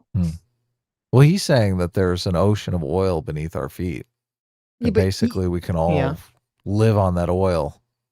Well, there's two problems with that. Number one, my understanding is that most of the oil that we frack is either not the right kind of oil for cars, or even if it is, we'd have to build all these facilities to refine it, because we don't refine that kind of oil in America, which I think we should. We've talked about this. I think we should. I would 100% agree with a federal policy to incentivize and try to get gas companies to drill and refine American oil so that it stays in America and is separate from the global markets. And we've talked about this in the past. Right. So if Trump said that, I'd be like, wow, that's a great idea. I haven't really heard him say that. All he says is that just we're going to drill. And it's like, okay, even if that's like good for the future, not environmentally, of course, but just good for energy prices in the future, that's not going to have any negligible impact in the next 4 years. Right. So a lot of the policies that she's talking about, some of the policies that she's talking about does not require congressional power. Some of the things that she's talking about are directly done through the federal regulatory agencies, which she would have control over. So that is actually really solid. Mentioning congressional support also adds a cushion for failure. It's also honest. And I don't know why they don't do that more frequently, because it's good to also mention that you need you need congressional approval in this situation. And I think it helps the down ballot chances. There are obviously Senate races on the same ballot. There are House races on the same ballot that could tilt in the direction of the Democratic Party's control over both the House of Representatives and the Senate and the White House. So that's like a good thing that I think you should be communicating overall. Here's some of the top of the line things that she unveiled. $6,000 child tax credit for newborns in the first year. Major. Restore Biden's child tax credit. Up to $3,600 monthly checks. Incredible stuff. Up to $25K in government assistance for first-time buyers with, I think, like perfect renters credit. That's also pretty solid. Universal $35 insulin cap, which was already like a continuation of the former. Like a lot of this stuff is a continuation of Biden's policies, right? Universal $35 cap is an extension. Like it builds on the prior momentum on this sort. $2,000 out-of-pocket cap for pharmaceutical drugs. Incredible work. Other provisions include federal ban on price gouging. This is the one I like a lot, okay? For food and groceries, providing FTC new power to penalize companies. That's major. There was a lot of talk. There was a lot of back and forth among Democratic donors that would go on CNN and say, we want Lena Khan out. Lena Khan has been doing phenomenal work and trust busting at the FTC. She is a shining star that is only there because of Biden's responsiveness to his left flank. All of this are pretty good signs for the future. If Biden has so many... You like Lena Khan? I mean, I don't know anything about her, but I like her. She's I just looked up. I can't believe 11% of the U.S. population is on insulin. It's fucking that crazy. high? I know. I was like, holy what the fuck? shit! I was like, we why have a is fucking it diabetes epidemic in this country? What the fuck? 8.4 million Americans have diabetes. Wait, that's not 11%. What are you talking about? It says, as of the American Diabetes Association estimates that 8.4 million Americans, or about 11% of the U.S. population, rely on insulin to survive. Is there math off? Wait a minute. You said 8.4? 8.4 million Americans, yes. Oh, wait. 8. Looks like this is AI generated, so maybe it's off. I mean, maybe it just looks wrong. More than 37 million Americans have diabetes. Oh, look, down below. The U.S. facts. More than 37 million Americans have diabetes. About 7.4 million Americans take insulin. That's Okay. Well, if the population is 333 million, yeah, and you said 8.4 are taking insulin, that's only 2.5% of the population. Google, fix your AI. Right? Am I right, chat? No, Did I it do the math seems, yeah, wrong? it seems way off. Yeah. I was like, 11%. That's like crazy. Like, what the fuck? 33 million would be 10%. Right. Yeah. Yeah.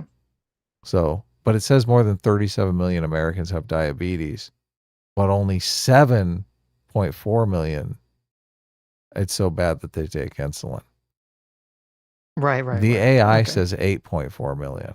So, but the U.S. health facts says 7.4 million. So don't trust that AI at the top of the Google search. Oh, wait, that's weird, no, usually here AI it is. can do American math. Diabetes Association analysis. Pretty decently. Right. American Diabetes says 11% of our nation are living with diabetes, 8.4 million. No, it's basically copying American Diabetes Association. Well, maybe 11% have, even 11% have diabetes. I mean, it says 37 million Americans, that'd be 11%, are living with diabetes. And it's saying only 8.4, take insulin. But that's still insane. 11% of the country has fucking diabetes? That's fucking crazy. Yeah. How is that? We have a diabetes epidemic in this country. What the fuck? I was like, how is this a policy, right? A policy aimed at like 5 people taking insulin. No, it's like half the country. Right. That's Oh my so God. crazy. I had no idea the numbers were that high. That is insane. Jesus. It's all that fucking junk food, man. Look at Yeah. our whole conversation was about Oreos and Chips Ahoy. I know. And all we were doing was contributing to the diabetes crisis in this We country. were. That's terrible. They should price gouge for that shit. So people stop buying it. Yeah, so people stop eating that crap, Sitch. Right. I'm trying to save lives here. You know, it's funny because like I've been pretty skinny my whole life, and I don't eat like super healthy. I mean, I do recently for the last year. I've been eating like pretty good, Oh, I wonder why. but oh no, because having like I did have like acid reflux and gastro problems and things of that nature, right? Intestinal problems. I was trying to like kind of fix that, but even though I was kind of skinny, I think the reason for that, my guess would be that even though I didn't eat healthy, I'd eat like a lot of protein. And I think the thing is that most people would eat a lot of empty carbs. Yeah, I eat a lot of protein too. And a I lot think of people eat like bread and chips. Yeah, and I think that's probably what's killing people is just eating this like carbs, these carbs, no fibers, eating all this carbs and not eating really any protein or fiber. So yeah, carbs. And it's funny because insulin does drive this. The insulin spike is what tells your body, okay, take whatever you have now and turn it into fat. Yes, It's exactly. like, what? Right. Yeah. Right, and everyone gets fat and they get insulin resistant and all this shit. Yeah. So they can't lose the fat anyway if they start eating healthy. Yeah. So sad. Good policies. Why didn't he use them as talking points during his campaign? Great question. I think the answer is he was so old and so decrepit. That's it. Like that's literally it. I would cringe sometimes when he would say the good policies because I was like, he's the worst person. He is the worst messenger for even good economic populist policies. He just kept going, NATO. That's what he cared about. That's what he remembered. Is price gouging just raising prices? How is it measured? I'm not for this. I just don't understand how you determine if a company has gouged or not. Great question. Okay, so this is the conversation we just had, right? So I know. Right. And so price gouging is something that a lot of people understand when it's like times of crisis, right?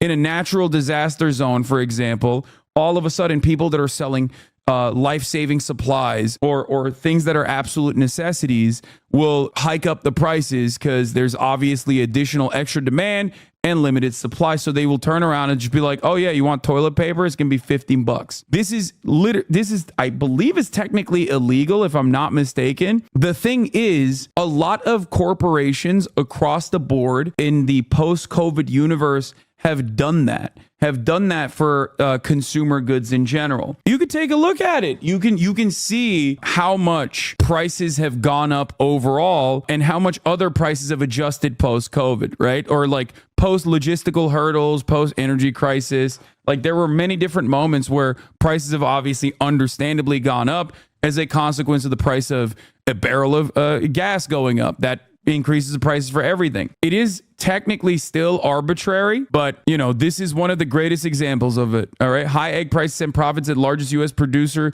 soaring more than 700%. For example. What? He says it's not arbitrary. What does he mean? How's it arbitrary? Yeah, it's not arbitrary. That was avian flu. Well, and also, he just meant like just the pricing in general is arbitrary. But I mean, if the price is going up because of oil prices being high, because of supply chain, then it's literally not price gouging definitionally. I'm going to back it up so I can pay attention. Okay. I was doing a little light math. Where prices have obviously understandably gone up as a consequence of the price of a barrel of gas going up. That increases the prices for everything. It is technically still arbitrary, but this is one of the greatest examples of it. All right. High egg prices and profits. Prices are arbitrary. The mind of a socialist. Okay. Prices are not arbitrary. Like I said, the way businesses set their prices is they try to maximize profits. Mm-hmm. So they set their prices where if they raise them any more, demand will start to fall off and they'll start to make less money. Right. Once you reach the demand ceiling, there's other ways that you can increase your profits by becoming more efficient, making it cheaper to produce the product. Like you've established this many people will buy this product at this price. So you basically try to make your production more efficient. Right. That's the process. So, or you try to get more people to buy your product. You try to go into new markets, right? I'm going to sell my product in China. It's the largest U.S. producer, soaring more than 700%. For example, egg prices rose 60% last year. This was a major issue. March 29th, 2023. Everybody kept saying, oh, it's because of the avian flu. It's because of the avian flu.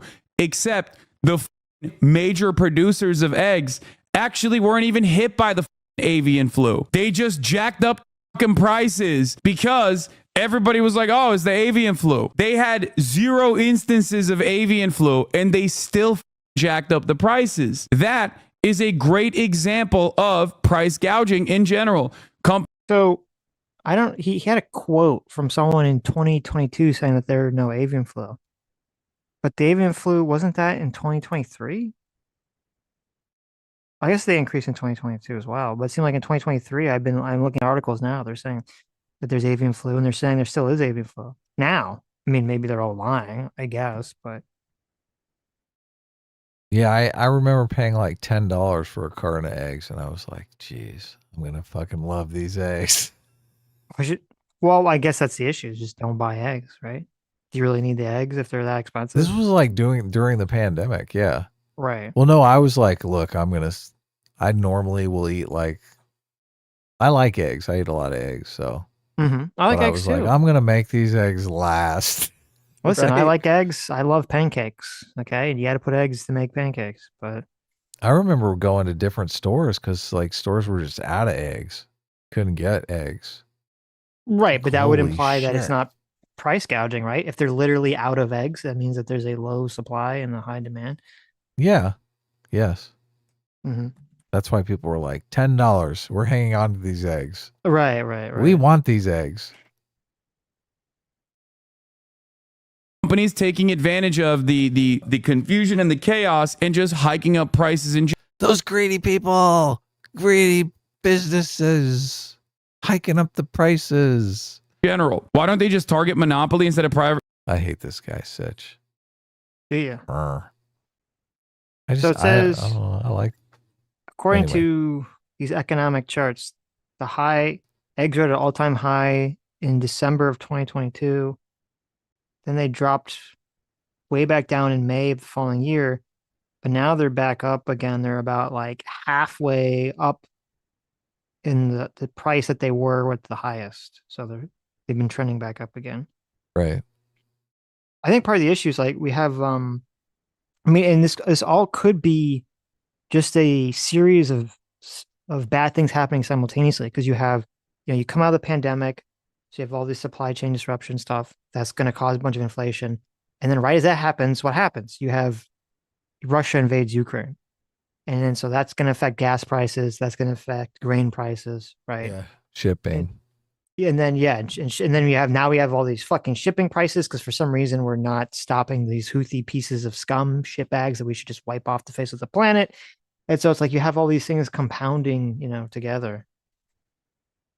Yeah. No, it's a greedy capitalist, Sitch. Okay. Greedy. Someone made some money. Oh my God. Well, listen, I think there's lots of greedy people out there and fuck those people, but I want to see evidence that it's just their greed that's causing the problem. Right.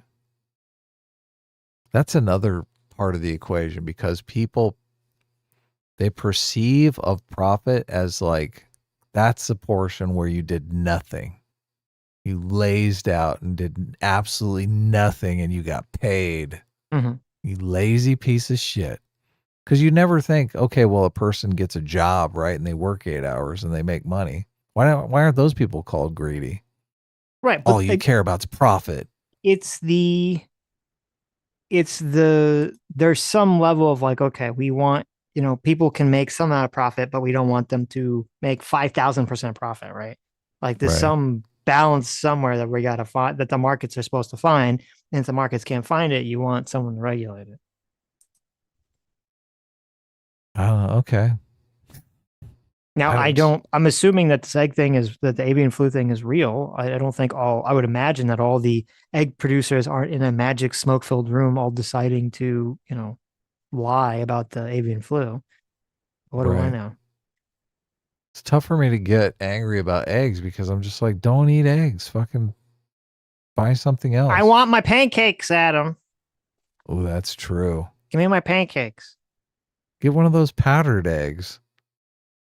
Throw not that the in your pancake mix. I don't even think you can. I've never even tried. Does that even work? Can you put powdered? First of all, isn't powdered egg is still egg? Like it still would be affected by the price, would it not? Yeah. You get yourself a hard-boiled egg and you put it in there. No. Give me my pancakes. Gross. Price gouging. What do you think Lena Khan is doing? That's so weird. You just said Lena Khan goat, Lena Khan goat, Lena Khan goat. That's precisely what she's been doing as well. That's it. Lena Khan. She's the one fighting monopolies. At the FTC, Federal Trade Commission. That's what that stands for. Right. Oh, yeah. Landlords raising rent because of market conditions too. That's exactly what it is. Using any and every reason to hike up prices when you don't have any supply issues is precisely what price gouging is. So there's other cool in there. Obviously, the EI. See, I just hate this definition because all price determination is defined as price gouging by this definition. Yes. ITC expanding Well, that as profit is. Yeah. Earned income tax credit. Working with states to cancel medical debt is a huge one. That's really popular. It's really solid in general. Extending ACA subsidies. That's fine. I think that what they should be doing is also expanding Medicare in general. That was a Bernie policy. It's like literally the most popular out of all the policies that Bernie Sanders actually tested. When the latest Data for Progress poll, the latest Data for Progress study that came out, that showed that was polling at like an 80% approval rating or something. Like putting dental vision care on Medicare is like insanely popular with a constituency that actually reliably votes. We're talking about, obviously 65 and over. Look, I don't care if you can see as long as you don't have a driver's license, but like, I don't get the dental. Why don't they put dental on there? Because like, if you don't keep up on your teeth, that really can be costly, like health wise. So just as preventative maintenance, they should provide dental. It is weird. Yeah. I don't know if there's like a reason for it, if it's just this like cultural thing that for some reason people just accept that it's separate. It's so stupid. Like if you have unhealthy teeth, you're going to have an unhealthy body, and that unhealthy body's going to get you in the emergency room. That's where you're going to end up, and it's going to be the most costly healthcare ever. Right. I don't care if you can hear either. Just be careful out in the streets. Terrible. Well, look, the dental makes sense to me. Okay. Like this vision is usually pretty inexpensive anyway. So I guess hearing aids are super expensive. So is it weird that like this Lena Khan person, I don't know anything about her. I was looking to see when she became the FTC chair. So I just kind of opened her Wikipedia page. She's only 35. Yeah. I don't know how I feel about that. It's great. She's like a young buck. I guess she knows what she's. I don't know if she knows what she's doing, because it's interesting that Hasan is like. Oh my god, you sexist pig! No, I'm being ageist, not sexist. Oh, okay. Because it's interesting because he was, Hasan's kind of like praising the, her going after these monopolies. But I was kind of like looking in articles about it because I know there's the big, Google just got ruled to have an illegal monopoly like a few weeks ago. Yeah. And I know Wall Street hates her guts. They all want her gone. Right. Well, it's probably good then, because fuck Wall Street. But it said, according to these articles, it says that the Justice Department and FTC started investigating Amazon, Apple, Google, and Meta and all these things under Donald Trump, not under Joe Biden. And so now, obviously, the Biden FTC and Justice Department has continued the investigations, and that's fine to give them credit for that. But I think it's funny and interesting that Hasan is not giving any credit to Trump for going after these monopolies in the first place. Oh, yeah. It's kind of interesting. Trump gets the credit for everything. Trump is like, he is the origin of the sun and the light. Says federal judge ruled on Monday, when this happened a few weeks ago, that Google acted illegally to maintain a monopoly in online search. A landmark decision. They said, let's see, 277-page ruling. Oh my God. Lena Khan was involved in that because she's like the ball buster. Well, she's the head of the FTC while this, was happened, but it started under Trump. So. Oh, okay. Wow. Let's see. The Justice Department and states have sued Google, accusing it of illegally cementing its dominance in part by paying other companies like Apple, Samsung billions of dollars a year to have Google automatically handle search queries on their smartphones and web browsers. Google is a monopolist and has acted as one to maintain its monopoly, the judge said in the ruling. The ruling is a harsh verdict on the rise of giant technology companies that have used their roots in the internet to influence the way we shop, consume information, blah, blah, blah. This is the most important antitrust case of the century, and it's the first of a big slate of cases to come down against big tech, said Rebecca Allensworth, a professor at Vanderbilt University. It's interesting. If, obviously Google has been very, very left-wing biased, and so that's kind of why the Trump administration probably went after them in the first place. But then you have the Biden administration has basically maintained it and, had continued the case against Google that has led in this ruling that could actually harm Google dramatically. I wonder if this will make them rethink their political biases. Now we know why Trump started this, right? Right. He was like, they fucked me. I mean, it's definitely necessary because everyone has seen this. And I've been saying this for like a year, 2 years. Whatever the fuck's going on at Google in terms of, forget their political bias, just on their product. Whatever's been going on with Google search specifically, I know they make money through ads and other things. The Google search has become so dog shit. It gets like worse every month and everyone's noticed it. And it is kind of insane and definitely shows that they're, this lack of competition is allowing them to get fat and lazy. Yeah, true. These are people that do vote reliably. These are people that love their health care. They love their health insurance. So it's a really solid way to sneak in Medicare expansion in general, lower the age of Medicare to 55 maybe, and slowly but surely you arrive at Medicare for all, who knows? So there's that clever way to think about what's happening on CTC, child tax credit. The next question is, how does Harris pay for these initiatives? The temporary Biden CTC alone was $1.4 trillion or so over 10 years, and a blanket extension of ACA subsidies is $270 billion over a decade. There are also some supply side initiatives for home building. I think expanding on 3 million homes, like opening up the way to allow 3 million additional units to be constructed. I don't know the exact details of how that would happen. That could be a scary way in which they do it because the Republicans also have a similar policy on their agenda. That could also be a good way to do it. Matt Bruning's reaction to Harris's policy. Oh my God, his reaction is just, do Republicans like it? It must suck. Quick reaction to Harris's policies. Matt Bruning is a good egg, obviously. Love the guy. From peoplespolicyproject.org. He is the leftist nerd, the leftist econ nerd that we need. Kamala Harris unveiled many campaign policy proposals today. Jeff Stein and Dan Diamond have covered it at the Washington Post. Below are reactions to some of these proposals. $25K for first-time home buyers. This is a bad idea. It is unfair to people who, even with the subsidy, cannot afford to buy a home, or those who prefer to rent, because there's a demand subsidy without any corresponding price controls. Some of the money will just get captured as higher home prices, negating the affordability goals of the policy. Okay. So Matt Bruning, this article is for the Jacobin, just so you know, right? Which is a socialist publication. So he says the 25K is a bad idea. Let's see, because it is a demand subsidy without any corresponding price controls. So he's saying that unless you have rent control or specific government price controls on housing, it's a bad policy. Is that what he's arguing? Evidently, yeah. Interesting. Okay, but so he's saying do anything for the supply side. Right. Well, that's a different issue, though, right? Because he's not saying, at least in this sense, he's not saying we need to increase the supply. He's saying we need price control. This is so weird in the context of homes. Because the price of the home is literally set by the home buyers. They are competing to buy the home. So they're the ones that are like, I'm going to put in above asking. I'm going to put in 20% above. I'm going to put in 30% above asking, right?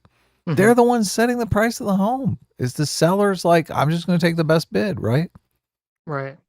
And that situation, like if you have 10 bidders on a home and 5 of them are first time home buyers and you give them all 25K, what are they going to do? They're going to say, okay, well, I'll raise the price I'll raise my bid by 25K, right? Mm-hmm. But look, somebody might be buying, BlackRock might be buying a second home and they're like, 25K? I'll give you 50K more. Right. Right. 50K over asking. Right. This is why it's ridiculous. Like, so how are you supposed to, how do you sell the home? So you're the home seller now, right? Mm-hmm. And they come in and they're like, okay, price cap. You can't sell your home for more than this amount. So look, you've got 10 bids that are all at the same amount. I guess you're just, don't give it to the white people, right? Let's just give it, who in this group can I give this to? What are you deciding on? Are they submitting applications? Are they, telling their life story to you? So let me read. I don't remember if Hasan reads about already here. This is underneath. This is what Matt Brewing says that Kamala should do. Okay. You tell me if you think this is a good idea, Adam. A better idea that is thematically related be to take the annual cost of this program, divide it by the number of people who turn 18 each year, and give the resulting dollar amount as a lump sum to people when they become adults. So they can spend it on drugs? Or anything, I guess. How do you feel about that? Just the solution for home buyers is to just give them more money that they can spend on anything. That's not even related to the home crisis. That's what he's saying that Kamala should do instead. How about you take all this money, right? Yeah. The cost of this program. Mm-hmm. You find a small country with a lot of wood. And you fucking buy all the lumber. And you go to the home builders and say, free lumber. Build as many homes as you can with it. Right. We need homes. We need stuff. We need literally stuff. It's like they imagine just, where do they think the stuff comes from? Like the problem is the stuff. It's not the money. The house fairy comes and they plant their wand in the ground and a house like grows the next day. The problem is not giving the money to the people to buy the stuff. The problem is the stuff being there for them to buy. That's the maybe issue. If you're a capitalist, that's how you think about it. I'm telling you, if they just build, Zillow estimates, and let's assume their estimate is accurate, right? Right. What happens if you build 1 million more homes than that? 5.5 million homes. They estimate we're under. What happens? Like this is weird because China has this real estate thing, right? Where everyone is buying an investment property that nobody's living in. They're literally empty. Right. So they have all this fucking housing that nobody's living in. We got the opposite problem. How come they can build a bunch of houses that nobody lives in that's just investment properties? And we can't fucking build enough houses to actually house the people that live here. Well, what is going on with the world, Sitch? Well, because their government is like, we don't have any markets for middle class people to invest in, so we have to make up fake markets. And so the government just basically the government just spends people's money to build houses that no one will live in to create fake investment. And also they're like, we need to give these people jobs. So we'll give them jobs building these giant skyscrapers with all that are these empty inside. Yeah. Yeah, exactly. Right. Look, why aren't we doing like if they can do it, why don't we do it and build a bunch of houses and lower the cost of housing? Mm-hmm. Our people need jobs too, right? Right. This is just madness. Not an unfair take. It is not an unfair take at all. I think it's a true take. That one is, these are not the strongest ones. The ones I care about is this, okay? But he says it is unclear. It is interesting to me that that's Hasan's fixation is he really wants the price caps. Okay. He wants the price caps on groceries? Yes. He doesn't like going to the grocery. Look, Hasan's rich. What does he care? That's true. He's like, Listen, I'm spending too much at the grocery store. Here's the problem, Adam. Okay. You're forgetting something here. Mm-hmm. What food item has increased the Oh most? no, the chicken tendies. Yeah, exactly. Okay. The chicken tendy tax. You don't understand. If the chickens have problems, the chicken tendies get double hit because then the meat is increased and then the eggs needed for the batter is increased. Okay. So he got, and then the grain increased because of the war in Ukraine. Chicken tendies are taking a biggest slap in price and like in a generation. We have a chicken tendy crisis on our hands. Yep. Christ. And you cannot tell Hasan Piker that he can't have his tendies. Yeah, no. It all makes perfect sense. He's in full-on rebellion mode. He's ready for a revolution. If the tendies prices go too high, we got to burn the country down, baby. Clear what this even means. And prices, I believe, will come down. I mean, they're not going to stay there forever. Well, here's an interesting, before we go back to this dumb thing that Hasan's doing. Here's a New York Times article. So obviously, New York Times, right? Left-wing bias. Here's what they said about the price gouging. Okay. It says, Harris planned to ban grocery price gouging. What does the evidence say? Price increases when demand exceeds supply. Our textbook economics. The question is whether and how much the pandemic yielded an excessive take. And then if I scroll down, it says, economists have cited a range of forces for pushing up prices in the recovery from the pandemic recession, including snarled supply chains, a sudden shift in consumer buying patterns, increased customer demand fueled by the stimulus from the government, and low rates from the Federal Reserve. Most economists say that forces are far more responsible than corporate behavior for the rises in price in that period. Okay, so they're saying they don't think, well, at least according to New York Times, they're saying they don't think it's price gouging, right? They think it's more external forces. Market forces, yeah. Right. Invisible hand. Biden administration economists have found that corporate behavior has played a role in pushing up grocery costs in recent years, but that other factors have played a much larger one. That's interesting if even Biden administration comments that.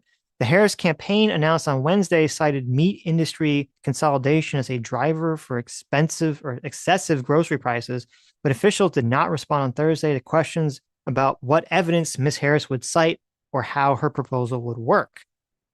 So there you go. They said, source bro. There are examples of companies telling investors in recent years that they have been able to raise prices to increase profits, but even the term price gouging means different things to different people. To some, it means companies are using shortages as an opportunity to raise prices rapidly, taking advantage of an imbalance between supply and demand to rake in huge profits. That kind of behavior is common, even expected, in economics, and tends to crop up when the products become hard to get.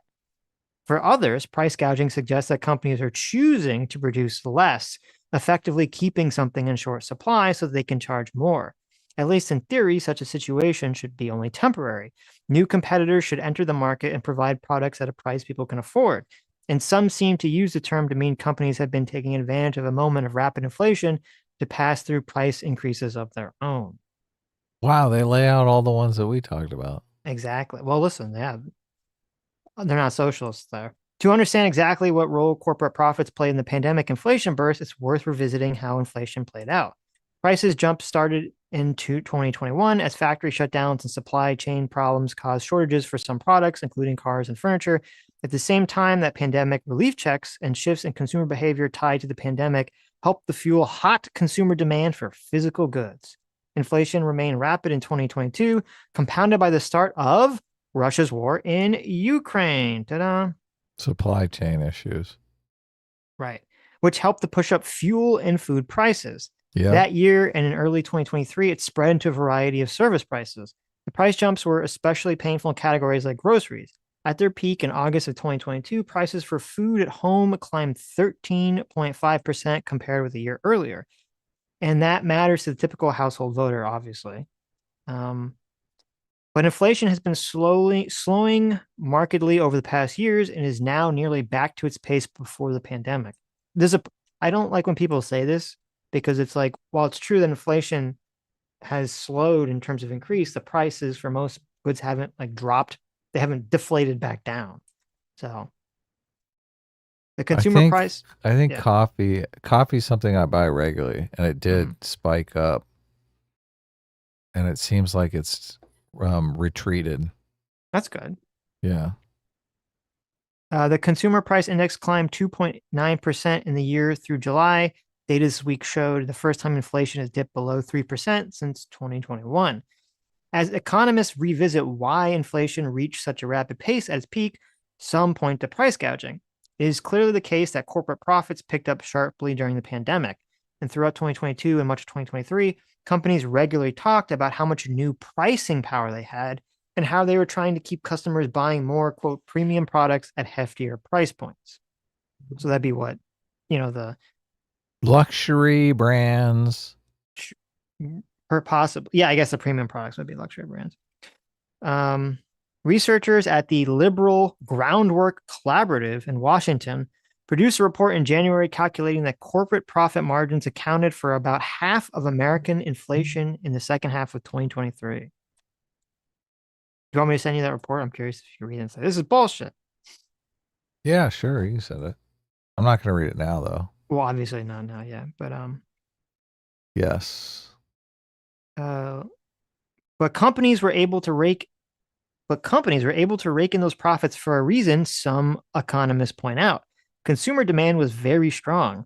Fed and congressional efforts to boost household and businesses during the pandemic, like the $1,400 payments, fueled consumption. If prices are rising on average over time and profit margins expand, that might look like price gouging, but it's actually indicative of a broad increase in demand, says Joshua Hendrickson, an economist at the University of Mississippi, who has written skeptically over claims that corporate behavior is driving prices higher. Quote, such broad increases tend to be the result of expansionary monetary or fiscal policy or both. As hot demand collided with diminished supply, the economy operated more or less as one would expect, several economists said. Without enough goods to meet strong demands, companies began to charge as much as they could for what they did to sell. Higher prices then prodded companies to produce more, which helped supply to recover and inflation to cool again. Egg prices went up last year. It's because there weren't as many eggs and it caused more egg production, said Jason Furman, a Harvard economist formerly in the Obama administration. And even when it came to things like groceries, the jump in prices wasn't all about corporate profits. The pandemic also spurred a rise in nominal worker wages, which has contributed to price increases. Research from the Federal Reserve Bank of Kansas City reported last year that rapid job growth in the U.S. economy and the wage increases that came with it were major contributors to rising grocery prices. Still, some economists suggest that in a world where supply shocks could be more frequent, with causes like trade wars, geopolitical instability, and climate change, the government should find ways to prevent corporations from reacting to sudden supply shortages by sharply increasing prices. Blah, blah, blah. Wages are the origin of the price level.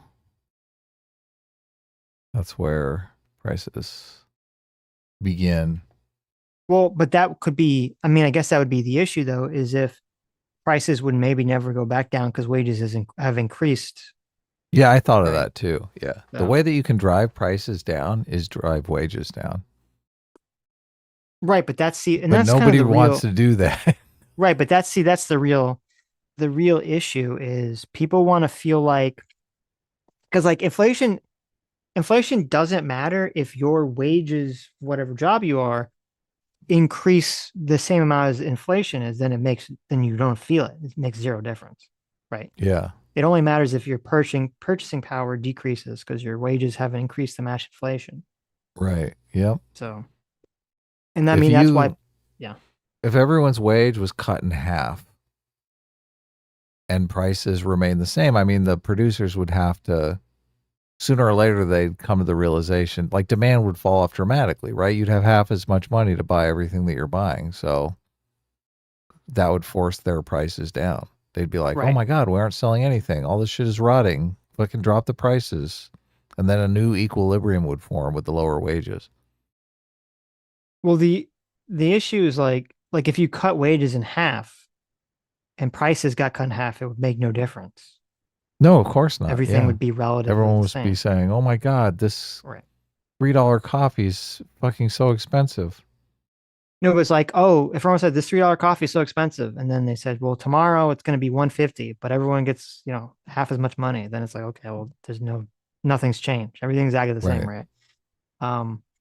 So it's all, but see, that's why, back in the day, people would always point to it's weird. People don't really talk about it as much anymore, but the proportional, like where the wealth is, there was a broader spread of wealth in the US as opposed to it being kind of consolidated at the top.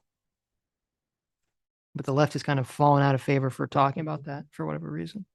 Maybe people just got bored of the argument.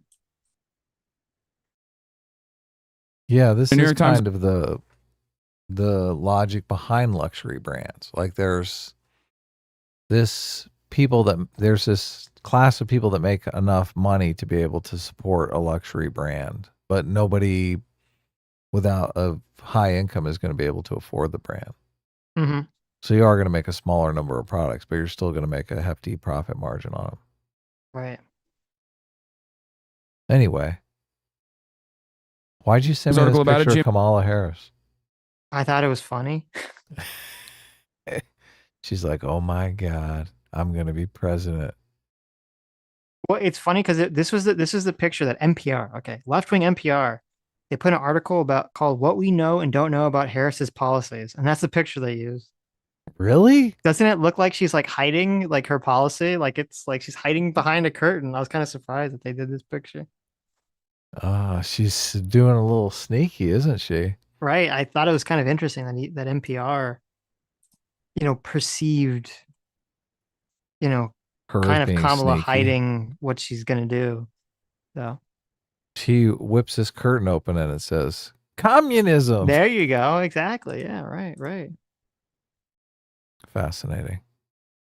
Jim Tankersley writes, Harris campaign officials did not detail how a price gouging ban would be enforced or what current corporate behaviors would be outlawed if it were enacted. It is already illegal for producers to coordinate so as to fixing prices, something Harris also separately said she plans to tackle through harsher penalties.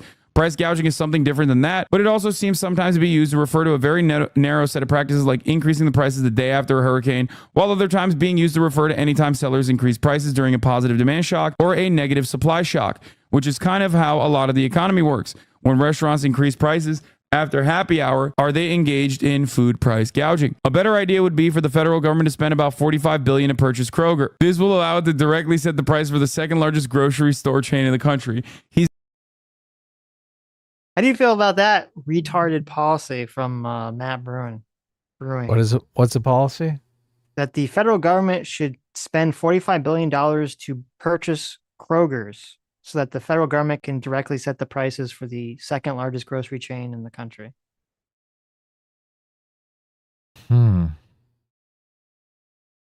Yeah. I mean, that's weird. If you really want people to actually say, "Oh, look, Kamala is supporting socialism," well, look, I don't want the federal government buy a private business out and run it. I don't want to dismiss it out of hand because how is it any different than a public option, right? Because the whole idea of a public option is the government is going to compete in the marketplace, right, for healthcare, providing healthcare. Well, I think there's well, first of all, it's not for providing healthcare; it's for providing healthcare insurance. Right. Okay. Right.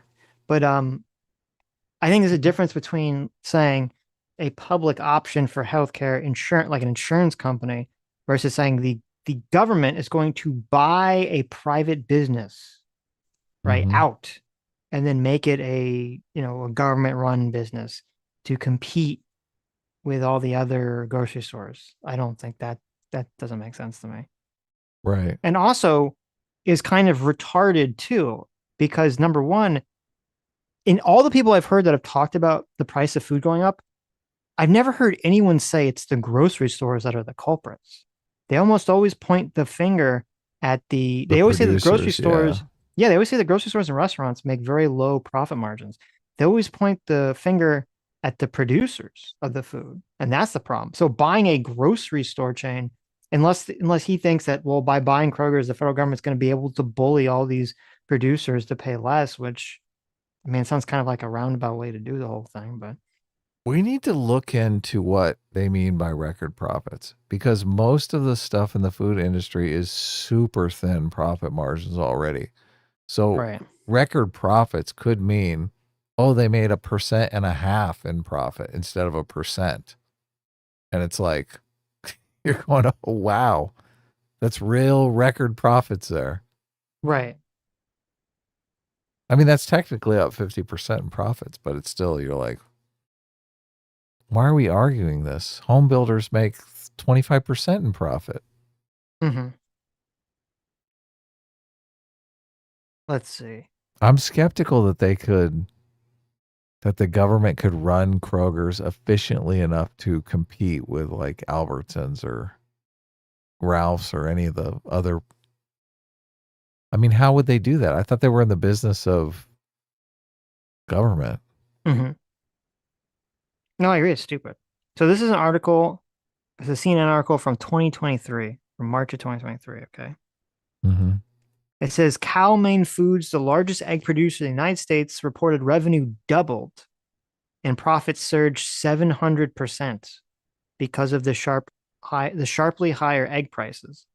Okay. The company, which controls about 20% of the U.S. egg market, according to Reuters, said the average selling price for a dozen eggs in the quarter ending in February 2023 was $3.30, which is more than double the average of $1.60 a year earlier.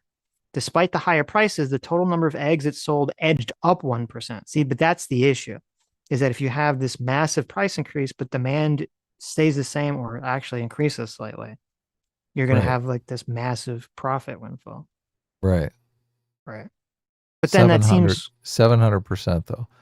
So that's 7 times whatever the profit margin already is. What is the profit margin? Well, I don't know. It said the profits surged 700%. I don't know what the number is. So let's look up the profit margin on eggs. Net income soared. Says the doubling of revenue was nothing compared to its profit. Net income soared to $323 million from only $39 million a year ago.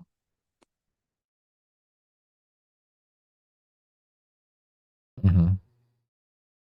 If that. Okay. Anyway. He's not wrong. I mean, but this is a bit of a meme. He's not wrong. This would be the most effective way of like outcompeting. This would be the most effective way of outcompeting everybody else. He's right about this. Except that would, I think, terrify people. I wish they would do it though. That would be great. Capping out of pocket spending on drugs at $2,000. This is a good idea, assuming it's well designed. Read David Trimmer on it here. $6,000 tax credit for newborns. This is basically a good idea. It's sometimes called a baby bonus or maternity. I mean, I think the government should buy out Twitch and, say that they're not going to be for profit anymore. And Hasan has to be a government worker. I'm down. Like That's that? great. Yeah. I mean, does that grocery store produces something of more substantial value than Hasan produces, right? Hasan produces plenty of value in cringe though. That's and true. Cringe is one of those things with high profit margins. That's a fair point. Yeah. We need the cringe. Ideally, you would not design this as a tax credit, but instead a straightforward cash grant paid out by Social Security Administration. In other countries, maternity grants like this are even provided a couple months before birth so the money can be used for various baby-related items. Paying it out as a tax credit generally means parents won't be able to access it until early parts of the year after they give birth, assuming they file for taxes, which the poorest parents do not do. $3,000 child tax credit. The current child tax credit is $2,000 per child. It has a phase-in that includes the poorest kids and a phase-out that excludes the richest kids. It is paid out in a lump sum at the end of the year. For 1 year in 2021, the child tax credit was $3,000 per child, had no phase-in, and was paid out monthly. This basic idea of this was good, but the execution of it as an IRS-administered monthly advance refundable tax credit was bad. Among other things, it caused poor people to not get the benefit, as I wrote about extensively in 2021. A better idea would have the Social Security Administration pay a monthly cash benefit to every child. I don't disagree with that either. Increase subsidies for individual health insurance plans. It is hard to assess this idea without first observing the entire structure of how we do health insurance is so unbelievably awful that all anyone should want to do is completely overhaul it. I 100% agree with that. But it seems like Democrats basically are content with gradually adding more and more subsidies to help a relatively small percentage of the population who buy insurance plans from the individual exchanges. It's fine. Nationalizing grocery stores is a good idea to expose Americans to. I cannot begin to admit how much I agree with that sentiment. I am telling you right now, there are already mechanisms in play that are investigating Kroger and many other Amazon and many other grocery chains in terms of like increasing prices artificially, utilizing the additional level of utilizing all of the extra information that you have,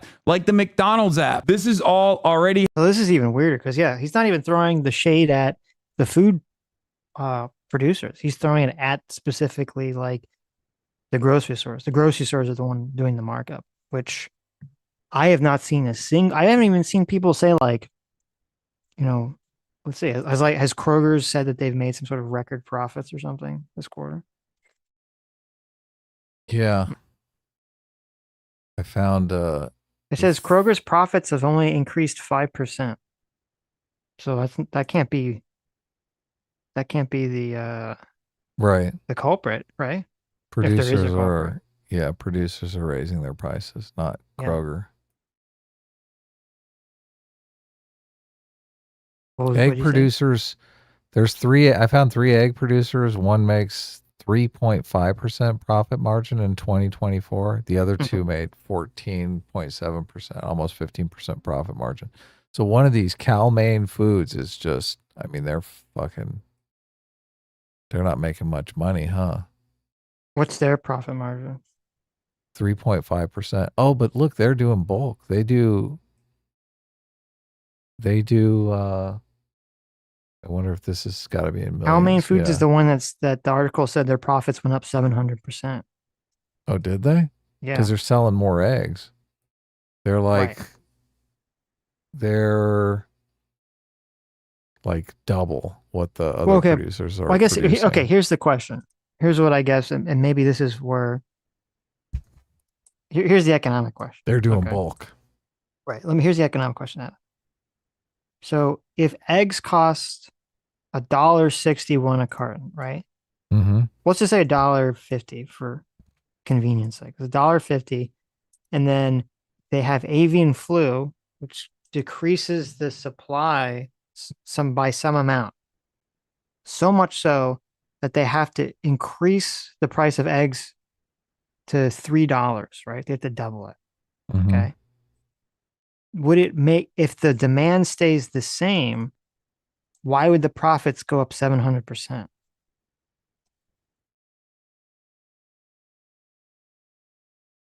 If the demand stays the same for the eggs, the profit would go up because they raise the prices. Yeah, why would it go up 700% if the price is if they have to double the price to make up for them paying more for the chickens because of the supply has been has gone down, why would the profit go up 700%? Yeah, I don't know their math.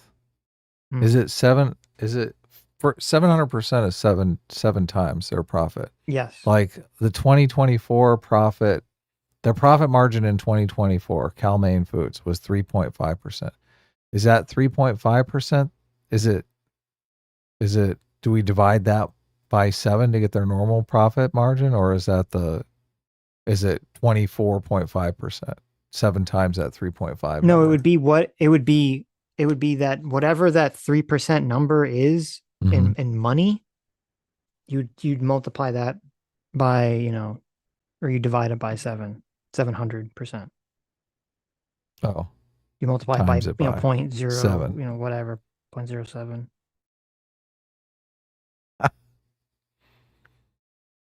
So you're saying that's their standard profit margin is 3.5, and the 700% raise in profits would be 24.5% profit margin.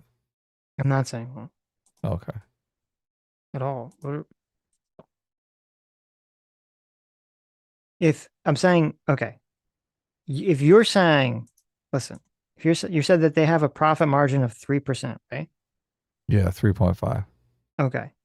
So you said in order to calculate what it was, if it's gone up, if their profit went up 700, you have to find out what that 3.5 translates into actual dollars. If it is the 700% larger number, right? Right. Like, what are the years that what year were their profits up 700%? Was it 2004? It was the first quarter of 2023. Okay. So then if the profit margins have stayed the same in 2024, then that is the up 700% number, the 3.5% profit margin. Right? Okay. So in 2023, their profits increased 7 times. Like they're making X amount of profits, and then bammo, we raised prices, and our prices netted us a profit of 7 times what we normally make, right? Mm-hmm. And now our profit margin is up to 3.5%. Okay. I mean, does that seem like price gouging to you? I mean, no, it doesn't. It doesn't really, does it? No. Right. So 3.5% divided by 7 is like 0.5%. So their profit margin is literally like 0.5%. Okay. Yeah.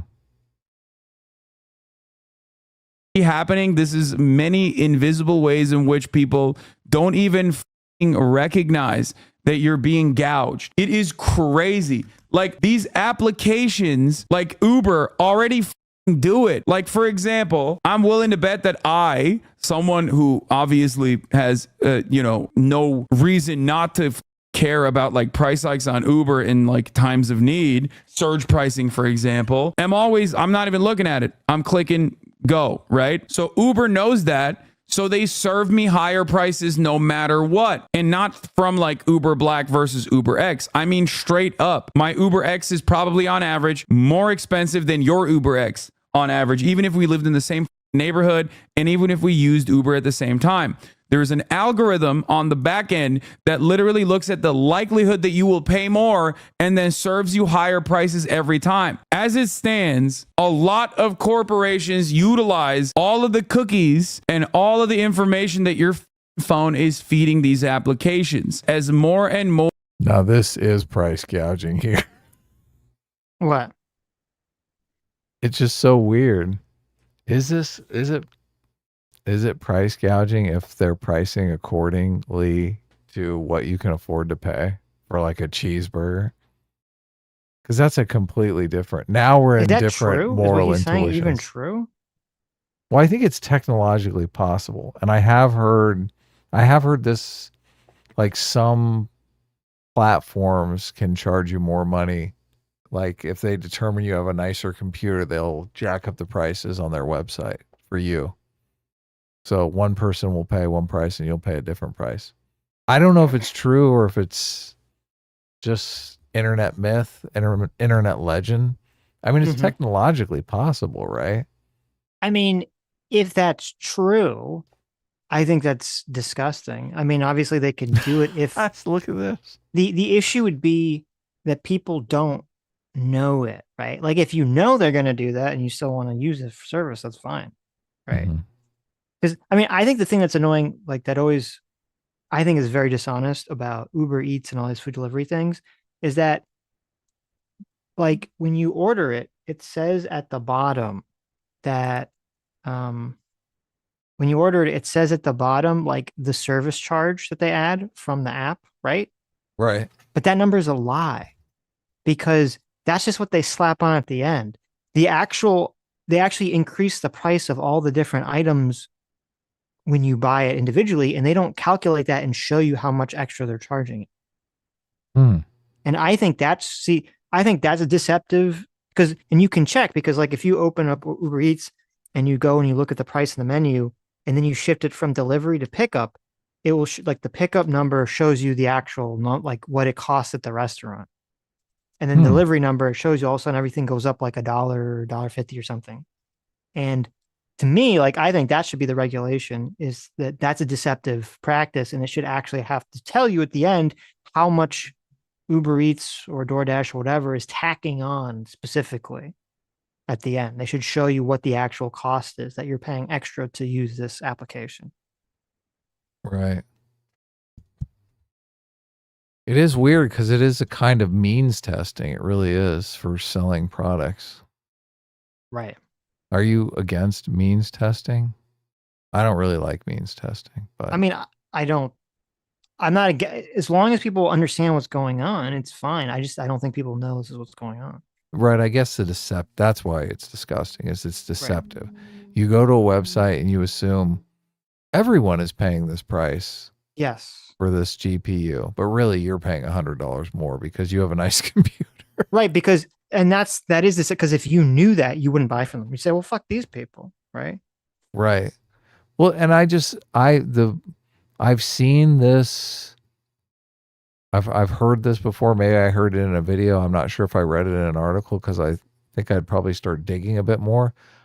How do you can check the price of things on multiple different websites, So right. Like Amazon would have to be colluding with other producers, right?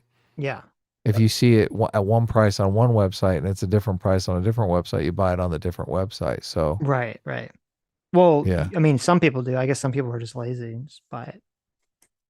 I guess you could go, like, they probably track to see if you actually look at other websites. They're like, oh, look, he only goes to Amazon. Let's jack him. Mm-hmm. He's not shopping around. Let's jack his prices up. Right. I don't know. So I'm going to start doing that. If they, I mean, listen, if they do that, I think that is deceptive, because you don't realize they're doing that. And I think they should. I'm not sure that's real, because usually, I mean, at least for me, I usually look to see what the price is of something, and then I look to see what it is on Amazon, and it's usually like the same or slightly less on Amazon. So that's not been my Sometimes experience. I'll be in a store and I'm like, I wonder if this is cheaper on Amazon, and I'll look it up on the Amazon app. Right. And it usually is. Yes. Yeah. And I'm pretty sure that the store is not deceptively jacking the price up as I walk up and see it on the shelf somewhere, You don't right? think there's like a little like gnome that like quickly like changes the price as you're like I hope approaching it? not. Like, No, see, we are no- living in a simulation if that's going on. No. Here's what you're not thinking. Okay.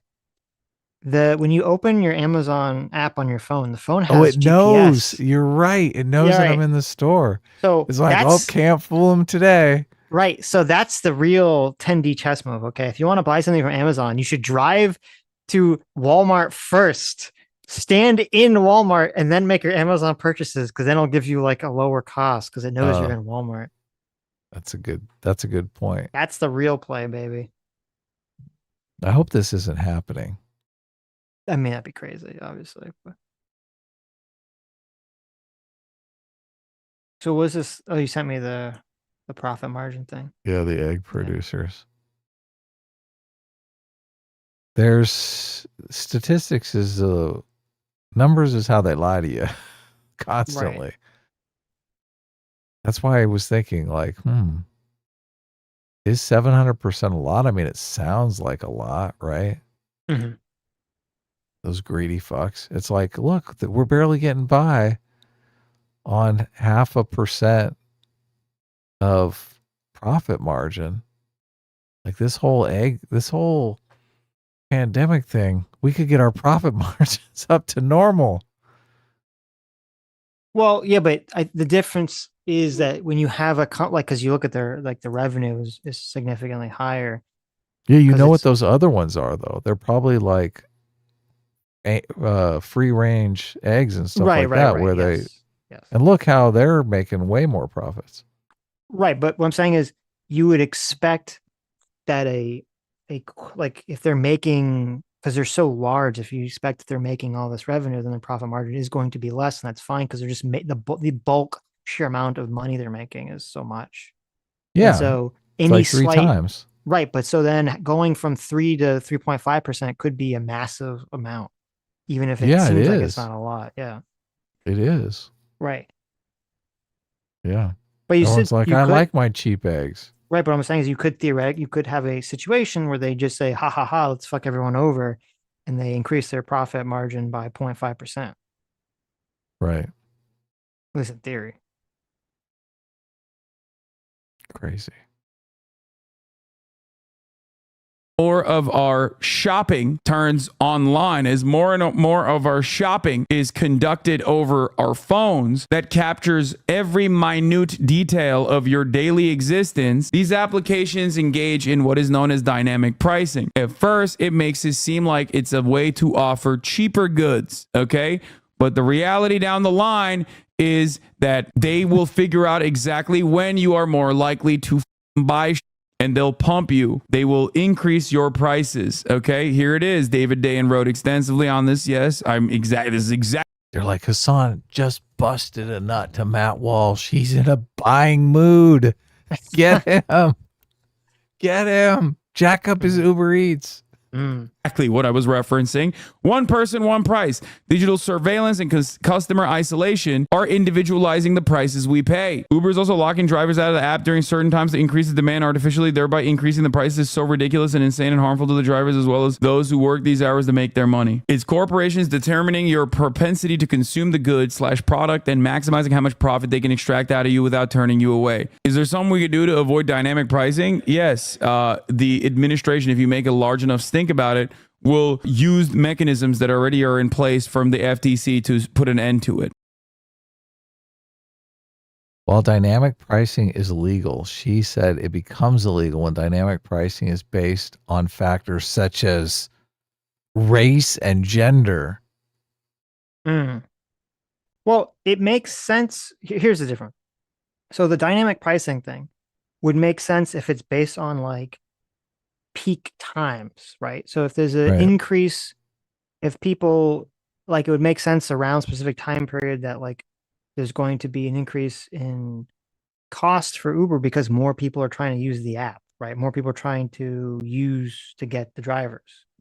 Right? Yeah. Less drivers available. Right. That's very different than if, obviously that's different if then if the company is intentionally shutting out, this is just an accusation, a random person fucking Hasan's chat made, so I don't know if it's true or probably not true, but if Uber was intentionally shutting out drivers to create artificial scarcity, that's a different issue and that shouldn't be allowed. And that's also a different issue than like if Uber is like, oh, we know that like you have a like where you know that we've determined that you're rich, so we're gonna like slap on an extra like 5% to your order, right? That's a completely different thing. Totally different. So I wonder, they're raising those prices at peak times because they're trying to entice more drivers to come out at those times, right? Well, if that translates into the driver getting more money, I don't know if it does. I don't know how Uber pays its employee. Right. So, well, if more drivers did come out, I think it would, obviously the price would go down, right? Because it wouldn't be peak. They'd have enough drivers to satiate the demand. You would hope, yeah. All right, super chats. Okay. What was our goal at the beginning? Was it 1,500 minus JMax money? Minus, yes. All right. Good. We didn't make it, so we don't have to do that horrible debate. Of course. Thank you. We're close. I mean, we're not like way far off, but no. Okay. Where was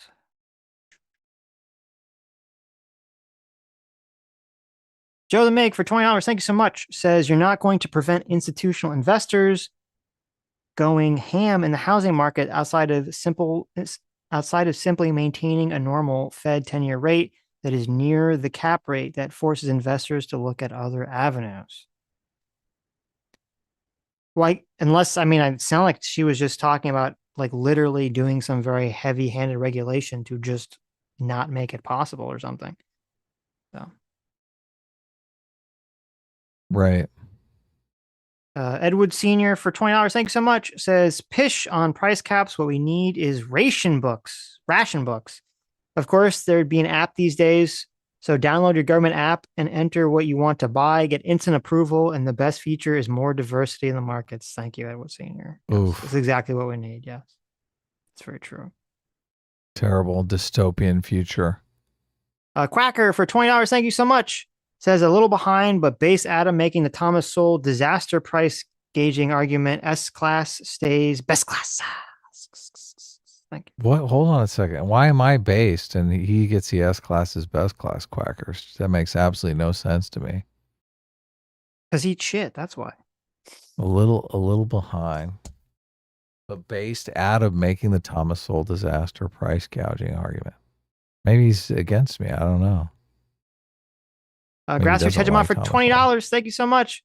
Says my house started getting built the day the person who got hired the steel mill was accepted. Georgism isn't quite right, but isn't quite wrong either. I'd be okay with private homes built for employees of a company. Okay. Georgism is the idea where taxes are lower as you develop property. That if you have property that's undeveloped, that you're getting taxed at a higher rate to try to incentivize property development, which I mean is a pretty good idea, right? Mm-hmm. A lot of investors will invest in property and do nothing to the property, and everyone around the property will build a neighborhood and a shopping center, all this stuff. So that property is increasing in value as the person is doing nothing to it and just paying low taxes on the property. Mm-hmm. So, but when they sell it, they make this giant gain because everybody else basically built up the neighborhood. So the idea behind Georgism is that is unfair. The person who's not chipping in and producing value in the neighborhood should be taxed higher, which is a pretty good idea, right? Why should this guy get this windfall profit when everyone else did the work?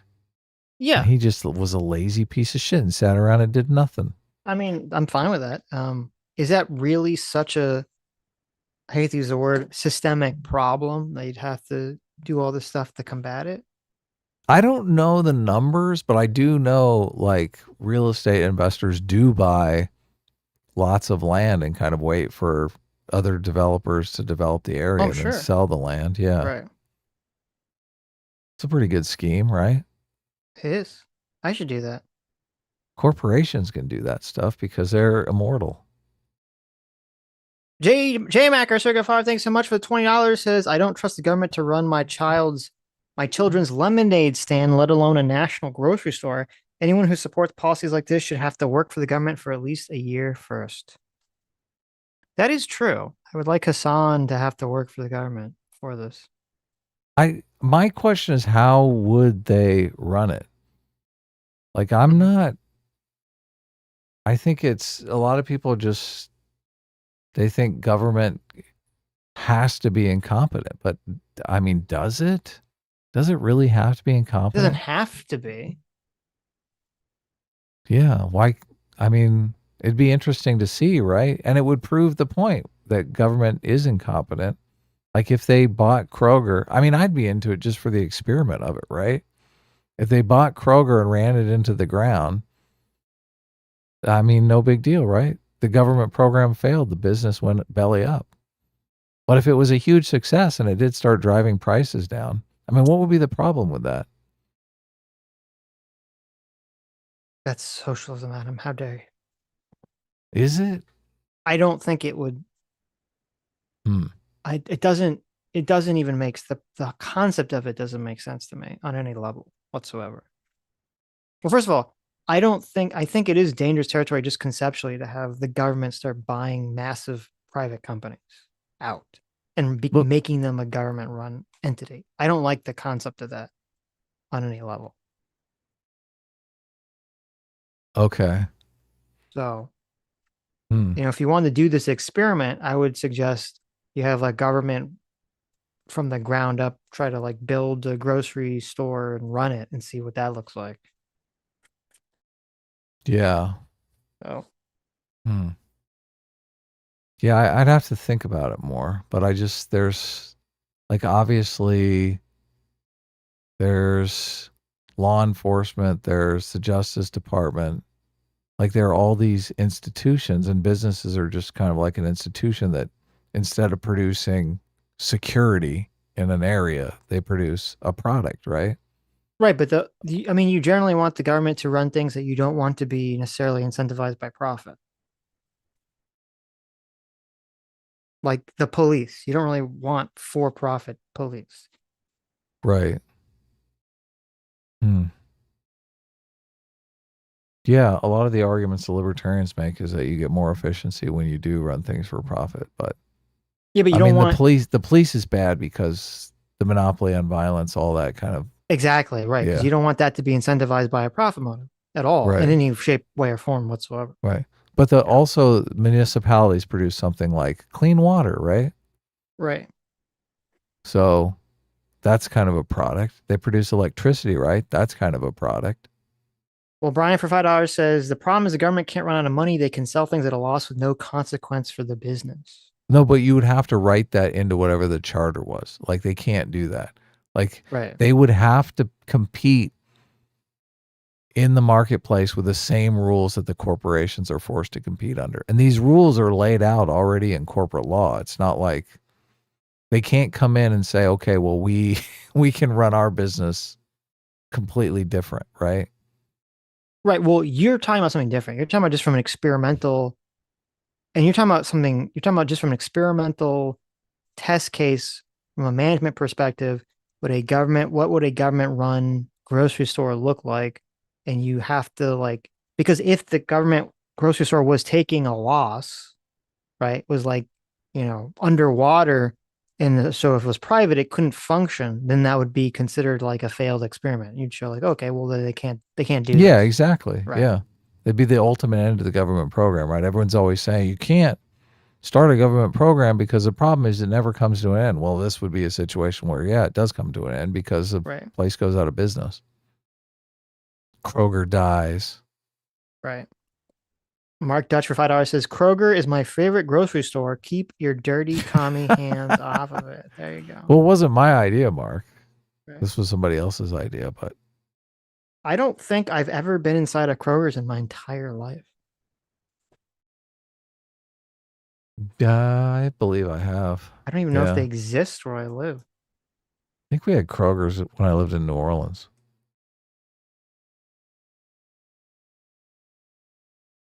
Anyway.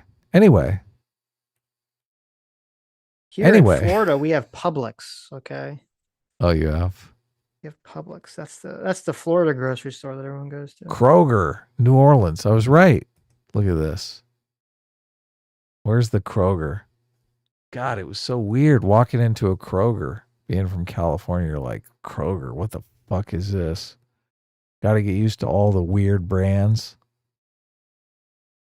J-Mac, our Circuit 5 for $20 says, Adam, I would love to talk to you one day as to why the government is mostly always incompetent. I don't like using absolutes, but I'm tempted to with this one.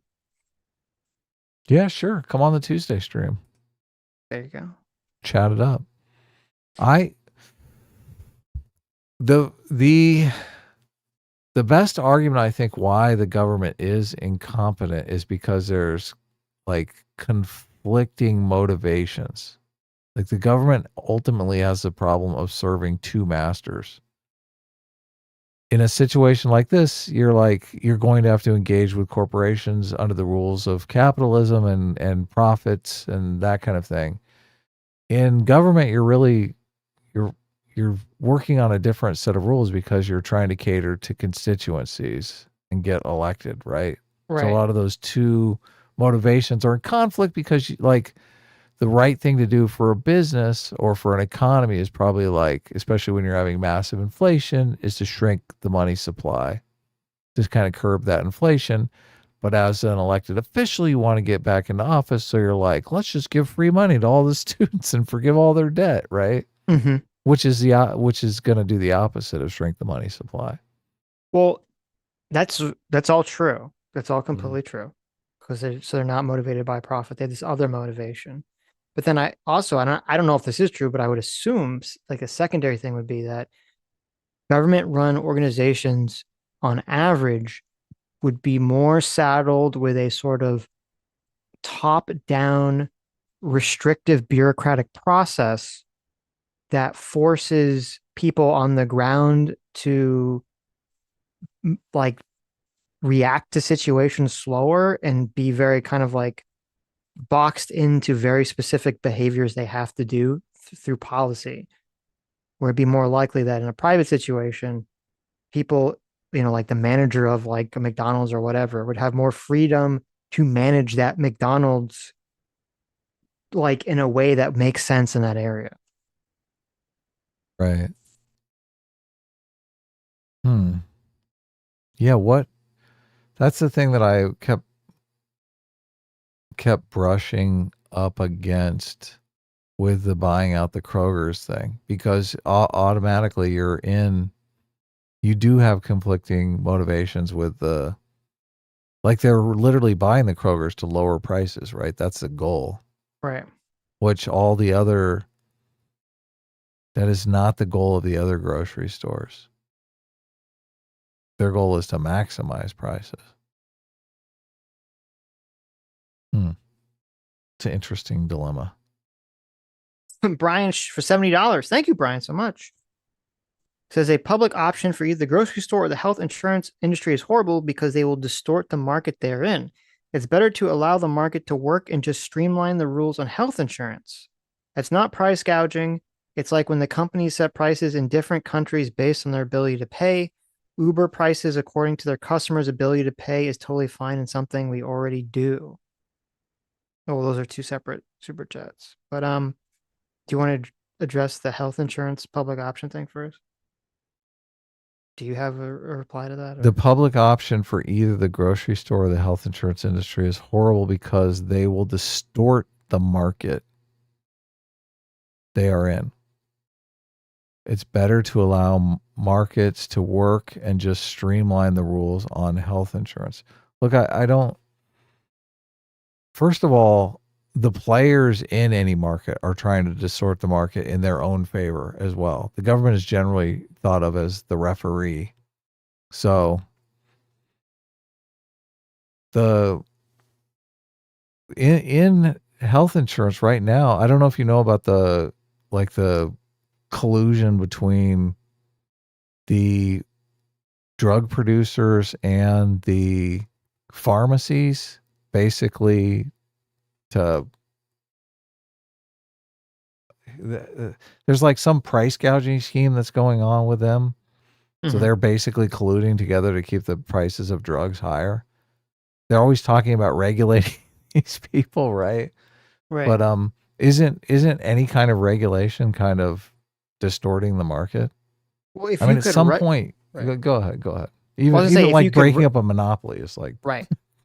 The public option is just a way in which to achieve the desired result. I mean, I don't really give a fuck if you could regulate something to prevent this sort of price gouging in drugs, or to prevent the fucky wucky health insurance costs that we have in America. That's fine. I mean, I understand that there's trade-offs between, America has the best health insurance, health stuff in the world to some other countries. But for most people, I don't think that's a trade-off they want. When you look at, all these other countries that are able to have, healthcare that's not insane, but also don't necessarily have, wait times that last forever. And I don't believe this sort of like, oh, we can't do anything, you're just fucked forever. And I think it's very dismissive and not really productive when people just kind of throw their hands up in the air and say everything's fine, markets are all fine, it will just work itself out. And that's not the way it's been, and not the way it's ever been. So I mean, that's fine. I don't know if the public option is the way to do it, but obviously something needs to change, something needs to be done. The rising cost of medical stuff is just out of control for most people. So drugs is a tough one because it is a bit of an inelastic good, right? If you need insulin, you need insulin. You're going to die if you don't get it. Right. I mean, groceries, there are so many other options. Like if you don't want to shop at the government grocery store, don't shop at the government grocery store. So, right. Yeah. For the price gouging thing, I disagree. If you're saying like, I don't know if this is what you're saying, but if Uber is making some determination that like if I'm standing next to Adam, okay, and Uber says, you Sitch, you're richer or you spend more money on Uber on average, right? So if we're standing right next to each other, at the same day we pull out our phones and we order from the same restaurant, and Uber slaps on an extra $2 onto my order than would Adam's. That's disgusting. And that's despicable, and that's evil, and that's immoral behavior if it doesn't tell me it's doing that. If it tells me it's doing that and I still choose to use the application, that's fine. But I don't know it's doing that. And no one knows it's fucking doing that. So I'd assume that you would agree that that would be completely despicable behavior for them to do that without telling you. Right. And that's what I'm saying.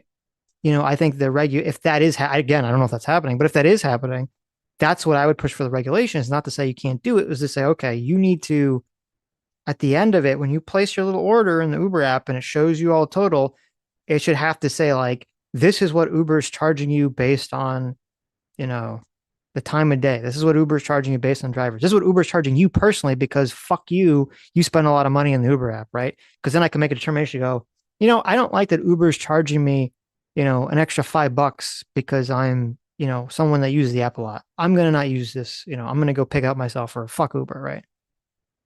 People have the right to know that information. And I think it's hiding that information from the consumer is the big problem. Yeah. Deceptive. Right.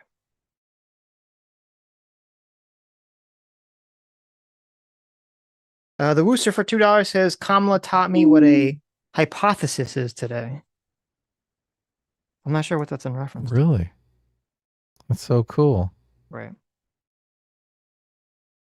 Long story short, for $5 says, I want to hear Destiny's spin on the Democrats getting RFK thrown out off the ballot for the dumb technicality. Democrats are protecting democracy.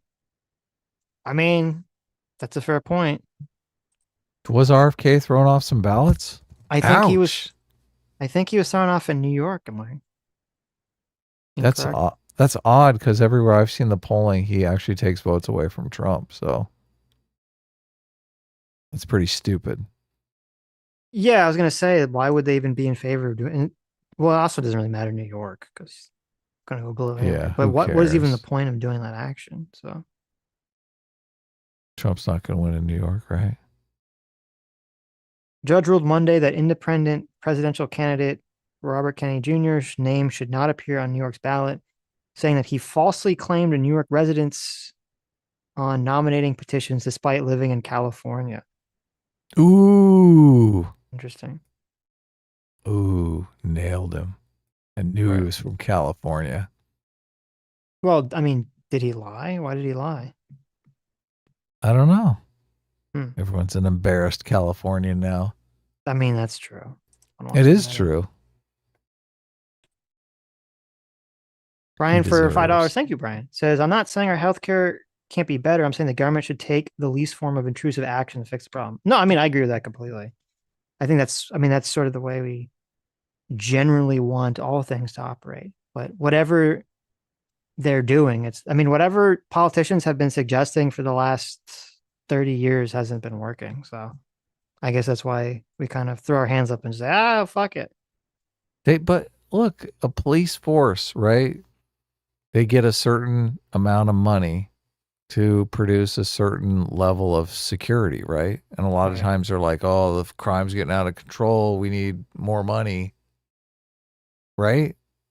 Right. So look, you can kind of factor in, you get this much security for this much money, right? Mm-hmm.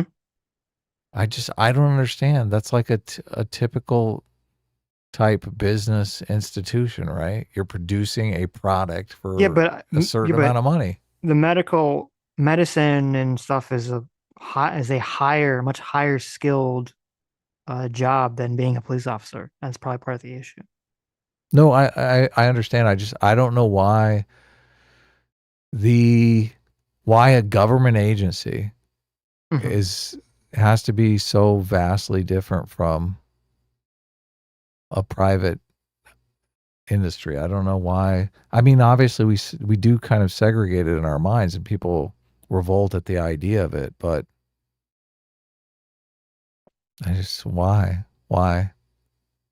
Because it tends to produce longer lines, more bureaucracy, things of that nature. I mean, our DMV is getting super streamlined now that they are taking advantage of like all these new technologies and stuff. Well, but that's the issue. It seems like I don't know if there's anything specifically that says it has to be worse. It just tends to produce worse things on average. Aren't we solving crime for less and less money now that we have like new technology like DNA testing? Right. And I'm just thinking, I wonder why it is that we have this idea that just the government has to be inefficient. Because the government is always going to be slower to react than a private business. That's the answer to the question. Is it? Okay. It's going to be slower to react, and it's going to be, as you were saying, it's going to react based on not profit or the market, but based on a constituency and what the constituents want. Police departments vary from place to place, right? Some cities probably have like really shitty police departments, and some cities have really good ones. Yeah. Right. Exactly. Think funding plays a role in that? You think like the Beverly Hills Police Department is more? I think a multitude of factors. I think it's partially funding. It's partially whatever the top-down attitude is for the place in the area. It's partially based on probably whatever the laws are that sort of mandate how the police should be run in the area. It's probably based on taxes too. Like areas that have a high tax base probably have, 2 cops for every criminal, and areas that have a low tax base have like 5 criminals for every cop, right? Right. Well, that's got to factor into the equation. That does have to factor in. But I'm just saying, from my own personal bias, my own personal experience, when you have some system that's being run by the government and it's producing a bad outcome, there's usually some weird reason that explains it that's kind of hidden from view. Yeah. Where you have to kind of go into the mess and untangle the system and find out how someone is profiting from the system being fucked up in some way. Somewhere along the chain, someone is incentivized to do some bad behavior. Right. And the problem is it's much, because then, and here's probably maybe the answer question. So like, say, like, just, this is a completely hypothetical. And I know this isn't how it works, but just assume, like, for example, McDonald's isn't really a franchise, whatever. But like, there's some, like, McDonald's corporate runs all the McDonald's, and they say, oh, we look at McDonald's in this area and McDonald's is running poorly. And then they hire someone, they have someone that goes, that works for the company, and they go out to all the McDonald's that are sucking, and they investigate and they try to figure out like why it's sucking. Right. Mm-hmm. And then they can go and they can say, oh, this is why it sucks. Boom, boom, boom, boom, boom. Right. And they can write it out. And obviously corporations are subject to their own politics, but maybe lesser so. So maybe this could all be, this example doesn't make sense, but theoretically, the person could say, oh, this McDonald's in, this area is failing because of XYZ reason. Here's how you fix it. Someone says, okay, I want more money, fix it. And they change it, they fix it, everything works. Or with the government thing, they send someone out the government, they go find out the problem is, but you can't just fix it, right? You'd have to change the law to fix it. If it's something baked into like the legislation for why the business is acting in the way, or the entity, I should say, is acting in the way that it's acting. Yeah. And changing the law is always a difficult fight. So, yeah. In the corporate setting, they're more like business guidelines. There's an understanding that they can change. Right. Yeah. Now, obviously, the example I say is kind of simplistic because businesses are also kind of sway to their own politics. Because if you go to the McDonald's and you say it's run poorly because XYZ, but one of the big vice presidents is running that McDonald's that way because they have some initiative that they think is their big, brilliant idea that they should run that way, then maybe they won't change it. So that's always the problem, is that there's always some, like, I guess, in government very often, you have this sort of red tape that's stymied by the normal electoral process. And in a business, you can have like corruption and incompetence sort of stymieing the process as well. So, which obviously those things can exist in government as well too. But anyway, a problem with the Kroger example though is like, who owns the business and who, like, there would be profits. Who gets the profits? I guess they go back to the business. No one would Yeah. get the profit. It'd be run by the government. So it'd be It'd be run it'd not be for run as a profit. nonprofit, because that would Right. be Well, that would be unfair. unfair. Yeah, Right. exactly. Yeah, that would be unfair. It's a good point. So Yeah. no, actually, how about this? You have it run as you say, okay, the Kroger's would have to be run for profit, whatever the average profit margin is for a grocery store in the area. Mhm. And then that just whatever profit they make goes to pay off the debt. How about that? No. That you can get the Bad. right on board. No, I you ju- don't want it's- to pay off the I debt. just think it's so weird, because it's like you have one group of people that just does not believe government can do anything right. It's just they're totally incompetent. And then you have one group of people that just thinks corporations can't do anything right. They're all fucking greedy, like incompetent, like price gougers, right? Well, it's more like I think, yeah, you have one group of people that says the government is completely incompetent, can't do anything. And you have one group of people that says the corporations are evil. Yeah. Right. So we have one side is incorporate, one side incompetent, and the other side is evil. So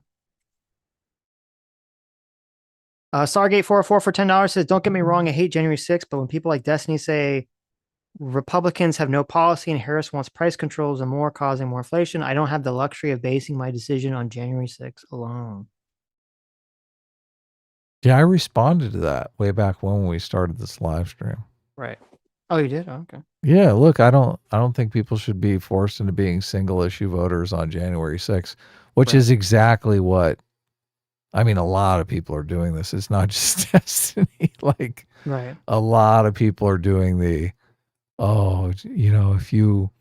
if you don't not vote for Donald Trump because of January 6th, you are bringing a future Holocaust to democracy. So Well, it's that's a why lot of it's a lot of fainting couch nonsense, as far as that's I'm why, concerned. we Yeah. both said from the beginning, if, I know the MAGA crowd is so fucking energized by Trump, but if it was literally any Republican that wasn't Trump, I think they'd be in a shoo-in to win this election pretty yeah. handily. So Yeah. Yep. Malik for 5 months says early. That's right, we were early today. Baby. Look at that. We started like 10 minutes early. We did. For those of you who didn't watch from the beginning, yeah. Cam, thanks so much for day. joining the Free Will Seekers. Thank you. Loser Doman for 5 Canadian says, can I pay you to never talk about Destiny ever again? You can. That's actually $2,000 in super chats. There you go. There you go. That's like, was it Showing Ahead has like that price tier on her Patreon? It's like, I forget, I don't know what the amount is. It's like like 50 grand or something. She will leave the internet for good. And those for like a month or a year or something. Like, pay me to shut the fuck up. Oh yeah. Cade K for $10 says, hey, Sitch and Adam, been watching you for years, back when Sitch made videos. Wow. I don't always agree with your takes, but I appreciate your dedication to sharing all the facts. Keep up the good work. Well, thank you so much. Yeah, Cade. I really thanks. And that's appreciate your that. very first super chat. So Yeah. that's very Thank you. kind of you. Ariat Cafton for $5 says, guys, finally finished painting the manga shelves. Now I just got to put it together. Sent a tweet with the image and a tribute to you, bros. Check it. Well, thank you so much. Yeah, you can bring up. Did you see the picture? I will. Yeah, I did see him Bring it up. actually. Look at that. That's cool. You made a little awesome sign. The A-Team reigns Some supreme. and shelf the S work. class Look at all is these best class. shelves. You must have a lot of manga for all these shelves. This is a lot of shelves. God, I absolutely love these types of projects. This is like the best. Customizing your home, customizing your car, customizing your wardrobe, customizing your camera tripod.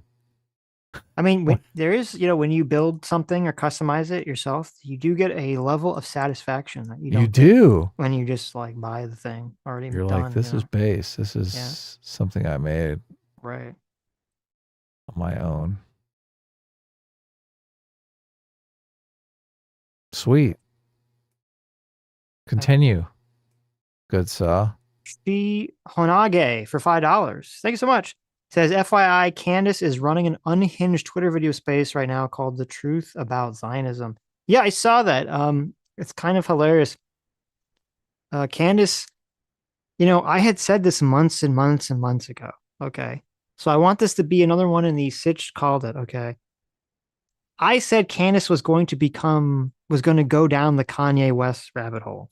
She was going to become unhinged Jew hater. And that appears to be exactly what she's doing. She's now talking about how Israel killed JFK and how if anyone talks against Israel, okay, how detached from reality is this, Adam? Right.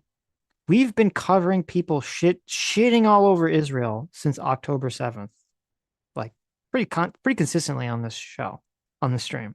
Yep. And Candace is out here in, almost a month later saying anyone that criticizes Israel has to hire security because they think they're going to get assassinated. And that's why no one criticizes Israel in America. And Sounds I'm like bullshit. I don't know what the fuck internet content she's been consuming because I see so much criticism of Israel and no one's getting assassinated by Israel or nobody. So I don't know what the fuck she's smoking. She's high as shit. Yeah. Well, I guess here's the question. Is Candace Owens actually insane? Which I think is very possible. Yes. Because she definitely, from the beginning of her career, even before her career, from the beginning of her suing her school for racism when she was in high school, okay, she seems to have a history of histrionics. So yeah, it's possible she's just literally insane and unhinged, or is she grifting, right? That's always the eternal question. Grifting or is insane? Why not both? Don't you think insane people like money? I don't know. They do, I guess. Insane people can grift too. Right. And they have more tools at their disposal. I think it's funny too, because like the other day, I don't remember. Oh, it was in relation to some stupid shit. It's in relation to Tucker Carlson's retarded take on Nixon, which is really stupid. I was doing a lot of research into Nixon and Watergate and that, the JFK thing. I'd never heard this theory that the Jews killed JFK. This was a completely new one to me, right? I've heard that it was the communists. I heard that it was Cuba. I've heard it was the Soviet Union. I've heard that it was the federal government. That's the CIA. That's the FBI. That it was his own vice presidential candidate. I've heard all these things. This is the first time I've heard the Jews somehow get the blame for killing JFK. Now it's the Jews' fault. So I'm actually surprised it took this long for the Jews to get blamed for JFK's assassination. I listened to a little bit of that, and Candace was like, I read it in a bunch of books. Okay. And I was thinking, wow, you're really reading the wrong books, Candace. Madney85 for $5 says, here in the South, literally every white guy I know loves spicy foods. If you're going to stereotype, at least make it believable. There you go. Yeah. What about Cajun jambalaya? Right. Malik for $5 says, it's not even true. It was always a white guy telling me I got to try Dave's ass blasting hot pig sauce or whatever. That is true. That is true. Lethal Strain for $5 says, Harris must have forgotten about the 100 years of VPs being farmers. I don't know what VP means in that context. Everyone I know loves tacos and Tex-Mex. Calling him that vanilla is just cringe. Oh, you mean vice presidents? Okay, right. Yeah. Is there really been, like, I know Carter was a farmer. Has there really been like all these vice presidents in history that were all farmers? Carter was a president, though. Right, that's true. The peanut farmer. He was a peanut farmer, yeah. Was he really? It's hard to believe. Well, he owned it. I don't know if I thought he did. I thought he, he's out there, right, with a little hoe, right? That's how people farm nowadays. They take a little hoe and they just hoe the peanuts. Yeah. Discontinued fact for 17 months says, behold, 17 months of free loading, free will. Well, there you go. Thank you so much. Discontinued facts. Yeah. Thanks for stocking up. Gavatron for 10 Canadian. Thank you so much. As I think you guys are giving them way too much credit by thinking they did this microaggression intentionally to troll the right. Maybe they just want to make a dumb joke at Walls' expense. Well, I would only believe that if it was true. the fact that it's directly not true and a lie, and the fact that Walls, won this award for his fucking tacos, that's why I was like, oh, why would you intentionally lie about this and create this microaggression situation? And then I saw the right's reaction to it, and then I saw the left's reaction where they went, "Oh, you're so weird for complaining about this." I'm like, oh, it all lines up way too perfectly. Maybe I'm being a little conspiracy brain, but it just seems to fit too perfectly. They're playing games, aren't they? I think they are, yeah. Why are you touching me? Yep. Why are you touching me? That cringe for $10 says, what would the reaction be if Trump got a black VP and in the first 20 seconds that VP tells Trump that he wants some purple Kool-Aid? I mean... They'd call him an Uncle Tom. It wouldn't be good, yeah. Purple Kool-Aid. Fate of Morality for $2 says, gaslight, gatekeep, girl boss. Kamala 2024. There you go. The 3 Gs. I like it. Nathaniel Rosen for 30 shekels. Thank you. Says, can we call him Hasan Nasrallah instead? I don't know what that means. I don't either. Oh, that's the that was the guy, the Hezbollah guy. Or is the Hezbollah guy? Oh, yeah. I don't know if he's dead. The Chat Father for $5 says, did no one else think of Ryan Long's 2020 woke versus racist video? No seasonings, not even salt. Life imitating satire. Yeah, that woke versus racism video will forever be so true. It's epic. It's in the Internet Hall of Fame. Right. Equishadox for $5 says, Walls radiating major, how do you do, fellow kids? Vibes, him and Harris. Oh, yeah, definitely. Oh, yeah, they're selling it hard. I'm just one of you. I can make the racist jokes on the internet. At least they didn't bring up Pokemon Go this time. Mitch for two Aussie bucks. Get off the couch. Mitch I thought the couch was trying to get him off. There you go. Come on, I'm on a roll, Sitch. That's pretty good. That's pretty good, actually. There you go. Mitch says, thoughts on Black Clover. I've never seen Black Clover, so I have no thoughts on it. Yeah. That is an anime. It is? Yes. Tim Scott is already Uncle Tim. Malik for $5 says that. Yes. There you go. Terrible. Adam Unfriended for $5 says, Hentai Hasan is Baka. Sitch Sama, LOL. Sitch S-Class is best class asks. Well, thank you, even though you said it in that horrible fashion. Yeah, terrible. Ian for $10 says, I was at Pinch's Tacos in Culver City, and Hasan walked in, and he was a little entitled about the simplicity of the food, even though it's great. He ended up not ordering anything and left, LOL. Really? There you go. Nice. I don't know if that story's true, but I'm going to believe it's true. Nice. So there you go. Now he could say, listen, he doesn't know. That's a local Mexican chain, right? So how dare he? JV for $5 says, man who clearly doesn't agree with Hasan but is watching anyway. The one in an echo chamber, Hasan once again proving his IQ level. There you go. Lethal Strain for $5 says, you can't say the word unless you're Biden on the Senate floor. It's terrible. Oh, yeah. Awful. Did Biden say that on the Senate floor? I guess so. Terrible. What a racist. Stargate 44 for $10. Thank you so much. Says, reminds me of the time that rapper at a concert, called the white fan on stage to sing along with him, but his song had the N-word in it. He stopped the concert to shame her in stage in front of a crowd. That was Kendrick Lamar, wasn't it? Yeah, we covered that forever ago. What a terrible person. So why the fuck, if that was Kendrick Lamar, okay, why the fuck were people supporting him in his Drake beef? Kendrick Lamar seems like a woke piece of shit, right? I think in that situation, did he care, or was it the crowd that kind of turned on him and was like, oh, she can't say that? So I thought it was him. I thought he stopped, because we watched the clip, if I recall correctly. I thought he stopped it and was like, no, you can't say that. Oh, I don't remember. It's been so long. Okay.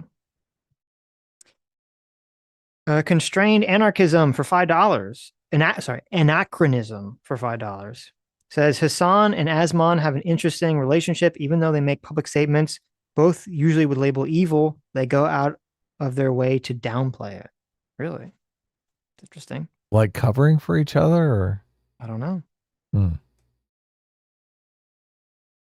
Jack Posobiec, obviously the real Jack Posobiec, for $5 says he's saying Walsh is complaining that white people, quote, aren't allowed to be racist, i.e., there are social consequences for it. Oh, I mean, I don't think that's what Walsh was saying, but I understand why Hasan would not understand the actual argument being made. So, Britt Cormier for $10 says, as a Cajun, I'm deeply offended when they say white people cannot handle spicy food. True. Yeah. God, spicy food is amazing. Like who are these people who don't like spicy food? The weak, Adam. Yeah. The weak. Equishadox for $5. Thank you. Says, quote, wouldn't make top 10. Okay, Hasan, name 10 racist jokes Trump has said without resorting to dishonest framing by the media. Can't do it. Impossible. Yeah. And I assume many are good people. There you go. What's the actual quote? Mm-hmm. It's pretty cool. Here, I'm going to look it up. You go on with super chats. Matt Walsh's point was not that white people aren't allowed to be racist. What are you talking about? His point was that there shouldn't be a word like the N-word that is so magically off limits that if you say it while reading song lyrics, you shouldn't be fired from your job. And he's complaining that there's a double standard. I don't understand what some of these people are not understanding. It seems very obvious, but okay. Equishadox for $5 says, I read that one. Malik for $5 says, every meat-eating culture fries chicken, full stop. True. Stargate 404 for $5 says, Birth of a Nation was the first movie played at the White House. Well, I think it was like the first movie ever, so I guess that makes sense. Woodrow Wilson has a fucked up quote about the truth and importance of the film. What? Oh, shit, for real? Oh, my God. Wait a minute. Oh, no. What the fuck? Oh, no. Wait a minute. I got to see the... Let's see. In February 1955, upon viewing The Birth of a Nation, a special White House screening, President Woodrow Wilson reportedly remarked, quote, it's like writing history with lightning. My only regret is that it's all so terribly true. Well, does that mean he's supporting it or not? That sounds like he didn't support it, right? He says, my only regret is that it's terribly true. I don't know what that means in that context. If Can I see this movie? Is it something that I need to really watch? No, you shouldn't watch this fucking movie. Is it like The Ring and you watch it one time and it turns you into a white nationalist? It does. Yeah, that's how it works. Yes. I don't want to risk it. That's how it works. You don't want to risk it. That's true. Look, I already said I would vote Trump over Biden, so I'm like teetering on the edge here. I guess if he's saying my only regret is that is terribly true, that's him supporting it. Whatever. Fuck him. Either way. Booster Doman, thanks so much for the 10 gift memberships. Fondue for $5 says, do we think Hasan would be smart enough to avoid going to the Laugh Factory? No. Fondue for $5 says, now I feel like a beaten spouse being S-class while Sitch calls me inhuman for not liking mayo. Listen! I don't make the rules. Okay? I mean, I do, but I don't. I'm just telling you how it is. If you don't like mayonnaise, you're probably a lizard person that's infiltrating our society, trying to destroy the human race from within. Okay? Yeah. It's simple. Mayo's delicious. You put it in your smoothies. Okay, let's not get out of control here, Adam. You might be trying a little too hard. The fact that you're trying so hard to signal that you're not a lizard in disguise makes me think you're a lizard in disguise. Oh no! Right? When you start putting mayonnaise in your milkshakes, I start to think maybe they're not a lizard person. Maybe they're an ant person. You don't like a little vanilla mayo? There's no such thing as vanilla mayo. What the A fuck are little you talking vanilla about? mayo milkshake. Oh my God, stop it. You psychopath. What is going on? Okay, you're an ant person. You're not a lizard person. You're an ant person. Birth of a Nation is 3 hours long. What the Yes. fuck? Yep. I'm not going to watch it on principle alone now. Oh, look at this. You can rent Birth of a Nation on YouTube. Jesus. Wait a second. This says drama from 2016. This can't be the same Birth of a Nation, right? No, it's not. The Trot 365 for $5 says the movie Undercover Brother is the one that made the joke that white people love mayo. That's the first I heard of it. So I have seen that movie, and I do remember that joke. I'm assuming it existed before the movie. That's why the movie is referencing it, though. Right. But that was also the first time I ever heard that stereotype levied that black people don't like mayo. Do you remember this? Do you remember that movie? It was terrible. Undercover Brother? That Yes. movie's amazing. What, do you Of don't like course that you like movie? There's a part where, like, if you haven't seen this movie, it's supposed to be like he's part of a black spy. This is obviously pre-wokeness, so you could get away with doing all this stuff. Oh, I know. It's so bad. We should yeah, watch the like- trailer. It's like, Nowadays, it'd be like, holy shit. But yeah, no, he's part of like a black spy organization that's infiltrating, that's trying to like stop the evil white power organization. And in order, there's like a part, and it's funny, I don't know why, out of all the parts in the movie, this always stuck in my mind is the mayo part. This is weird. Is in order for them to test, because he was trying to pretend that he was like a black guy who was like trying to be white. And they're like, in order for you to show that you're really like on our side, you have to eat this sandwich with mayonnaise on it. And he was like, oh my God, mayonnaise. And he had a secret like compartment of hot sauce in his watch that he could like spray at the mayonnaise right before he eats it so that he could tolerate the mayonnaise. ugh. And I'm like, I remember watching this as a kid. I'm like, what the fuck what is happening? Why don't you like mayonnaise? Mayonnaise is great.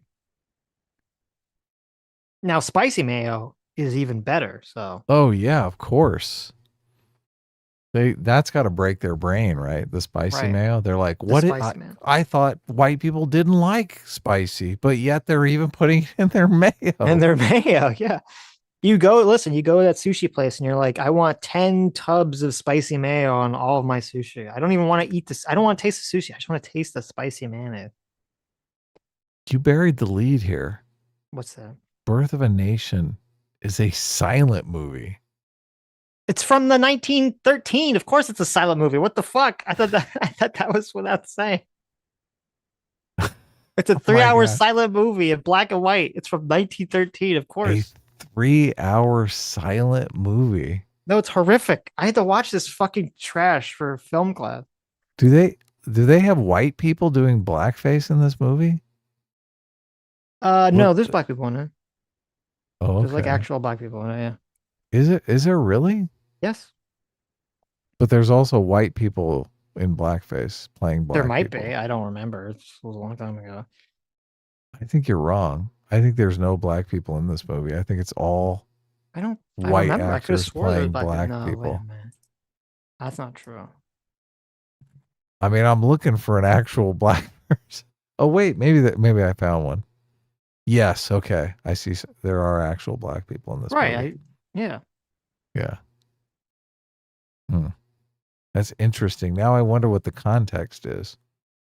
If in the movie they're supposed to be black, or if they're I mean, listen, I'll admit the quality of the film, since it's from 1913, is kind of shitty. So it could have been a white person in blackface, and I just couldn't tell, right? I don't know. found there's like a group scene where there is actual black people. Oh, okay. But then there are white people in blackface, and I'm wondering if they're playing white people in blackface or they're playing black characters. No, I think they're playing black characters. Oh, okay.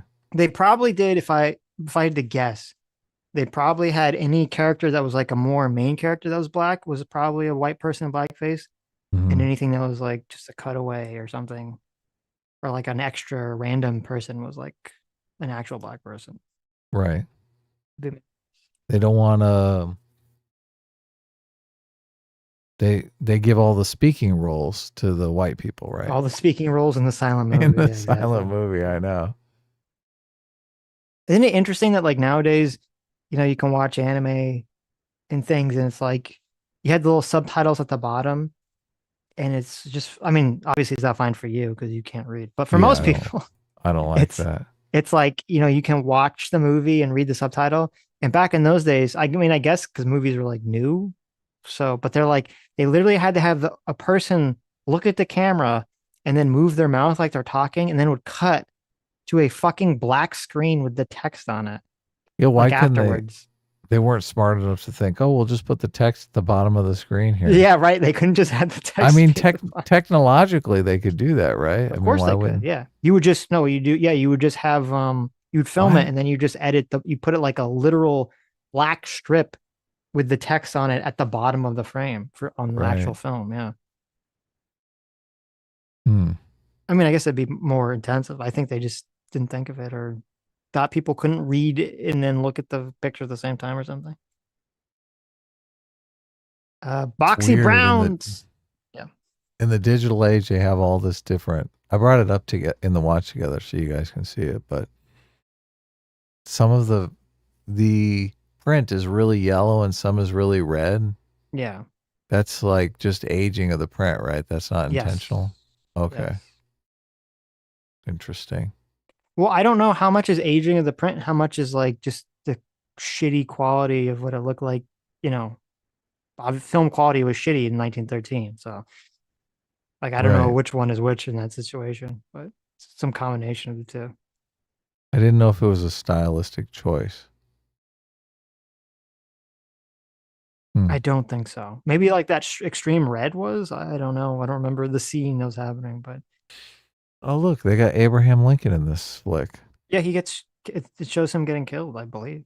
The burr. Oh, really? It's about Civil War.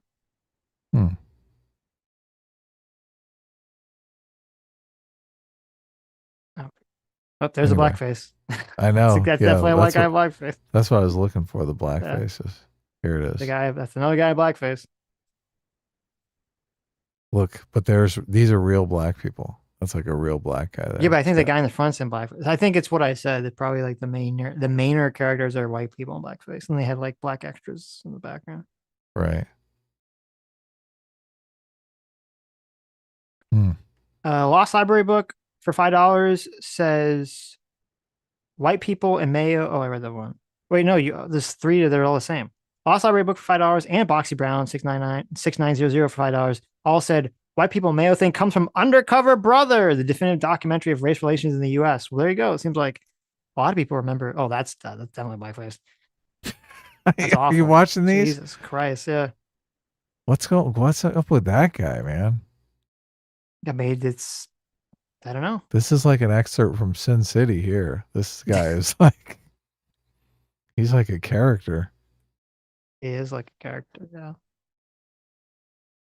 I don't remember the plot. When I had to watch this, I really was not paying attention because I wanted to like die. I cannot imagine sitting through 3 hours of this crap. I don't remember what I was doing because I'm trying to remember this. I mean, I guess I had a smartphone, but this is like before smartphones were like good. So I don't. Do white supremacists watch this movie and are like, "Oh yeah, this is great"? I think it's a little old even for them. Is that like a thing? I don't think that's a thing. They don't play this movie at like KKK rallies. Why is this like, bitch kissing a dove? That's not hygienic. Oh yeah, look, she's gonna get bird flu. She's gonna get the bird flu. That's how bird flu started. It's a love token. Don't give me a bird to shove in my cooch. What's happening in this frame? A whore had sex with a dove, and that's where That's how you bird got flu came. Exactly. I loved. And this was that whore. There you go. Still a north and a south. Pride battles with love for the heart's conquest. Oh, this is great dialogue. I know, right? Is that like a little paragraph symbol there? Yeah, I don't know what that is. Only in the Queen's English. Yeah. Must have been crazy. Because this is like a completely different experience. We are raised on screens now. Screens are like one of the first things we learn. But imagine in a world where there is no screens. Yeah, it would be fucking insane to see a movie before like movies like before you had a concept of movies. You'd be like, what the fuck? This is like you'd have moving pictures on a screen? What? Like it'd be mind blowing. Yeah. That's true. That's how you could do it without audio. You'd be like so enthralled. Oh my God. They were on the edge of their seats for like 3 hours and we're like, well, what is this fucking trash? Well, they had, I believe, usually when they would play these films, they had live action, like a band playing some kind of music or something. Mm-hmm. Read this one. Receiving the returns, the Negroes and carpetbaggers sweep the state. Oh my God. You have to read it in that accent. You did it with Moxie. I like it. There you go. Now there's carpetbaggers. Look at these carpetbaggers. God, those outfits. Oof. That is not the drip. What is this? The drip. What is this? The drip? Is that the thing the kids are saying that is like supposed to be cool? Like a good outfit. The drip. The drip? Yeah, you never heard that? No. But I have now. Now I know. Listen, old man. That's what the kids are saying. Well, that's what the kids were saying like last year. I don't know. They're probably saying some other word now. What is the metaphor? Like you've got your cocaine drip or your... Like the clothes. I'm assuming it's because like the clothes is like dripping off of you. Dripping off of you. I'm guessing. I don't know what the fuck the derivation of it is. I thought it was cool, like drugs, like a drug dip. Oh, no. I'm sure people use some other, I'm sure even drip is old fashioned by now, but. Oh, okay, good.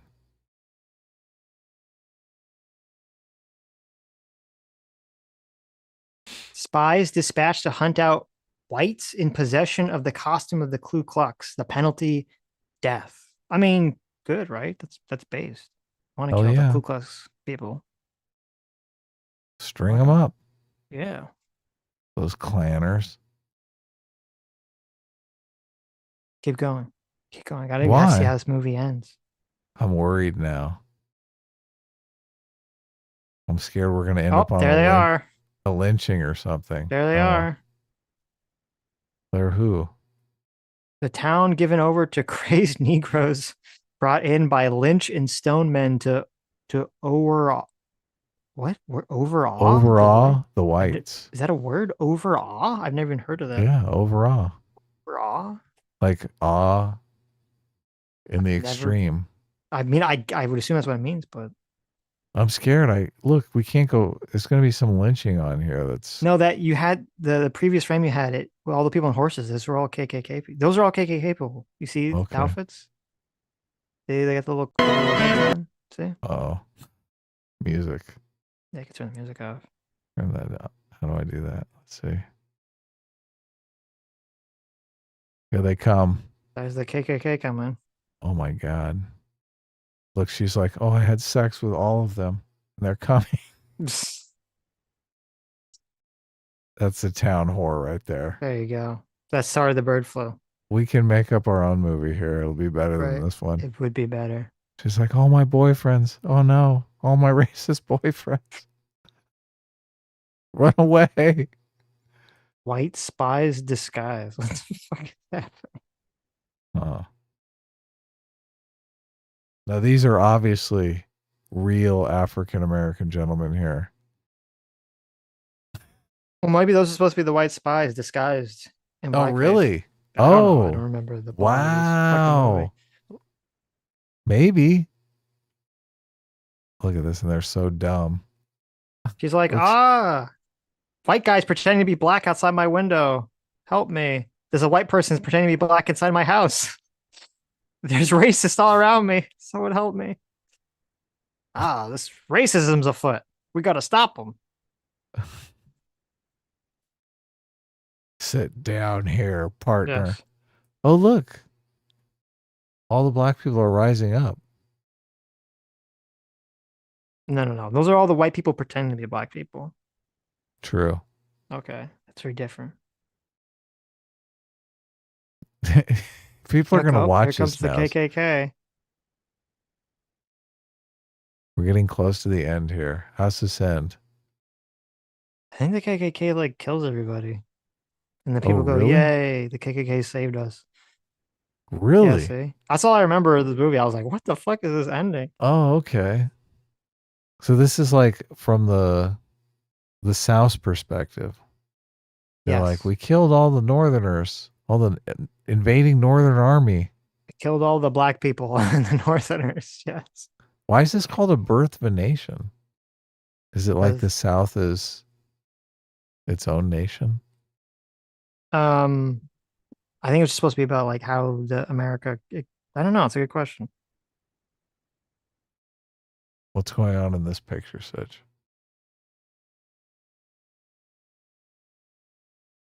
I have no clue.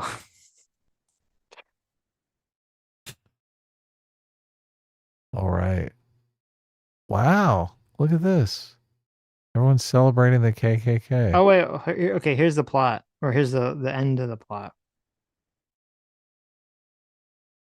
All right. Let me just read this. This is the plot of this movie. Okay. Phil, the elder son of the stonemasons, stonemans, excuse me, a northern family, falls in love with Margaret Cameron, the daughter of a southern family. During a visit to the Cameron estate in South Carolina, Margaret's brother Ben idolizes a picture of Eliza Stoneman, Phil's sister. When the Civil War arrives, the young men of both families enlist in their respective armies. The younger Stoneman and two of the Cameron brothers are killed in combat. Meanwhile, a black militia attacks the Cameron home and is routed by Confederate soldiers who save the Cameron woman. That's important, right? Leading the final charge at the siege of Petersburg, Ben Cameron earns a nickname, the Little Colonel, but is also wounded and captured. He is then taken to a Union military hospital in D.C. During his stay at the hospital, he is told that he will be hanged. Working there as a nurse is Eliza Stoneman, whose picture he has been carrying. Mm-hmm. Oh, look, I got your picture in my pocket. Weird. Wait. So he's never met her, right? He's just carrying her picture around because his brother met her sister? That's fucking weird. That's pretty psycho. That's the tender of 1918. Oh, okay. Eliza takes Cameron's mother, who has traveled there to tend her son, to see Abraham Lincoln. That's good. You just walk in and pop in to see the president. Miss Cameron persuades him to pardon Ben. When Lincoln is assassinated, his conciliatory post-war policy expires with him. In the wake of Lincoln's death, Eliza's father and other radical Republicans are determined to punish the South. Part 2, Reconstruction. Stoneman and his protege, Silas Lynch, a psychopathic mulatto. That's what it says. Oh my God. I didn't make that up. Head to South Carolina to observe the implementation of Reconstructionist policies. During the election is which Lynch is elected lieutenant governor, black people stuff the ballot box while many white people are denied the vote. Oh no. Oh shame. Don't you hate in South Carolina when black people stuff the ballot boxes and prevent white people from voting? Yeah. Is this like a what if fan fiction? This is like an alternate history thing. Right. This is where Tarantino gets all his best ideas, right here. The newly elected members of South Carolina's legislatures are mostly black. Inspired by observing white children pretending to be ghosts to scare black children, Ben fights by forming the Ku Klux Klan. As a result, Eliza breaks up with him. While going off alone into woods to fetch water, Flora Cameron is followed by Gus, a freedman and a soldier who is now a captain. He tells Flora he desires to marry her. Uninterested, she rejects him, but Gus keeps insisting. Frightened, she flees into the forest pursued by Gus. Uh-oh. Black man coming after the white woman. Trapped on a precipice, Flora warns Gus she will jump if he comes any closer. When he does, she leaps to her death. While looking for Flora, Ben sees her jump and holds her as she dies. Oh no. He then carries her body to the Cameron home. In response, the Klan hunts down Gus, tries him, finds him guilty, and lynches him. Oh my God. I thought there was a lynching in here. There was a lynching in there. Ugh. After discovering Gus's murder, Lynch, the guy named Lynch, orders a crackdown on the Klan.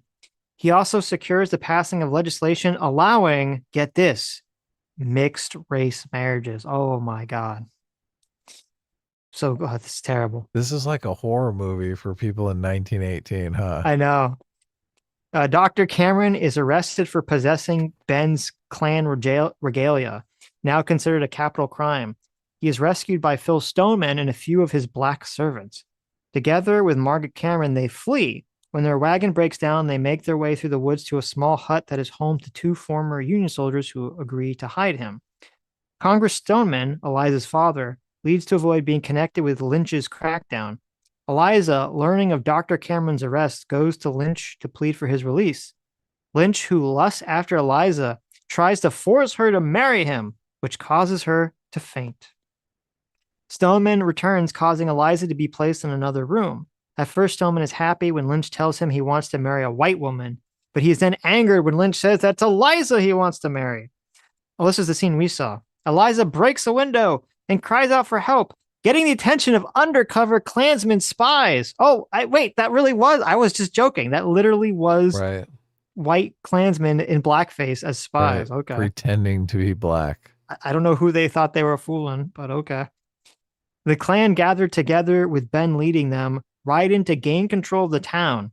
When news about Eliza reaches Ben, he and the others go to her rescue. Lynch is captured while his militia attacks the hut where Cameron are hiding. However, the Klansmen with Ben at their head save them. The next election day, the blacks find a line of mounted and armed Klansmen just outside their homes and are intimidated into not voting. That's the end of the movie. That's the birth of a nation. That's the birth of a This nation. is like total fanfic. Yeah, it's so bizarre. Some president said, "Oh, it's so true." Good job, mean, Wilson. This What is the fuck not were you talking true. about? Yeah. Interesting. Okay. Yeah, fascinating. Wow. I always wondered what this was about. Now I know. Mm. Bunch of trash. There you go.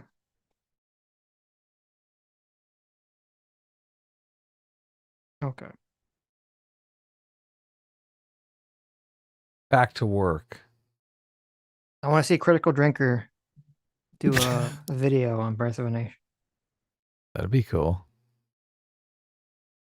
Lost Library book for $5 says, chat, how many times did Hasan cream in his pants in those 5 minutes and 52 seconds? Oh, disgusting. Too many times. Too many, yeah. Raw for £2 says, trans people are the real Aryans. True. There you go. Mr. President for $5 says, Woodrow Wilson showed Birth of the Nation in the White House when he was president. There it is. Yeah. A Very Dead Horse for $5 says, this taco talk makes me want the hot chicken taco I had in Nashville last week. Walsh's next film is called Am I Racist? Robert DeAngelo is in the trailer. Yes. Robin DeAngelo, yeah. Oh, yeah. Not Robert. I said Robin. Oh, okay. I thought I did. Listen, White I'm tired. Robin. I'm hungry. Bet you want green- a taco. I do, actually. All this talk of tacos made me want one. Green Ante for 26 months says, Hasan needs a visit from the Candyman at his house in real life. Never saw that movie. Oh, I never saw it either. The horror movie? Yeah. No. Joe the Make for $10 says, quote, we're going to build 3 million new homes. Nothing like a policy that literally lags the current new building prospects while also subsidizing demand to an insane degree. Oh, really? Does it? What are the hilarious. prospects? Really? That's true if that's the case. That's just funny if that's true. How many projected? Look, it was going in the other direction. There were 4.3 million low the year before, and now they're 4.5 million. Mm. It's another 200,000 homes that they didn't build. We're falling behind. M1A2 Abrams for $5 says, inshallah, if Kamala wins, there will be an incel intifada to hold those responsible accountable by any means necessary. Hashtag this is satire. Hashtag just a joke. Okay, good. There you go. I was worried about that. Caleb for $10, thank you so much, as I'm contributing to the goal because actual Justice Warrior's arguments were so cringe and bad faith that it caused a shitstorm over whether actual Justice Warrior is a straight up liar and grifter. Really? Is that? Is I mean, that- I saw Pisco yelling at him on Twitter. Is that what? Is that Oh, what you're did you referring to? really? Yes. I didn't really like read the arguments, but someone pointed it out to me, and I thought it was funny. I saw Sean did some videos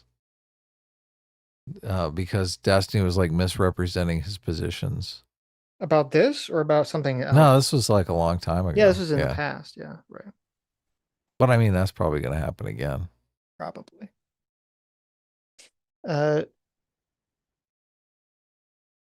Neil Johnstone for 13 months says, catching up, you don't need to say tuna fish, Adam. There's just one tuna. Happy to help. Now I'm going to have myself a turkey bird sandwich.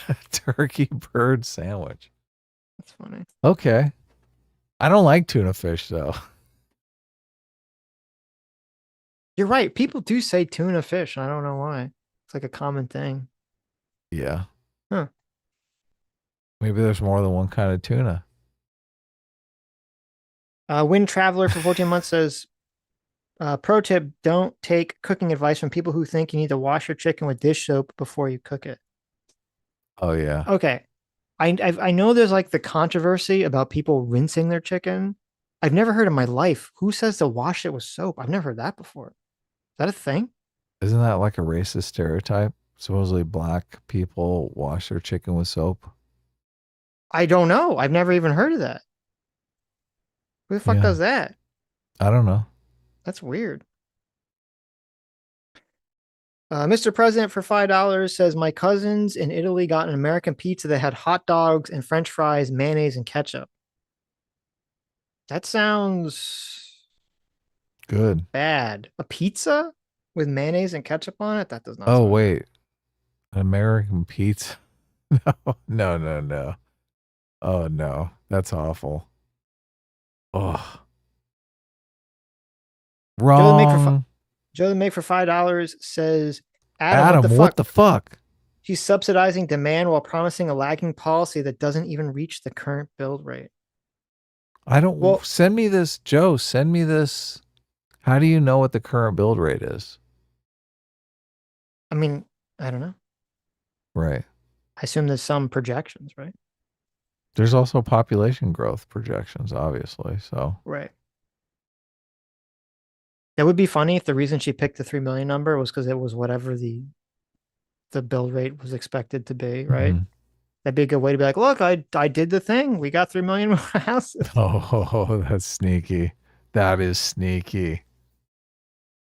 You can't do that, Sitch. Right. It's like success. The It can be 3 million homes they plan to build, they built. Oh, this guy's name's Grill Master, so I assume he knows what he's talking about. Like it's literally in his name. Aren't I a great president? It can be necessary in some less fortunate countries, but not supermarket chicken. Really? We'll literally wash it with soap. Wow. Okay. I didn't know that. Guess I'm just a privileged American.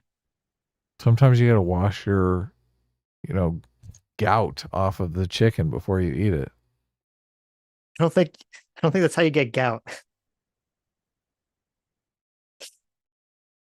Isn't gout those black marks? No, what? Look up gout.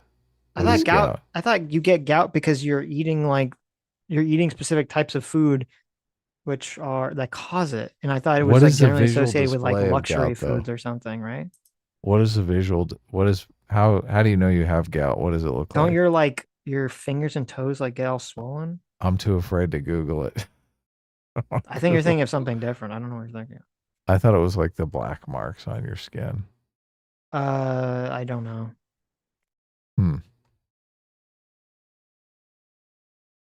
If you've got gangrene on your chicken, you can't. There you go. Is that better? Right. Gout is like crystallized stuff in the joints. Oh. Yeah. Anyway. J Macro Circuit Far, thanks so much for $20. Says Oni plays at an AI review of The Boy with the Striped Pajamas given by a Nostalgia Critic. It was absolutely hilarious. I suggest if you haven't seen to give it a watch. The Birth of the Nation talk reminded me of this video. Well, check it out. Hell yeah. Right. Oh no, I lost my spot again. Gout is uric acid crystals in your joints. Good. Yeah, I don't know what you're thinking of.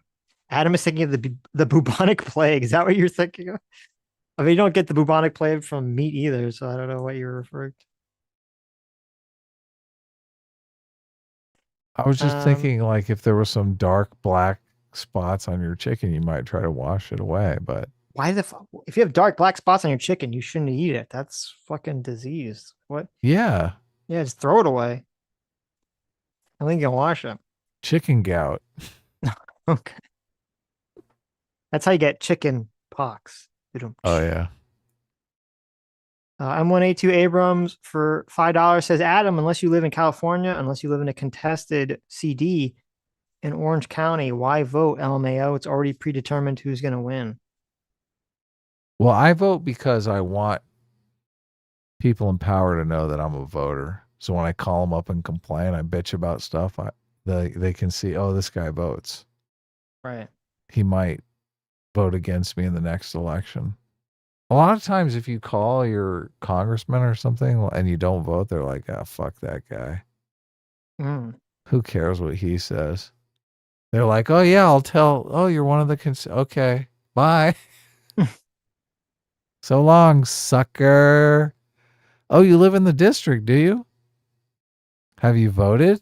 Oh, you don't vote. Oh, interesting. Okay. I'll pass your message along to the garbage can.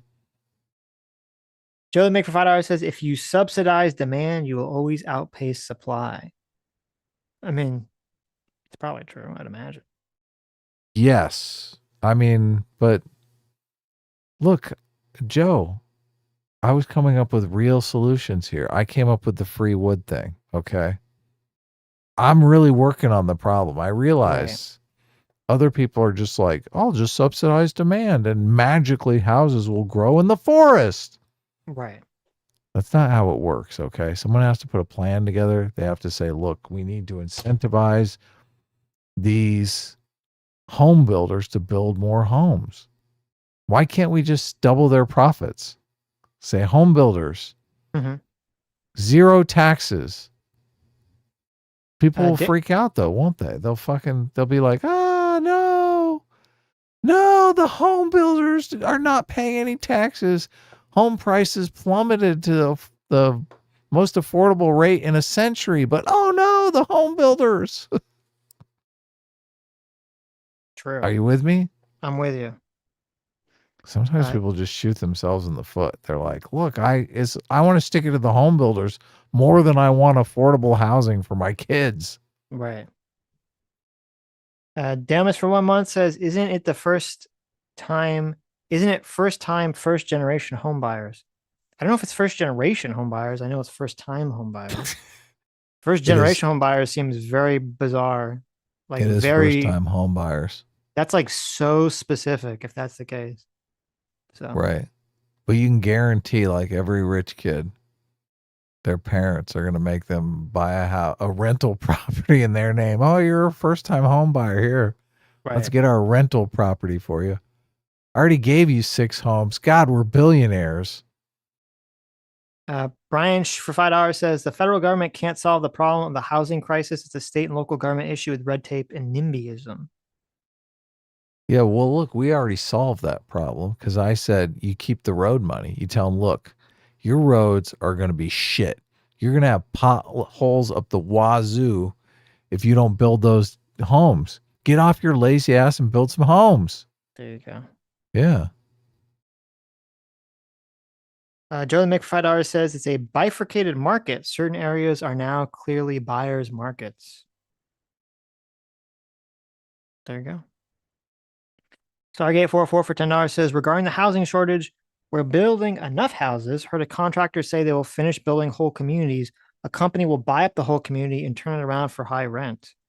Well, if that's the case, then that would be good. Then you would agree with and support and maybe we need it, some kind of government intervention to prevent that action.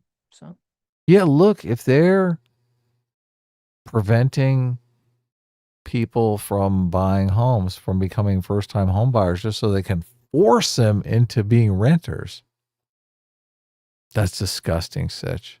I agree. That's horrible. God, I wish I could find where we are.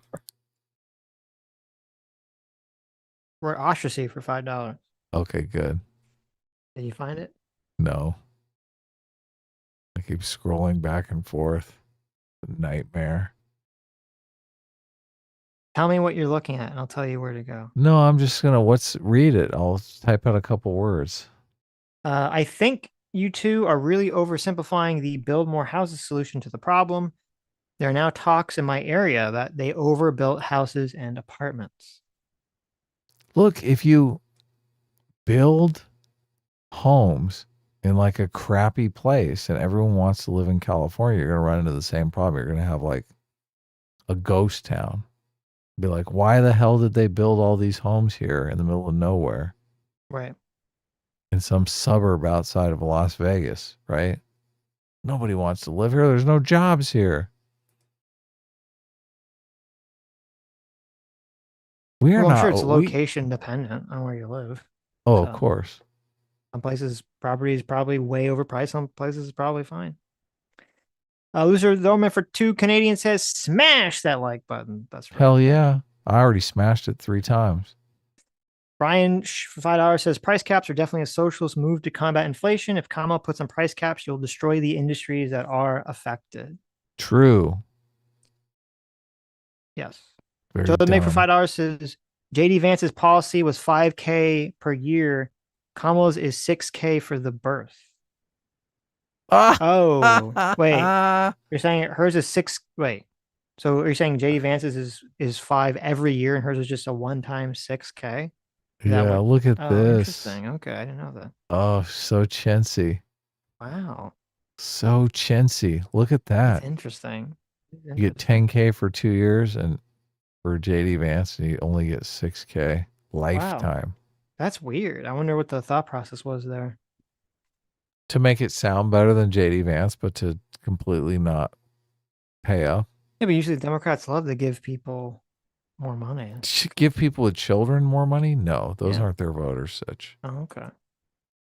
They want to. Well, am I allowed to say the cat lady thing? Am I going to get canceled? Uh-huh.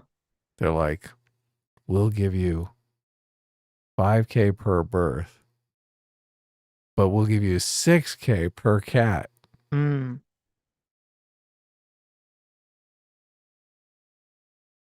Are we done with super chats yet? No. Lives in Dev's walls directly for $5. COVID lesson. When toilet paper is scarce, invest in a bidet? Bidet. Oh, bidet. Yeah. I've adapted this as a life metaphor. It applies to a surprising amount of situations. Bidet, just use a hose. Just go out into the yard. I Why never do you need used a a bidet. bidet? Have you ever? I've never in my life used a bidet. Okay. What do you need a fancy bidet for? Someone run told out me. there with the sprinklers. Someone told me. They said, Sitch, you don't understand, a bidet is a life-changing experience. And I said, oh, I don't know about that. I'll take your word for it. Yeah. Lucifer the Doorman for 2 Canadians says, Adam, stop having nice shirts. It is offensive. Never. I love having nice shirts. It's supposed Lethal to be my Footy Cootie shirt. Lethal Train for $5 says, if you own the only grocery store in town and sell everything at 50% markup, it's price gouging. Someone else opening another store prevents that. That's the idea, yeah. Cameraman 502 for $5 says, wouldn't an increase in profit represent a decrease in an individual dollar? I don't know what you mean. What does that mean? An increase in profit represent a decrease in an individual in $1? I don't know what's meant by that. Kyle Petty for $10 says, my grandma actually called salted chips spicy once. The fuck? She's white, by the way, LOL, but I also don't think the stereotype is accurate. I love spicy food. However, actual Justice Warrior and not Destiny, smirk face, A-Team reigns, Sapoop. You got to do it right, Sitch. It's Jeez. poo-poo preem. No. It's poo-poo preem. Su poo-poo preem. A-team is poo-poo frame. Come on, do it right. Give it some A-team, zeal. A-team, take the poo-poo. They take the poo-poo. They go poo-poo-poo. Okay. Now I'm getting hysterical here. Say it right. Do it right. I did. No, you didn't. John Make Provider says, Sitch, that makes no sense when you consider grocery stores operate at some of the thinnest margins in the entire market. I don't remember what part of the conversation was, but I've heard a lot of people on the right repeat this point regarding the price caps thing, which again, I don't support. And it's a really, really, really, really bad argument. The thin because margins no one is argument? talking. Well, actually, I guess the socialist guy was talking about it, but I haven't heard. He's the only person I've heard talk about it. Everyone else was talking about specifically the food manufacturers and not the grocery stores. So. Do they have thin margins? I mean, the egg people had fucking terribly thin margins. I don't know. Like I'm just even saying the that's who, premium brands. I'm just only saying had that's who they're 14%. pointing the finger at. Is they're not pointing the finger at the grocery stores. Can you imagine? They buy a Kroger and they're like, finally, we can deal with inflation. We're going to be no profit. We're going to be a non-profit grocery store and everything goes down like 5 cents. Right. Yeah, exactly. It's like, how demoralizing is that? I mean, we're be a good non-profit. experiment. Coffee is no longer $6 a quart. Right. It's now $5.95. Rex Thank Vectum for you, 10. government. Rex Vectum says if they set a maximum profit margin, every corporation will just leave the United States.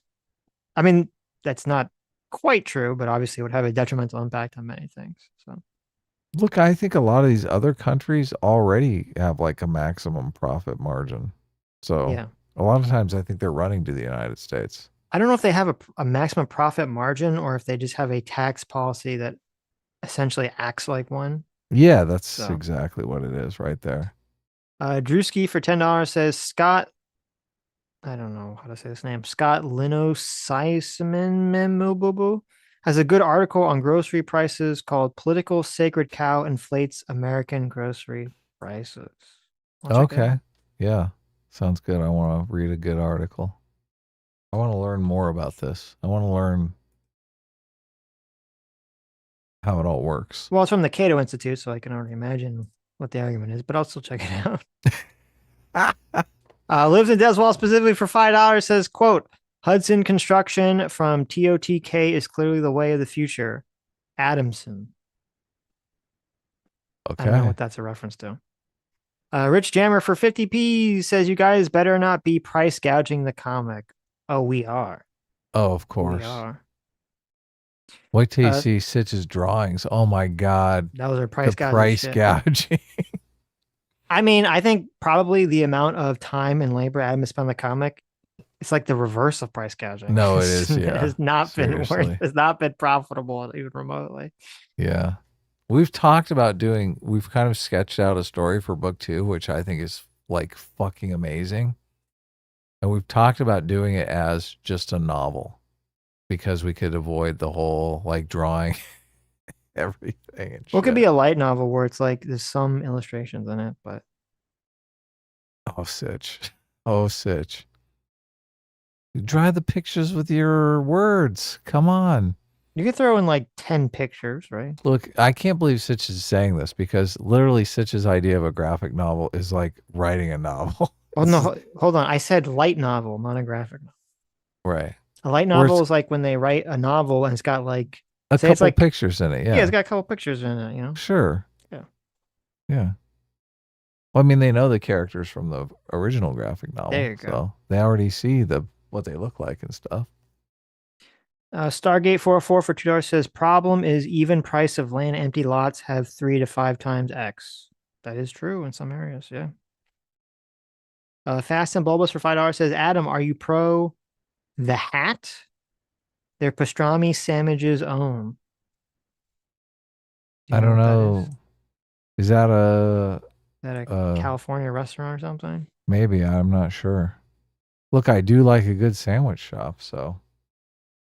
Ace for $5 says, I'm tired of leftoids not taking in that their behavior fosters resentment and can make moderates spite vote for Trump. That is true. Holy shit. What? The hat looks great.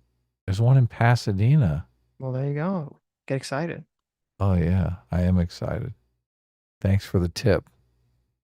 Ace for $5 says they just mock this argument, nothing else. The blowback argument is completely true and something worthy of concern. True. Beneficient for $5 says American ultra processed food is not food. Yeah. There you go. I try to avoid processed food. I'm sure you probably do the same, Sitch. I do. Processed food is the worst. Except when you go out to eat, because then that's, I can't really avoid it. Oh, yeah. Yeah. Lives in Deswall specifically for $5 says use alchemy to transmute emotional sensitivity to insulin sensitivity. Problem solved. You're welcome. Wow. Correct. Yeah, that would save the world, basically, because all these kids are super emotionally sensitive. Right. Yeah. Fondue for $2 says, so Hasan agrees that all prices are price gouging. Yes. Essentially, yeah. Right.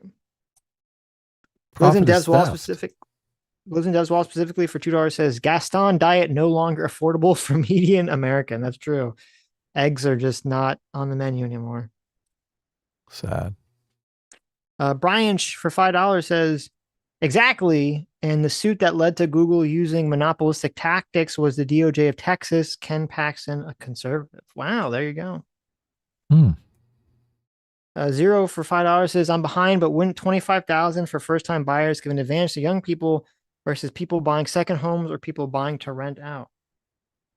I think that's the goal. Yeah, it would in theory. I mean, I don't know if that amount of money would make too much a difference, but that is the idea. Yeah.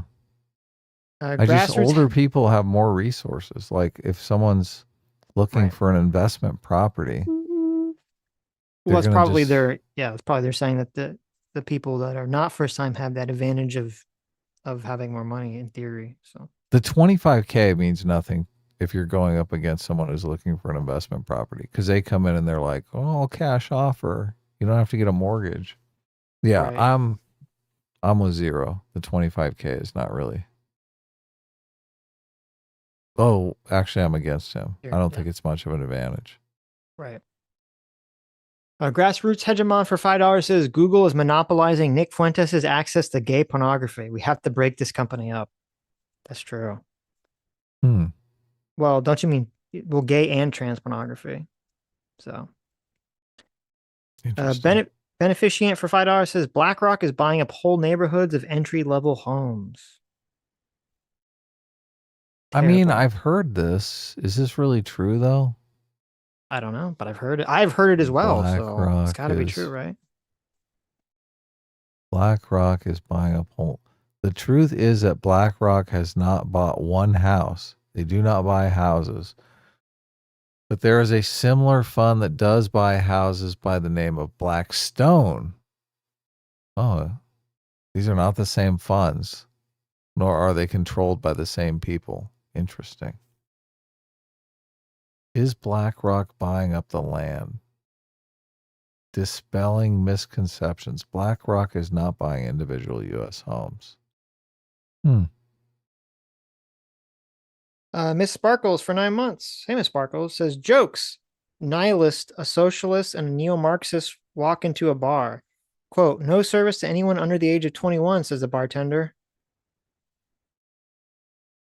Oh, I get it. Sitch pillow when are we going to get a Sitch pillow? Sitch body pillow, right? Yeah. I guess that depends. I mean, I thought Sammy G wanted to work on that. I don't know if she ever finished it, so you have to pester her on that one. What is Miss Sparkles going to snuggle with if she doesn't have a Sitch body pillow? Sitch, you're really dropping the ball here on your fans. That's true. That's true. Can't believe you're messing up this bad. Well, one side be Sitch and the other side be Sitch Chan. Oh yeah, look. Then you can corner the bisexual market. Right.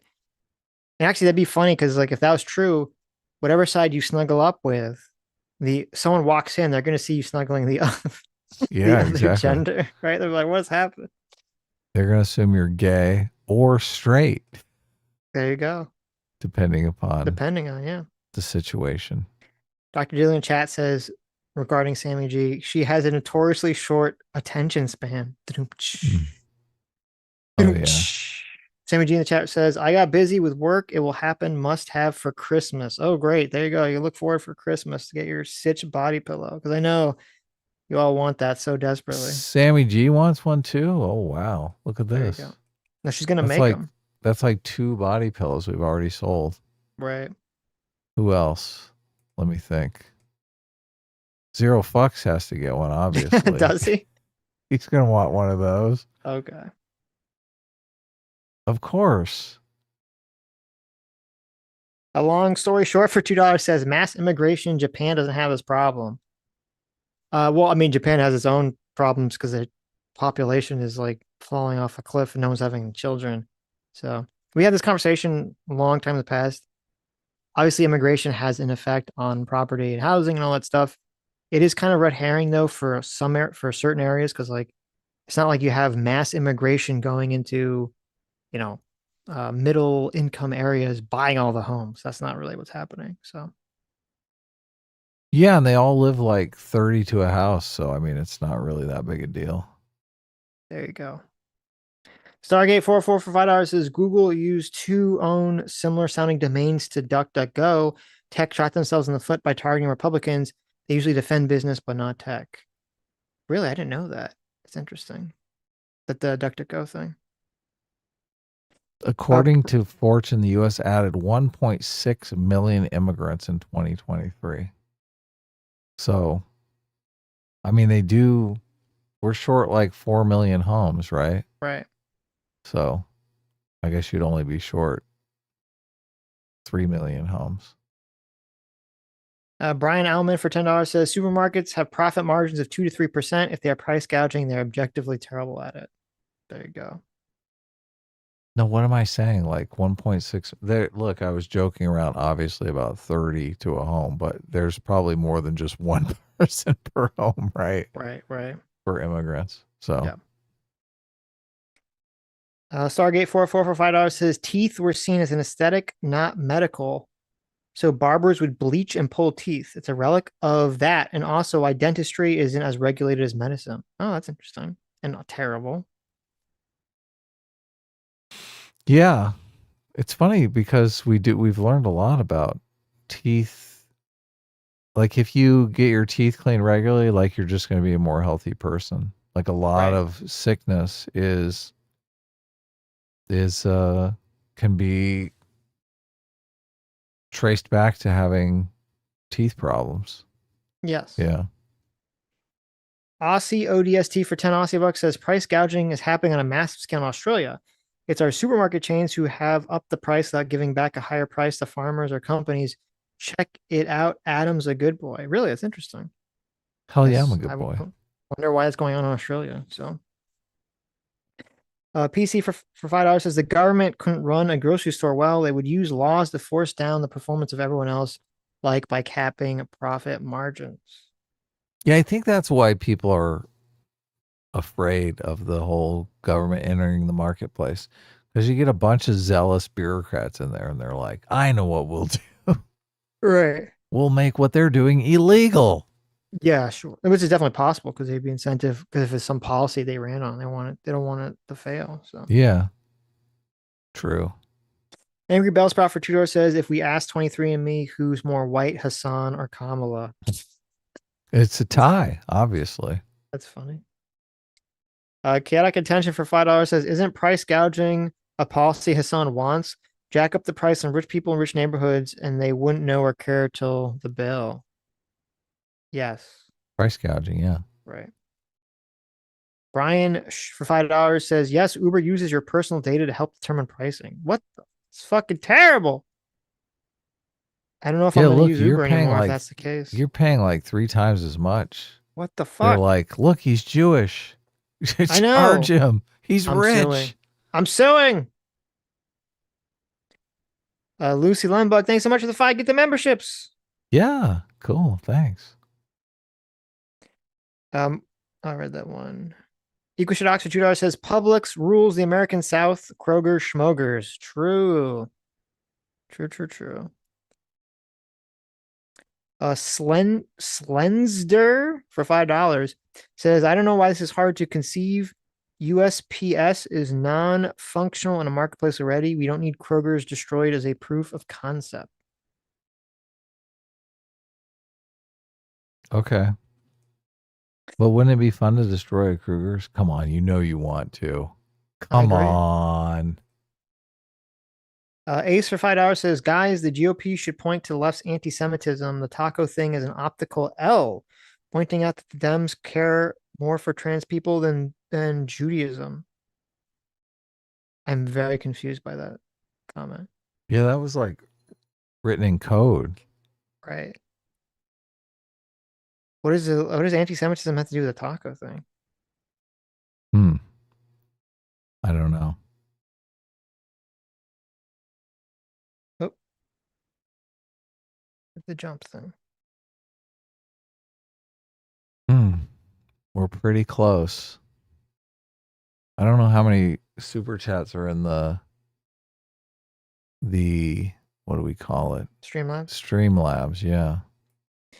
Brian for $10 says, even if the government runs the grocery store to not take a loss, your ability to run the business at basically cost is a win for the government, and private capital can't compete with them. There you go. Yes, they can. I mean, they're supposed to, right? I don't know what the Streamlabs are, but we're at $1,330. So only $200 away from the $1,500. No, you also have to subtract the JMac. Oh yeah, how much are the JMacs? And you have to subtract Lucifer Dorman amount because he didn't want us to cover it. So. Oh really? Yep. Look, he said he'd pay us not to cover it though. Right. He didn't give us like $100 super chat or That's anything. true. Yeah. Angry Bellsprout for $5 says, if Trump removes 5 million invaders, how will that impact the housing market? Happy wedding for Sean and Anna. Make many cute babies. Oh yeah. There you go. Have they even started on the cute babies yet? I don't know. We should have asked Sean when he was on. Next time Sean is on, we'll be sure to ask him. Sean, how have you many had cute sex babies yet? are in the stars? Oh, I guess that's a better way to ask. How many babies are you guys planning to have? Obviously, if Trump removes 5 million invaders, it would make housing prices go up because there wouldn't be anyone to build them. Oh, da-da-ba-da-da-da. Ostracy for $2 says the Daily Wire was right to dump Candace. Very true. JMac for $10. Thank you so much. Circa Fire says, yes, Carter was a peanut farmer till his peanuts went sour. Ooh. If you get this reference, I love you. Well, I'm not loved. I'm not sure I get it either. Peanuts went sour. Look, good. I don't like being... Oh, it's an Oni Plays reference. I don't get it. I'm not loved. Chechi Mix Swag for $20. Thanks so much. Says, I know you guys won't want to cover Destiny content, but PF Young did a great job coaxing out the unique brand of brain rot that stops him from condemning leftist extremism. Quote, Antifa is an idealist level stuff, worth a watch. Really? Wow. I'll check it out. Great. Listen, that's pretty based if PF Young did that. So thanks for letting me know. I'll check that out. Burger Dan for $2 says, I can't wait for Tim Walz's book, Uncle Tim's Cabin. There it is. I like that. Joe for $5 says, have Hasan on. He'd do it. I don't think he would do it for a second, but okay. Bet you all would agree. I would love more. to have him on, but I would too. Yeah. Bet you all would agree way more than you think. I honestly can't see a conversation where you all win the battle of ideas. I mean, I think you're wild. First of all, I think you're in a fantasy land. Hasan would never talk to us out of fear. And also, I don't think we would agree on almost anything. So remember that conversation where Hasan had a talk with Ethan Klein when they were still friends and co-hosts, and Ethan was like probing him how under his socialist paradigm, a business could hire a person to do a job, and Hasan didn't have like an answer that made sense. Yeah, it was He great. literally is advocating for an economic system that would radically change America, and he didn't even know how a company could literally hire a person to do a job. It was insane. Yeah, how are you supposed to write that law? Right. Oh, Adam Unfriended for $5 says, "Oh my God, Sitch Senpai noticed me. Woo. I'm so embarrassed. Woo. just wait till you have your body pillow and your mom There you walks in go. on Then you. you'll be Then you'll be really embarrassed. Yeah. Right. SB Elite for Joy says, y'all should watch and review Primal on HBO Max. Primal. Is that is that a cartoon?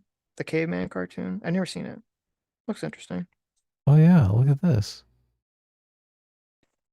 Stargate 404 for $5. Thanks, or for $10. Thanks so much. Says Wilson had an extensive wine collection at the White House. He hated President Harding so much he didn't want to leave it for him, but Prohibition made it illegal for Wilson to move the wine, so he got Congress to pass a law just allowing him to move it out of the White House. That's so silly. Can you imagine? That's so silly. Talk about elitism. Jeez. I know. Look at that. Pass my wine bill so I can take my stash with me. That's funny. Brian for $10. Thank you, Brian. Says the technical and artistic takes were ahead of its time. That's why film classes show it. But the subject was extremely controversial, even as released back in 1915. Well, yeah, because it was like the first. I think it was the first quote feature length film to ever exist. So yeah. But I guess they're sure there were camera techniques and things. So it's always funny in these like film classes are like, you have to watch this old movie where they pioneered some fucking camera technique that you don't give a shit about. And I'm like, okay, I guess. Yeah. I don't care. No one cares. That your movie would flop if you ever used in modern day. Yeah, it's either that or it's so used that no one even thinks about it, which like you could just show me the clip of the scene and that would be fine. I don't have to watch the whole fucking movie.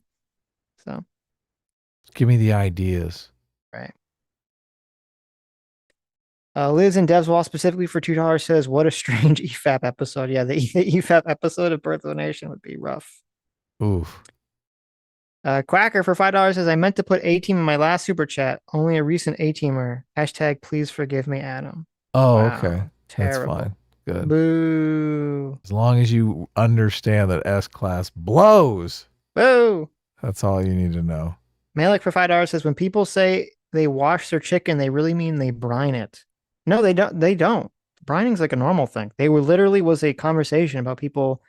I thought, okay, there's two conversations. I thought when people talk about the wash their chicken, they meant rinsing it, because there is an idea that some people think you're like rinsing off some amount of salmonella or bad bacteria or something. And then some people say it doesn't matter. Some people says you're just spreading the bacteria all over the sink, so it's stupid to do. I thought that's what they were talking about. I didn't know I never heard this washing it with soap conversation.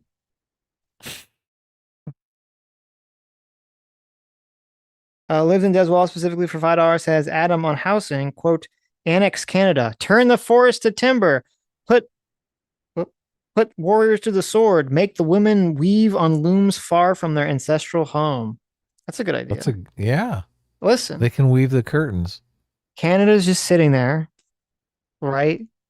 Just being basically a borderline communist shithole country on our borders, taking advantage of America's greatness.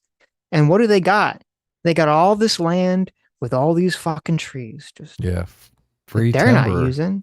Right. So why don't we just take the country and then we get all their wood? Free timber. It's almost worth it. And there's such pushovers. You could probably take Canada in like a weekend. I agree. Yeah. So it'd be cheap. Be totally cheap. Say, listen, we're taking your wood. You got some cute girls here too. We'll take them. Lucer Doman for $2 Canadian says, A-Team shirt reigns supreme. Of course. Right. That's right. Sitch has been wearing the same shirt for 5 years. It's just true. so silly. I'm constantly updating my wardrobe. I'm trying to look fashion cool for you guys. Let's be clear. It's not the same shirt. I'm the it's like, drip. no, listen. I open my closet and it's just a row of like 100, white business shirts and black ties and black suit jackets. Okay. Lives in Deswall specifically for $5 says you can't be price gouging the comic as the cost of perfection is infinite. I'm looking forward to reading it whenever it's finished. Don't rush. Thank you. Thank you. Lucid Doman for 2 Canadians says Destiny is cancer in all caps. There you go. Cancer, huh? Oh. Cancer kills people, right? Yes. And it doesn't feel bad about it either. Terrible. Skinnerian for 28 months. Thanks so much for supporting us for 28 months. Says, can you please add Death of a Franchise to the YouTube Music app? I don't have YouTube on my phone because Reels was rotting my brain. I guess. I don't. Yeah, sure. Do you know how to do that? I don't even know what that means or how to do that. I think when you search in the YouTube Music app, all YouTube channels come up anyway. So, okay. Look, I'll take a look and see if I'm missing something, but sure. OU Kilt Puestra for $5 Aussie bucks says, is it possible that Tim Walz has a spice-filled taco recipe for competitions, but with his family has a more basic chill taco recipe? I mean, I guess. I don't know. Oh, yeah. They're like, Dad, you can't use that taco recipe. It almost killed us. No. It's like, listen, you have like Tim Walz when he's like doing the taco competition. He's like in the kitchen. He's got like the Dexter's Lab, goggles and like lab coat on. He's like, doing the Gordon Ramsay thing. He's like making the most epic, spice flavor infused tacos. And his family's like, Dad, we're hungry. And he's like, fuck you. I'm making this for the competition. Heat up some fucking mac and cheese, bitch. And he just throws like a Lunchables at their head. That's so evil.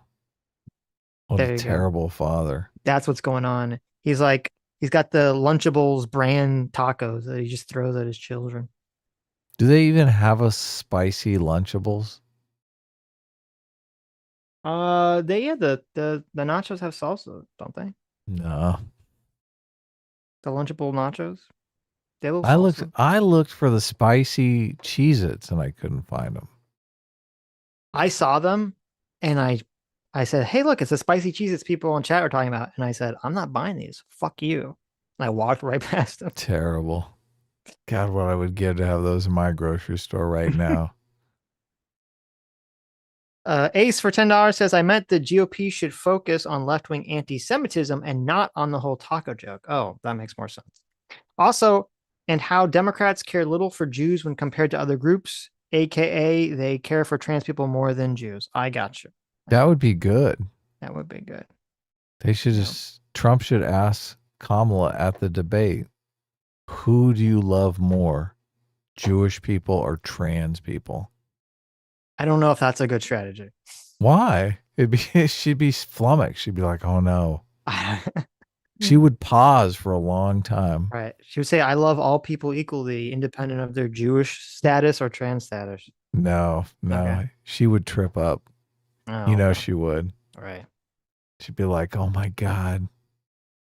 No, this is what you have Kamala. I forget. I don't want to get called a racist by fucking Michael Eric Dyson's look at you. Racist fucking ass. It's Kamala, but who cares? Kamala. I don't know. It's Kamala. Kamala is the racist one. Kamala. Kamala. Kamala should be interviewed by Jordan Peterson. Mm-hmm. Do you love black people? And Jordan Peter? Oh no, Jesse Lee Peterson. Jesse Lee Peterson. Don't get them mixed up. Jesse Peterson. I'd be like, do you love black people? Yeah. Do you love Jewish people? Is it true that you're not black? That would be Jesse Lee Peterson would ask that too. Of course he would. Listen, I would pay good money to see that interview. Okay. Hell yeah. J-Mac, Gafar, thanks so much with $10. Says, my 6-year-old loves Primal. Great show. Highly recommend. Oh, nice. Nice. Yeah. Brian, It's a good for another show. $5, thank you, Brian, says, I can't wait for Tim Walls to come out with his own Uncle Tim's rice. Bland flavor for all to enjoy. You know Ugh. what? Listen, you're literally saying this as a joke, Brian. I would only be 50% surprised if in the coming weeks we have some Tim Walls white rice product that like they come out as a joke. Or bread or something. I would only be 50% shocked by that. All right, Oh, yeah. Mark my words. It's definitely going to be a meme. I feel He's like gonna that could tweet it definitely out. happen. Yeah, he's going to tweet it out and I'm going to be like, what a fucking piece of shit. He's going to be, that's right. Look, I am self-hating. White people should be hated. Right. Colonization and stuff. Right. Vote for me. Brian, for $5, for another $5 says, so how close are we to the goal? Too far away. Don't worry about it. No, we're close. What are you talking about? We're We're not. super close. We're not close. That's not. Well, look, I had to take off We're not J-Max. If we Largest if we P for actually 18 months include says just J-Max, now. we're much closer, but Just now tuning in. I let 'em hate to ask dream. if it has been answered. Oh, can you hear me? Yeah. I'm back. It's in my internet connection. was You were unstable. never I don't know what gone. happened. Okay. Just now tuning in. I hate to ask if it has been answered, but what is the Adam answer to Kamala saying first gen homeowners get $20K for a house? Well, I don't like the idea. Right. Okay. You don't like it? No. Okay. I No, do sir. like the policy of building 3 million homes. Right. So I am on board with that. Look, I'm Kamala curious, okay? I don't want you guys to get your hopes up. Right. Right. It's unlikely that I will vote for Trump. There you go. It's far more likely Mhm. that I'm going to vote for Kanye? Kamala. Oh, okay. Kamala. Right. Kamala. Kamala. Yeah. Kamala. What level of racist pandering can Kamala engage in before you're like, That "I vote for that this"? I can't do it. Yeah, yeah. Let me think here. Well, I mean, Trump has the whole J6 thing, right? I understand that. Racist pandering is pretty bad, but J6 is pretty bad too. I know that's the problem, right? Yeah. Yeah. I'm gonna vote based on policy. I'm gonna think who has the best policy. So even if Kamala has prescriptions. great policy, but is like hyper racist, you're like, whatever. I mean, racism really isn't even like. I mean, that doesn't even register. People Okay, are what if racist, Hitler Sitch. comes back to life and he's like super racist, but he has great economic policy? You're gonna vote for him? Are you saying that Kamala is Hitler now? That is what I'm saying. Yes. Hitler with a JJ. That is exactly what I meant to say. I'm How so glad you could read terrible. my thoughts and you got to the answer that I wanted. Yes. Look, I guess you're saying you're prohibited. I'm not. Well, No, I'm just. I was just you voted for throwing it out Biden. there. Look, I'm just throwing it out there. You voted for a corpse, okay? I did. Yeah. Kamala can be racist as fuck. At least she's not dead. And she's already reversed herself on a bunch of positions, like fracking. She reversed herself on Immigration. Yeah, look, bring up the immigration video. Let's watch that. I think people should see that immigration video. Oh, that was funny too. Yeah, because we covered during the week. There was like the immigration ad. They came out with a second ad, which was also very like tough on the border. Kamala, very hard hitting. Yeah. This is why it's like Kamala is after the criminals. Here's what's interesting. So you have on one hand Kamala's doing all these tough on the border ads. On the other hand, you have her talking about literal fucking price caps for food, right? Not grocery, for food.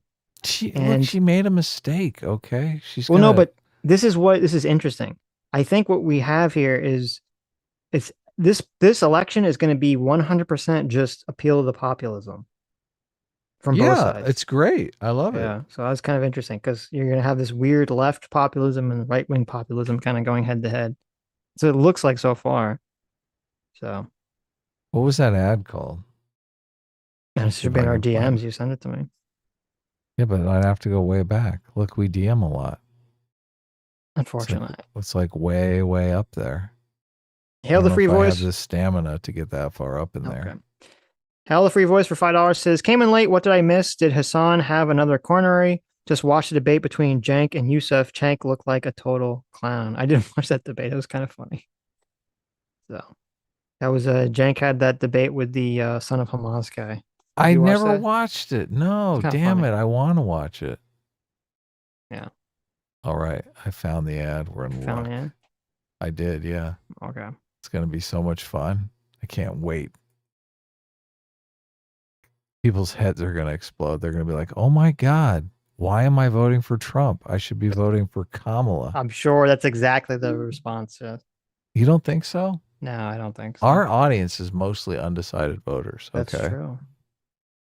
They could vote for Kamala because she's tough on the border, or they could vote for Trump to trigger Pisco. Now, I think they're probably you know what I talked about? People voting just to trigger I people. think they're That's a bad idea. I think they're probably more likely to vote for Trump just because Pisco's an asshole. That's listen. You shouldn't be voting to troll people. Okay. Than anything to do with the border. But whatever. Right.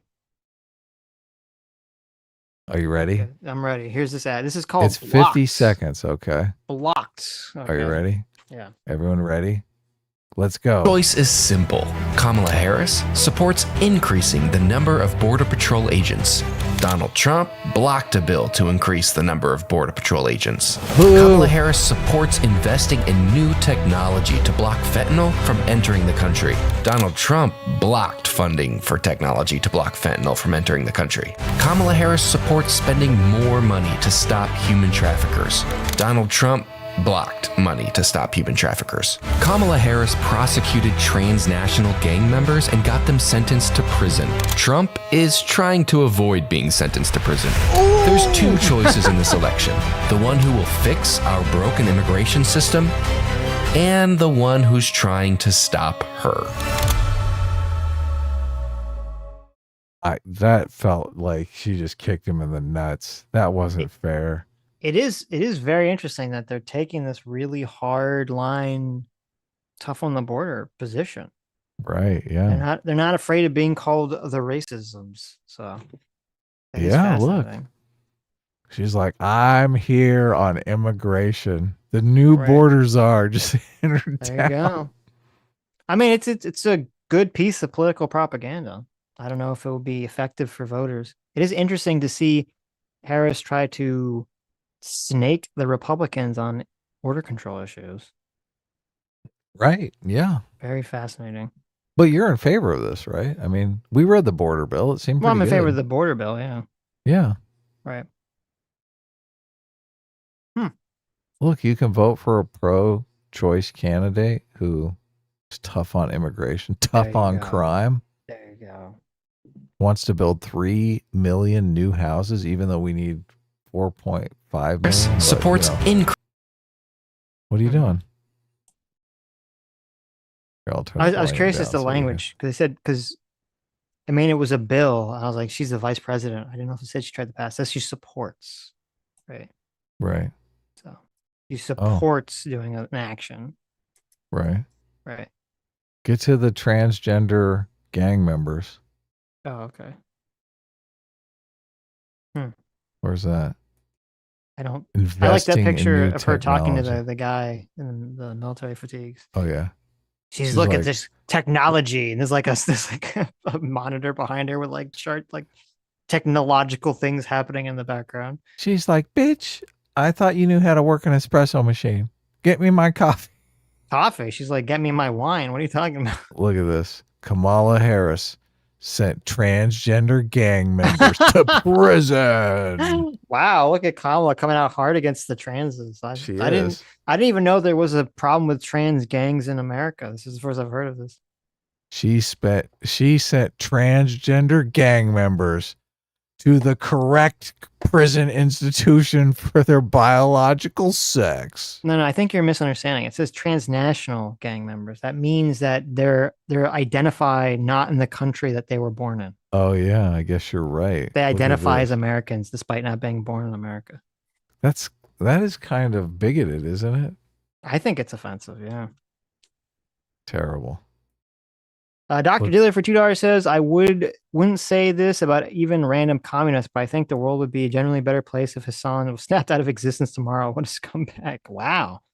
Dr. Dealer, not a Hasan fan. Oh, listen, I don't agree with you because his cringe content is like top tier. Okay. Prime grade. Yeah, come on. We need the cringe. Dr. Dealer for another $2. Thank you. Says, once I bought scorpion pepper sauce and tossed it on some pizza without knowing how spicy it was or that I was supposed to water it down first. Went through 3 slices and 1.5 gallons of milk. Was tasteful, if painful. Wow, look at that. That's kind of crazy. Why they sell a spicy pepper sauce that's so spicy you're supposed to water it down? Can you just sell it to me like pre-mixed, please? Like I don't want to have to do work for my fucking sauce. Okay. Do you know the story about the kid who got killed doing the chip challenge, the spicy chip challenge? No, how do you die doing the chip challenge? Evidently, this chip was too spicy and it killed him. How? What do you mean? How do you die from eating something spicy? I don't even understand, like, physically how that would kill you. He's went, it's so spicy, I'm gonna die, and then he just died. It's a good question. Like, what did he like? Did he choke? Did his eyes were so they have like a histamine response? Like, what? How do you die from spice? I don't understand. Does his tongue swell and he couldn't breathe? Like, what? Let me see. Okay. Family of Worcester teen who died from eating spicy chip to file lawsuit. How spicy was this fucking chip? Yeah, no. It's a Paquet One Chip Challenge 2022. I've never even heard of this. The family of the Worcester teen who died last year after participating in a spicy food trend known as the One Chip Challenge is filing a lawsuit over the teen's death with their lawyer said Wednesday. Yeah, a heart attack. Yeah, there you go. They said he had a cardiopulmonary arrest. That's a heart attack, right? I mean, sure. He's like, oh my God, this chip is too fucking spicy. The chip was so spicy, his heart and lungs stopped working. What the fuck? Did it? Look at that. That's insane. How fucking spicy is it? I didn't even know that was an option. What the fuck? Well, I think they're suing them for like selling a chip that is deadly. I mean, sure. Wait, it says the 14-year-old boy also had an enlarged heart and a congenital heart defect. Oh, maybe okay. Some very specific. Well, look, it says right on the package, if you have a weak heart, don't eat this. Did it actually say that? No. Oh, okay. I'm not. Wait.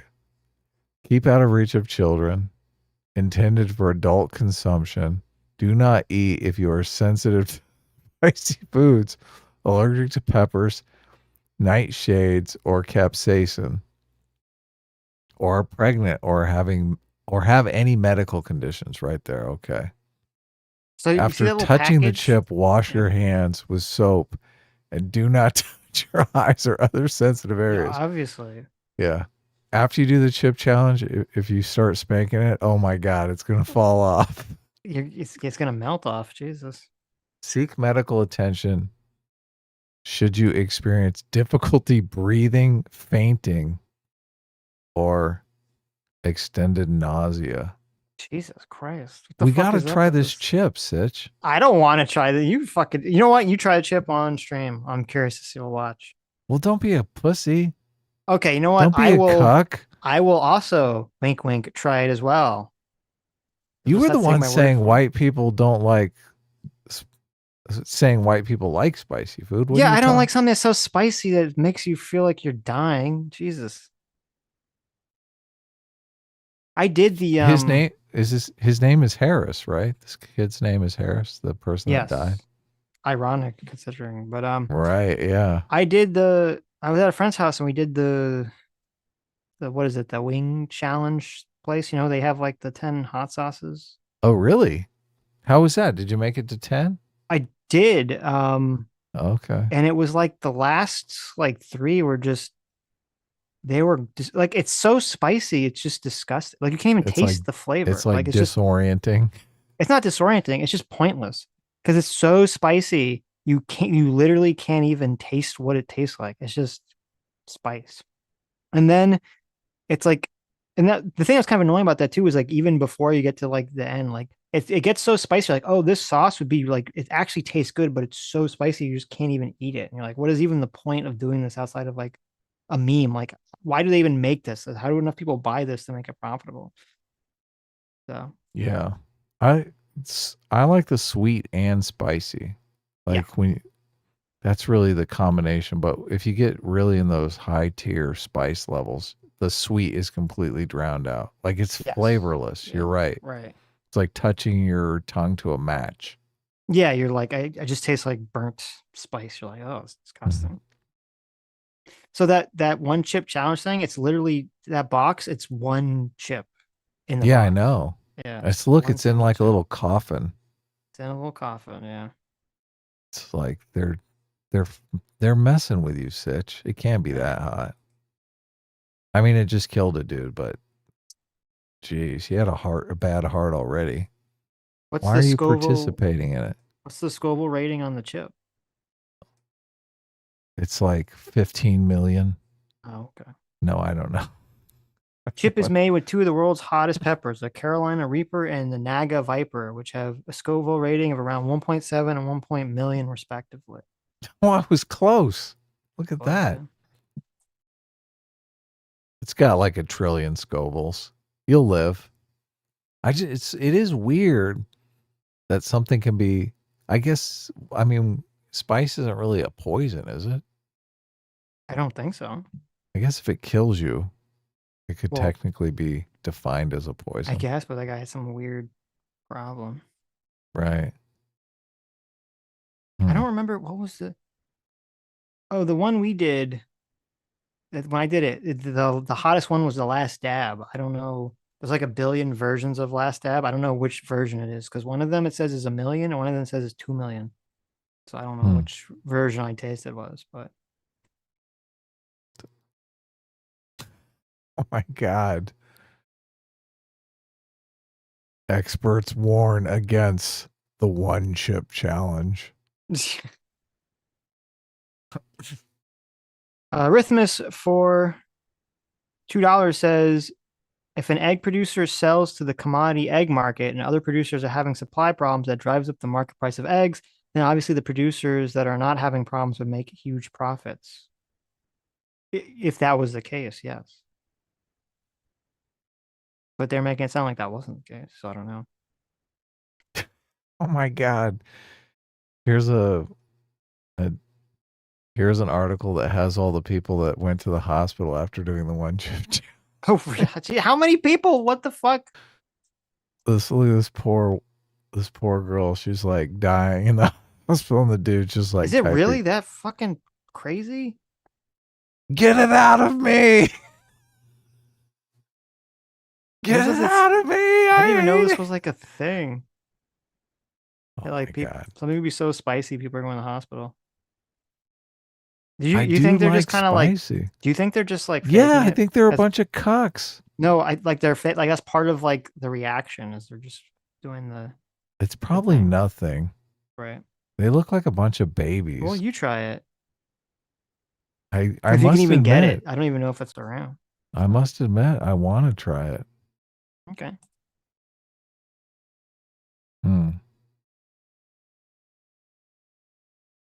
Maybe I'll do it. The Pack Key one chip challenge is intended for adults only. Oh, it's adults We've seen an only. increase in teens and individuals not heeding this warning. As a result, while the product continues to adhere to food standards, out of abundance of caution, we're actively working with retailers to remove the product from shelves. They're trying to get it pulled. How do you buy it though? People are going to have to move on to the Drano challenge. What the fuck? In order to buy it, you have to like talk to a chatbot on their website. This is so weird. Oh, really? Yeah. Are you addicted to spicy foods? Are you suicidal? You can still buy it off of random websites. So I think we should make Kamala Harris do the one chip challenge just to prove that she actually likes spicy food. Then no, you have her and Tim Walz do it at the same time and see what happens. Well, Tim Walz already said he doesn't like spicy food, so he's off the hook. Right. He's just an Uncle Tim anyway, so. Okay, that's true. Kamala is the one we want to see. That would be the ultimate in idiocracy, right? We finally achieved idiocracy. In order to become president of the United States, you have to do the spicy chip challenge. That's how you determine who the president is? Hell yeah. Let's do it. Okay. That should be the final boss. Apparently when you eat this chip, it like turns your tongue blue. I saw that in the thumbnails. What was that? But see, that all makes me about? think that they're cheating because it's not just that it's spicy. It's like spicy, then it coats your tongue, so it gets stuck to your tongue. And then you're like, oh my God. Oh, That's what it feels like if it turns your tongue blue. deadly. Right? Awful. Okay. Anyway. Don't eat the spicy How we chip. doing? Are we done? I'm trying, but you can bring up the spicy chip. Dark Dealer for $2 says, does Hasan know that it's not illegal to be a virulent racist and hypothetically all white people could go around screaming the N-word and there would be literally nothing to do about it? Matt Walsh doesn't need permission. That is true. Harry Smith for $2 says, Adam, what would be the point of a government-run grocery store? We use government to solve problems that the market doesn't have the right to tackle. Grocery stores have already solved that problem. True. Capitalism's based. Woo! Saul for $2 says, I try not to be offended. It was just scripted and cringy. Arguably, you can make stuff up for a joke, but Hy-Vee, which exists in Minnesota, sells taco seasoning packets. Explain for normies how anti-white racism is harmful. I believe I did throughout the stream. I'm not really offended, but I still think it's a bad move to put all these racist stereotypes of white people into the world. Right. So I think something can be functionally bad, but still be non-offensive to me. Look, I have kind of a high tolerance for being offended, so. Saul for $2 says the no flavor stereotype comes from older Midwesterns because Scandinavian food is considered bland, but I'm from the Midwest and I've never heard this before and season everything, including mac and cheese. There you go. Saul for $2 says the reason CNN interviewed Jesse Ventura is because he's a Vietnam vet and former governor of Minnesota. Oh, that's right. He loves Walls because he legalized pot. He also is endorsing Kamala firstly because he wants to vote for the first woman president. Cringe. Really? Wow. I wouldn't think he'd be motivated for identity politics reasons. I mean, listen, if Harris comes out here and talks about legalizing pot federally, that's very popular. That's going to tip you over to the I'm going to vote hard for the. I mean, listen, I said I wasn't going to vote, but that might be on the if YouTube super chats are considered tips, I might vote. You are in a swing state, right? I am not really. Florida's been pretty consistently red for the last few elections. I think we need to get rid of the electoral college. I've been convinced. Wow, look at that. Yeah. Really? Yeah, so my vote counts in California. I'm sick of all these people I got you. outvoting me. Well, they should do the thing I said. They split up the votes based on population. Yeah, that would be okay. I would take The that. electoral votes based on population of the state. So you'd still maintain the electoral college. You'd just split up. You'd apportion them correctly. Yeah, all the states would have to apportion their votes based on. So nobody's vote in the state is, quote, wasted. It'd be a lot more complicated to figure out who was going to win, too. All these polling places would be kicked to the curb. Well, yeah, it's true. It would be more complicated for them to well, no, I mean, not really, because they would just. I guess, yeah, because population wouldn't be strictly enough. You're right. It would be a little more complicated. It wouldn't be that much more complicated. They'd be like looking at California. And they'd be like, okay, instead of all of California's electoral votes go to Kamala, they'd be like, okay, there'd be a split. You're right. Yeah. Yeah. Be way more complicated. Sulfur Jr. says, I didn't hear the whole clip, but I heard the argument is that the woman Lamar called up on stage was drunk and slurred every word except the N-word. I heard the clip. That's not what happened. So I'm not sure where that story comes from, but Solo for $2 says, did you see when Hillary was on the Breakfast Club and she claimed to carry hot sauce in her purse? When Charlemagne asked if she was pandering, she said, did it work? I mean, that's awesome. I knew about the hot sauce in the purse. I didn't know that was her reaction. I mean, that's a pretty base response if that's the case. Did it work? I am pandering. Right. Look, at least she's open about the pandering, right? Dr. Liv for $4. Thanks so much. Says, think super chat this before, but I was reminded of the worst smelling chemical ever. People were able to smell it almost instantly a quarter mile away. Standing near it overloads your nose so much your brain ignores it. It's called thiocetone. This is like some spice. It's a smell. It's a chemical smell. Hmm. It's considered one of the worst smelling chemicals in humanity. Sitch, how many electoral votes in the Electoral College does Florida have? Do you know? Don't look it up. I have no clue. Is Give it me like a guess. 20-ish or something? 20 range? It's 30 30. range? Yeah. Okay. Now how many Electoral College votes does California have? It's like 50 something, isn't 54. it? Okay. Smoking you. Almost Yeah, I know. double. Okay. Almost California's a double big your state. paltry 30. Okay. Look, if those were split up, that'd be crazy. It'd be like, okay, Kamala's getting 30. Trump is getting 24. Look, it'd be the way elections would run would be completely different. Everyone would be like, we can't even poll. Who knows? Who fucking knows now? We got to look at every single state. It'd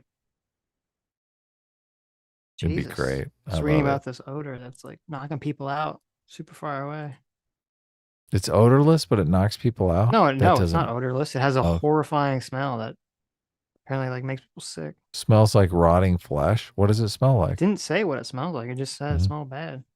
Makes people like disgusted. It's got to be like rotting flesh then. Rotting flesh is the thing that makes you is just instantly disgusting. Well, it says it's a hydrogen sulfide. Wait, no, it doesn't say that. I don't know what it is. Oh, a sulfide. Yeah, that's rotten eggs. I mean, it has a sulfur smell. Whatever. We need more of these classy Kamala Harris ads.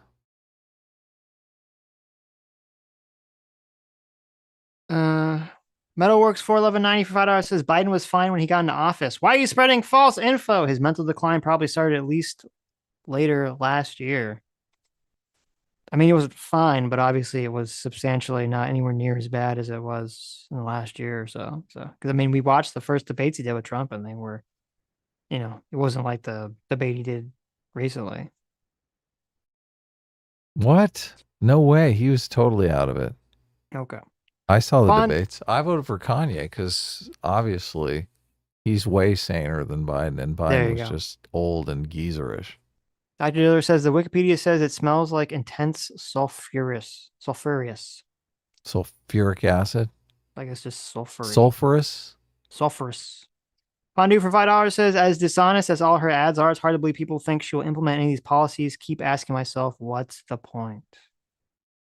Well, that border policy, that border ad was only 50% dishonest. So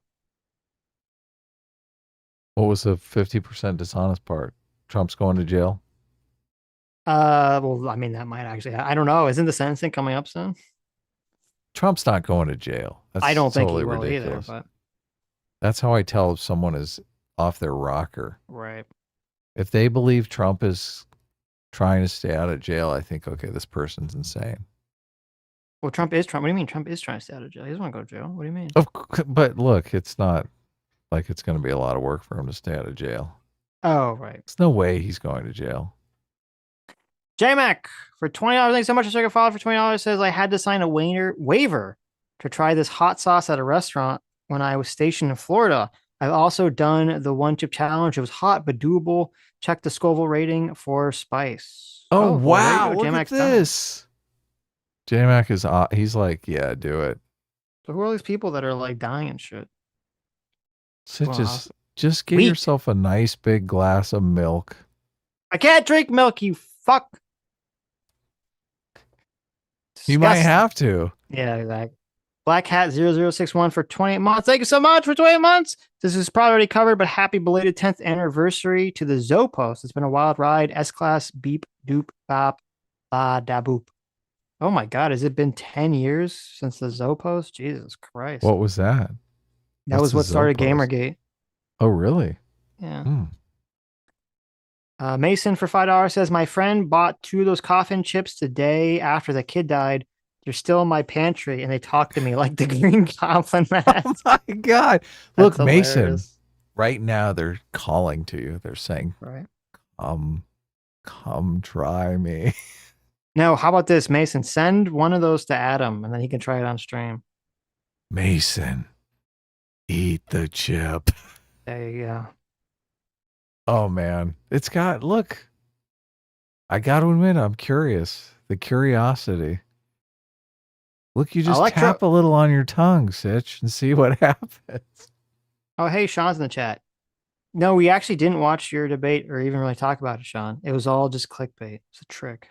It wasn't clickbait. It was a trick. Look, Lie. this is an interactive stream right now. We're at $1,300, $200, and we would be forced to. I mean, not tonight. It's too late. No, we would do it tonight. We would literally spark up the next video. I'm not doing it tonight. And we just roll right through. Nope, not happening. Don't look. Don't wuss out here. Come on. No. Electro for $20 says the funny thing about that, Adam, is if the Electoral College goes the way Sitch wants, Democrats take a big hit since California, New York, and Illinois are blue strongholds, while Texas is the only one that the Republicans get hit on. No, I know. Yeah. There you go. Look, this is why I don't see why the Republicans they don't push for it. Interesting. Look, and you can make Democrats live by their own rules. You can say, look, this is more democratic right here. They want to do the way that the Democrats want to do it is totally well, maybe it is more democratic because they want the popular vote in the state to mean all the electors in that state go to one person, right? Yes. So Ace for $5 says, would you guys break your no destiny rule to react to his video where he doesn't acknowledge the problems of Islamic fundamentalism in the UK? Well, first of all, we don't have a no destiny react video rule. Yeah, at all. we don't. So, yeah. If We can. send me that video on Twitter or something. I haven't seen it, so we can react to it. We're blacklisted from Destiny. Destiny's not blacklisted from us. Okay? Right. Yeah. That's the difference here. We're more democratic over here. That's true. Look, could California's popular vote go one way and then another state's popular vote? Could you be in the same situation?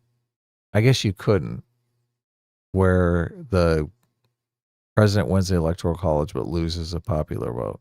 If all the states adopted whichever way the popular vote went, they would do all their electors to that candidate. Then the president would just get all the electors, right? Right. Actually, what's happening is some states are doing this and other states are not. You'd have some states that were still apportioned, and then you'd have some states that were still giving all of their You have to do it electors, so they're all, obviously. Yeah. So before we end, Zero Fox did a horrible thing. Are we going to bring that up? I sent it to you, Adam. I guess if you made it to the end of the stream, you get to be rewarded with seeing something horrific. So here's your reward for making it to the end of the stream, everybody. I got to put it in the thing though. It's a Twitter video. Yeah. We're going to do a 3, 2, 1, right? Yeah. I didn't actually listen to it, so I don't know how horrible it is, but let me see here. Make this a little bigger. I don't think you want to make it bigger. Looks like Sitch is sawing out here. Oh, wait a second. Oh, this looks bad. This looks terrible. Are you ready? Yes. 3, 2, 1, go. Oh man, Hasan. Oh, he's so stupid. Oh, I'm gonna nut on Hasan because he's so stupid.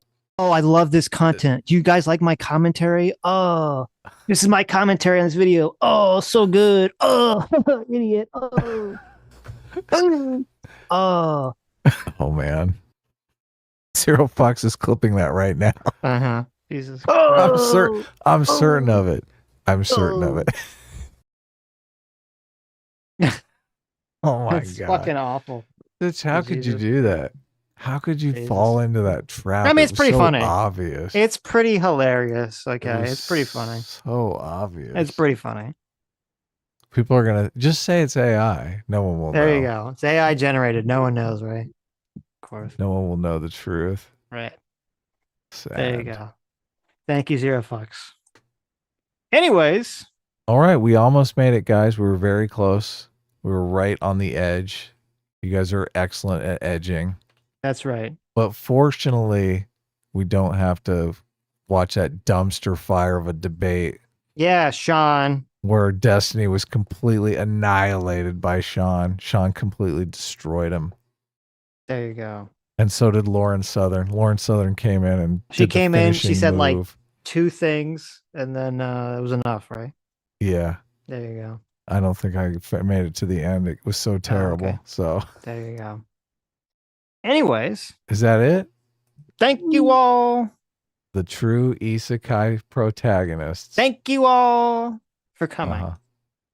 Thank you all I'm waiting for the harmonica. for your generous donations. Thank you all for coming. You have made it to the end of the stream. Thank you all for your incredibly generous donations. You have made it to the end of the stream. You are the true free will seekers. You are the true heroes of the universe. You are the true isekai anime protagonists. You are the true people who would never price gouge on chicken tendies because you understand what an important commodity it is to the world at large. And we will see you all on Tuesday. Bye-bye. Don't eat any spicy chips. I think I cut you off.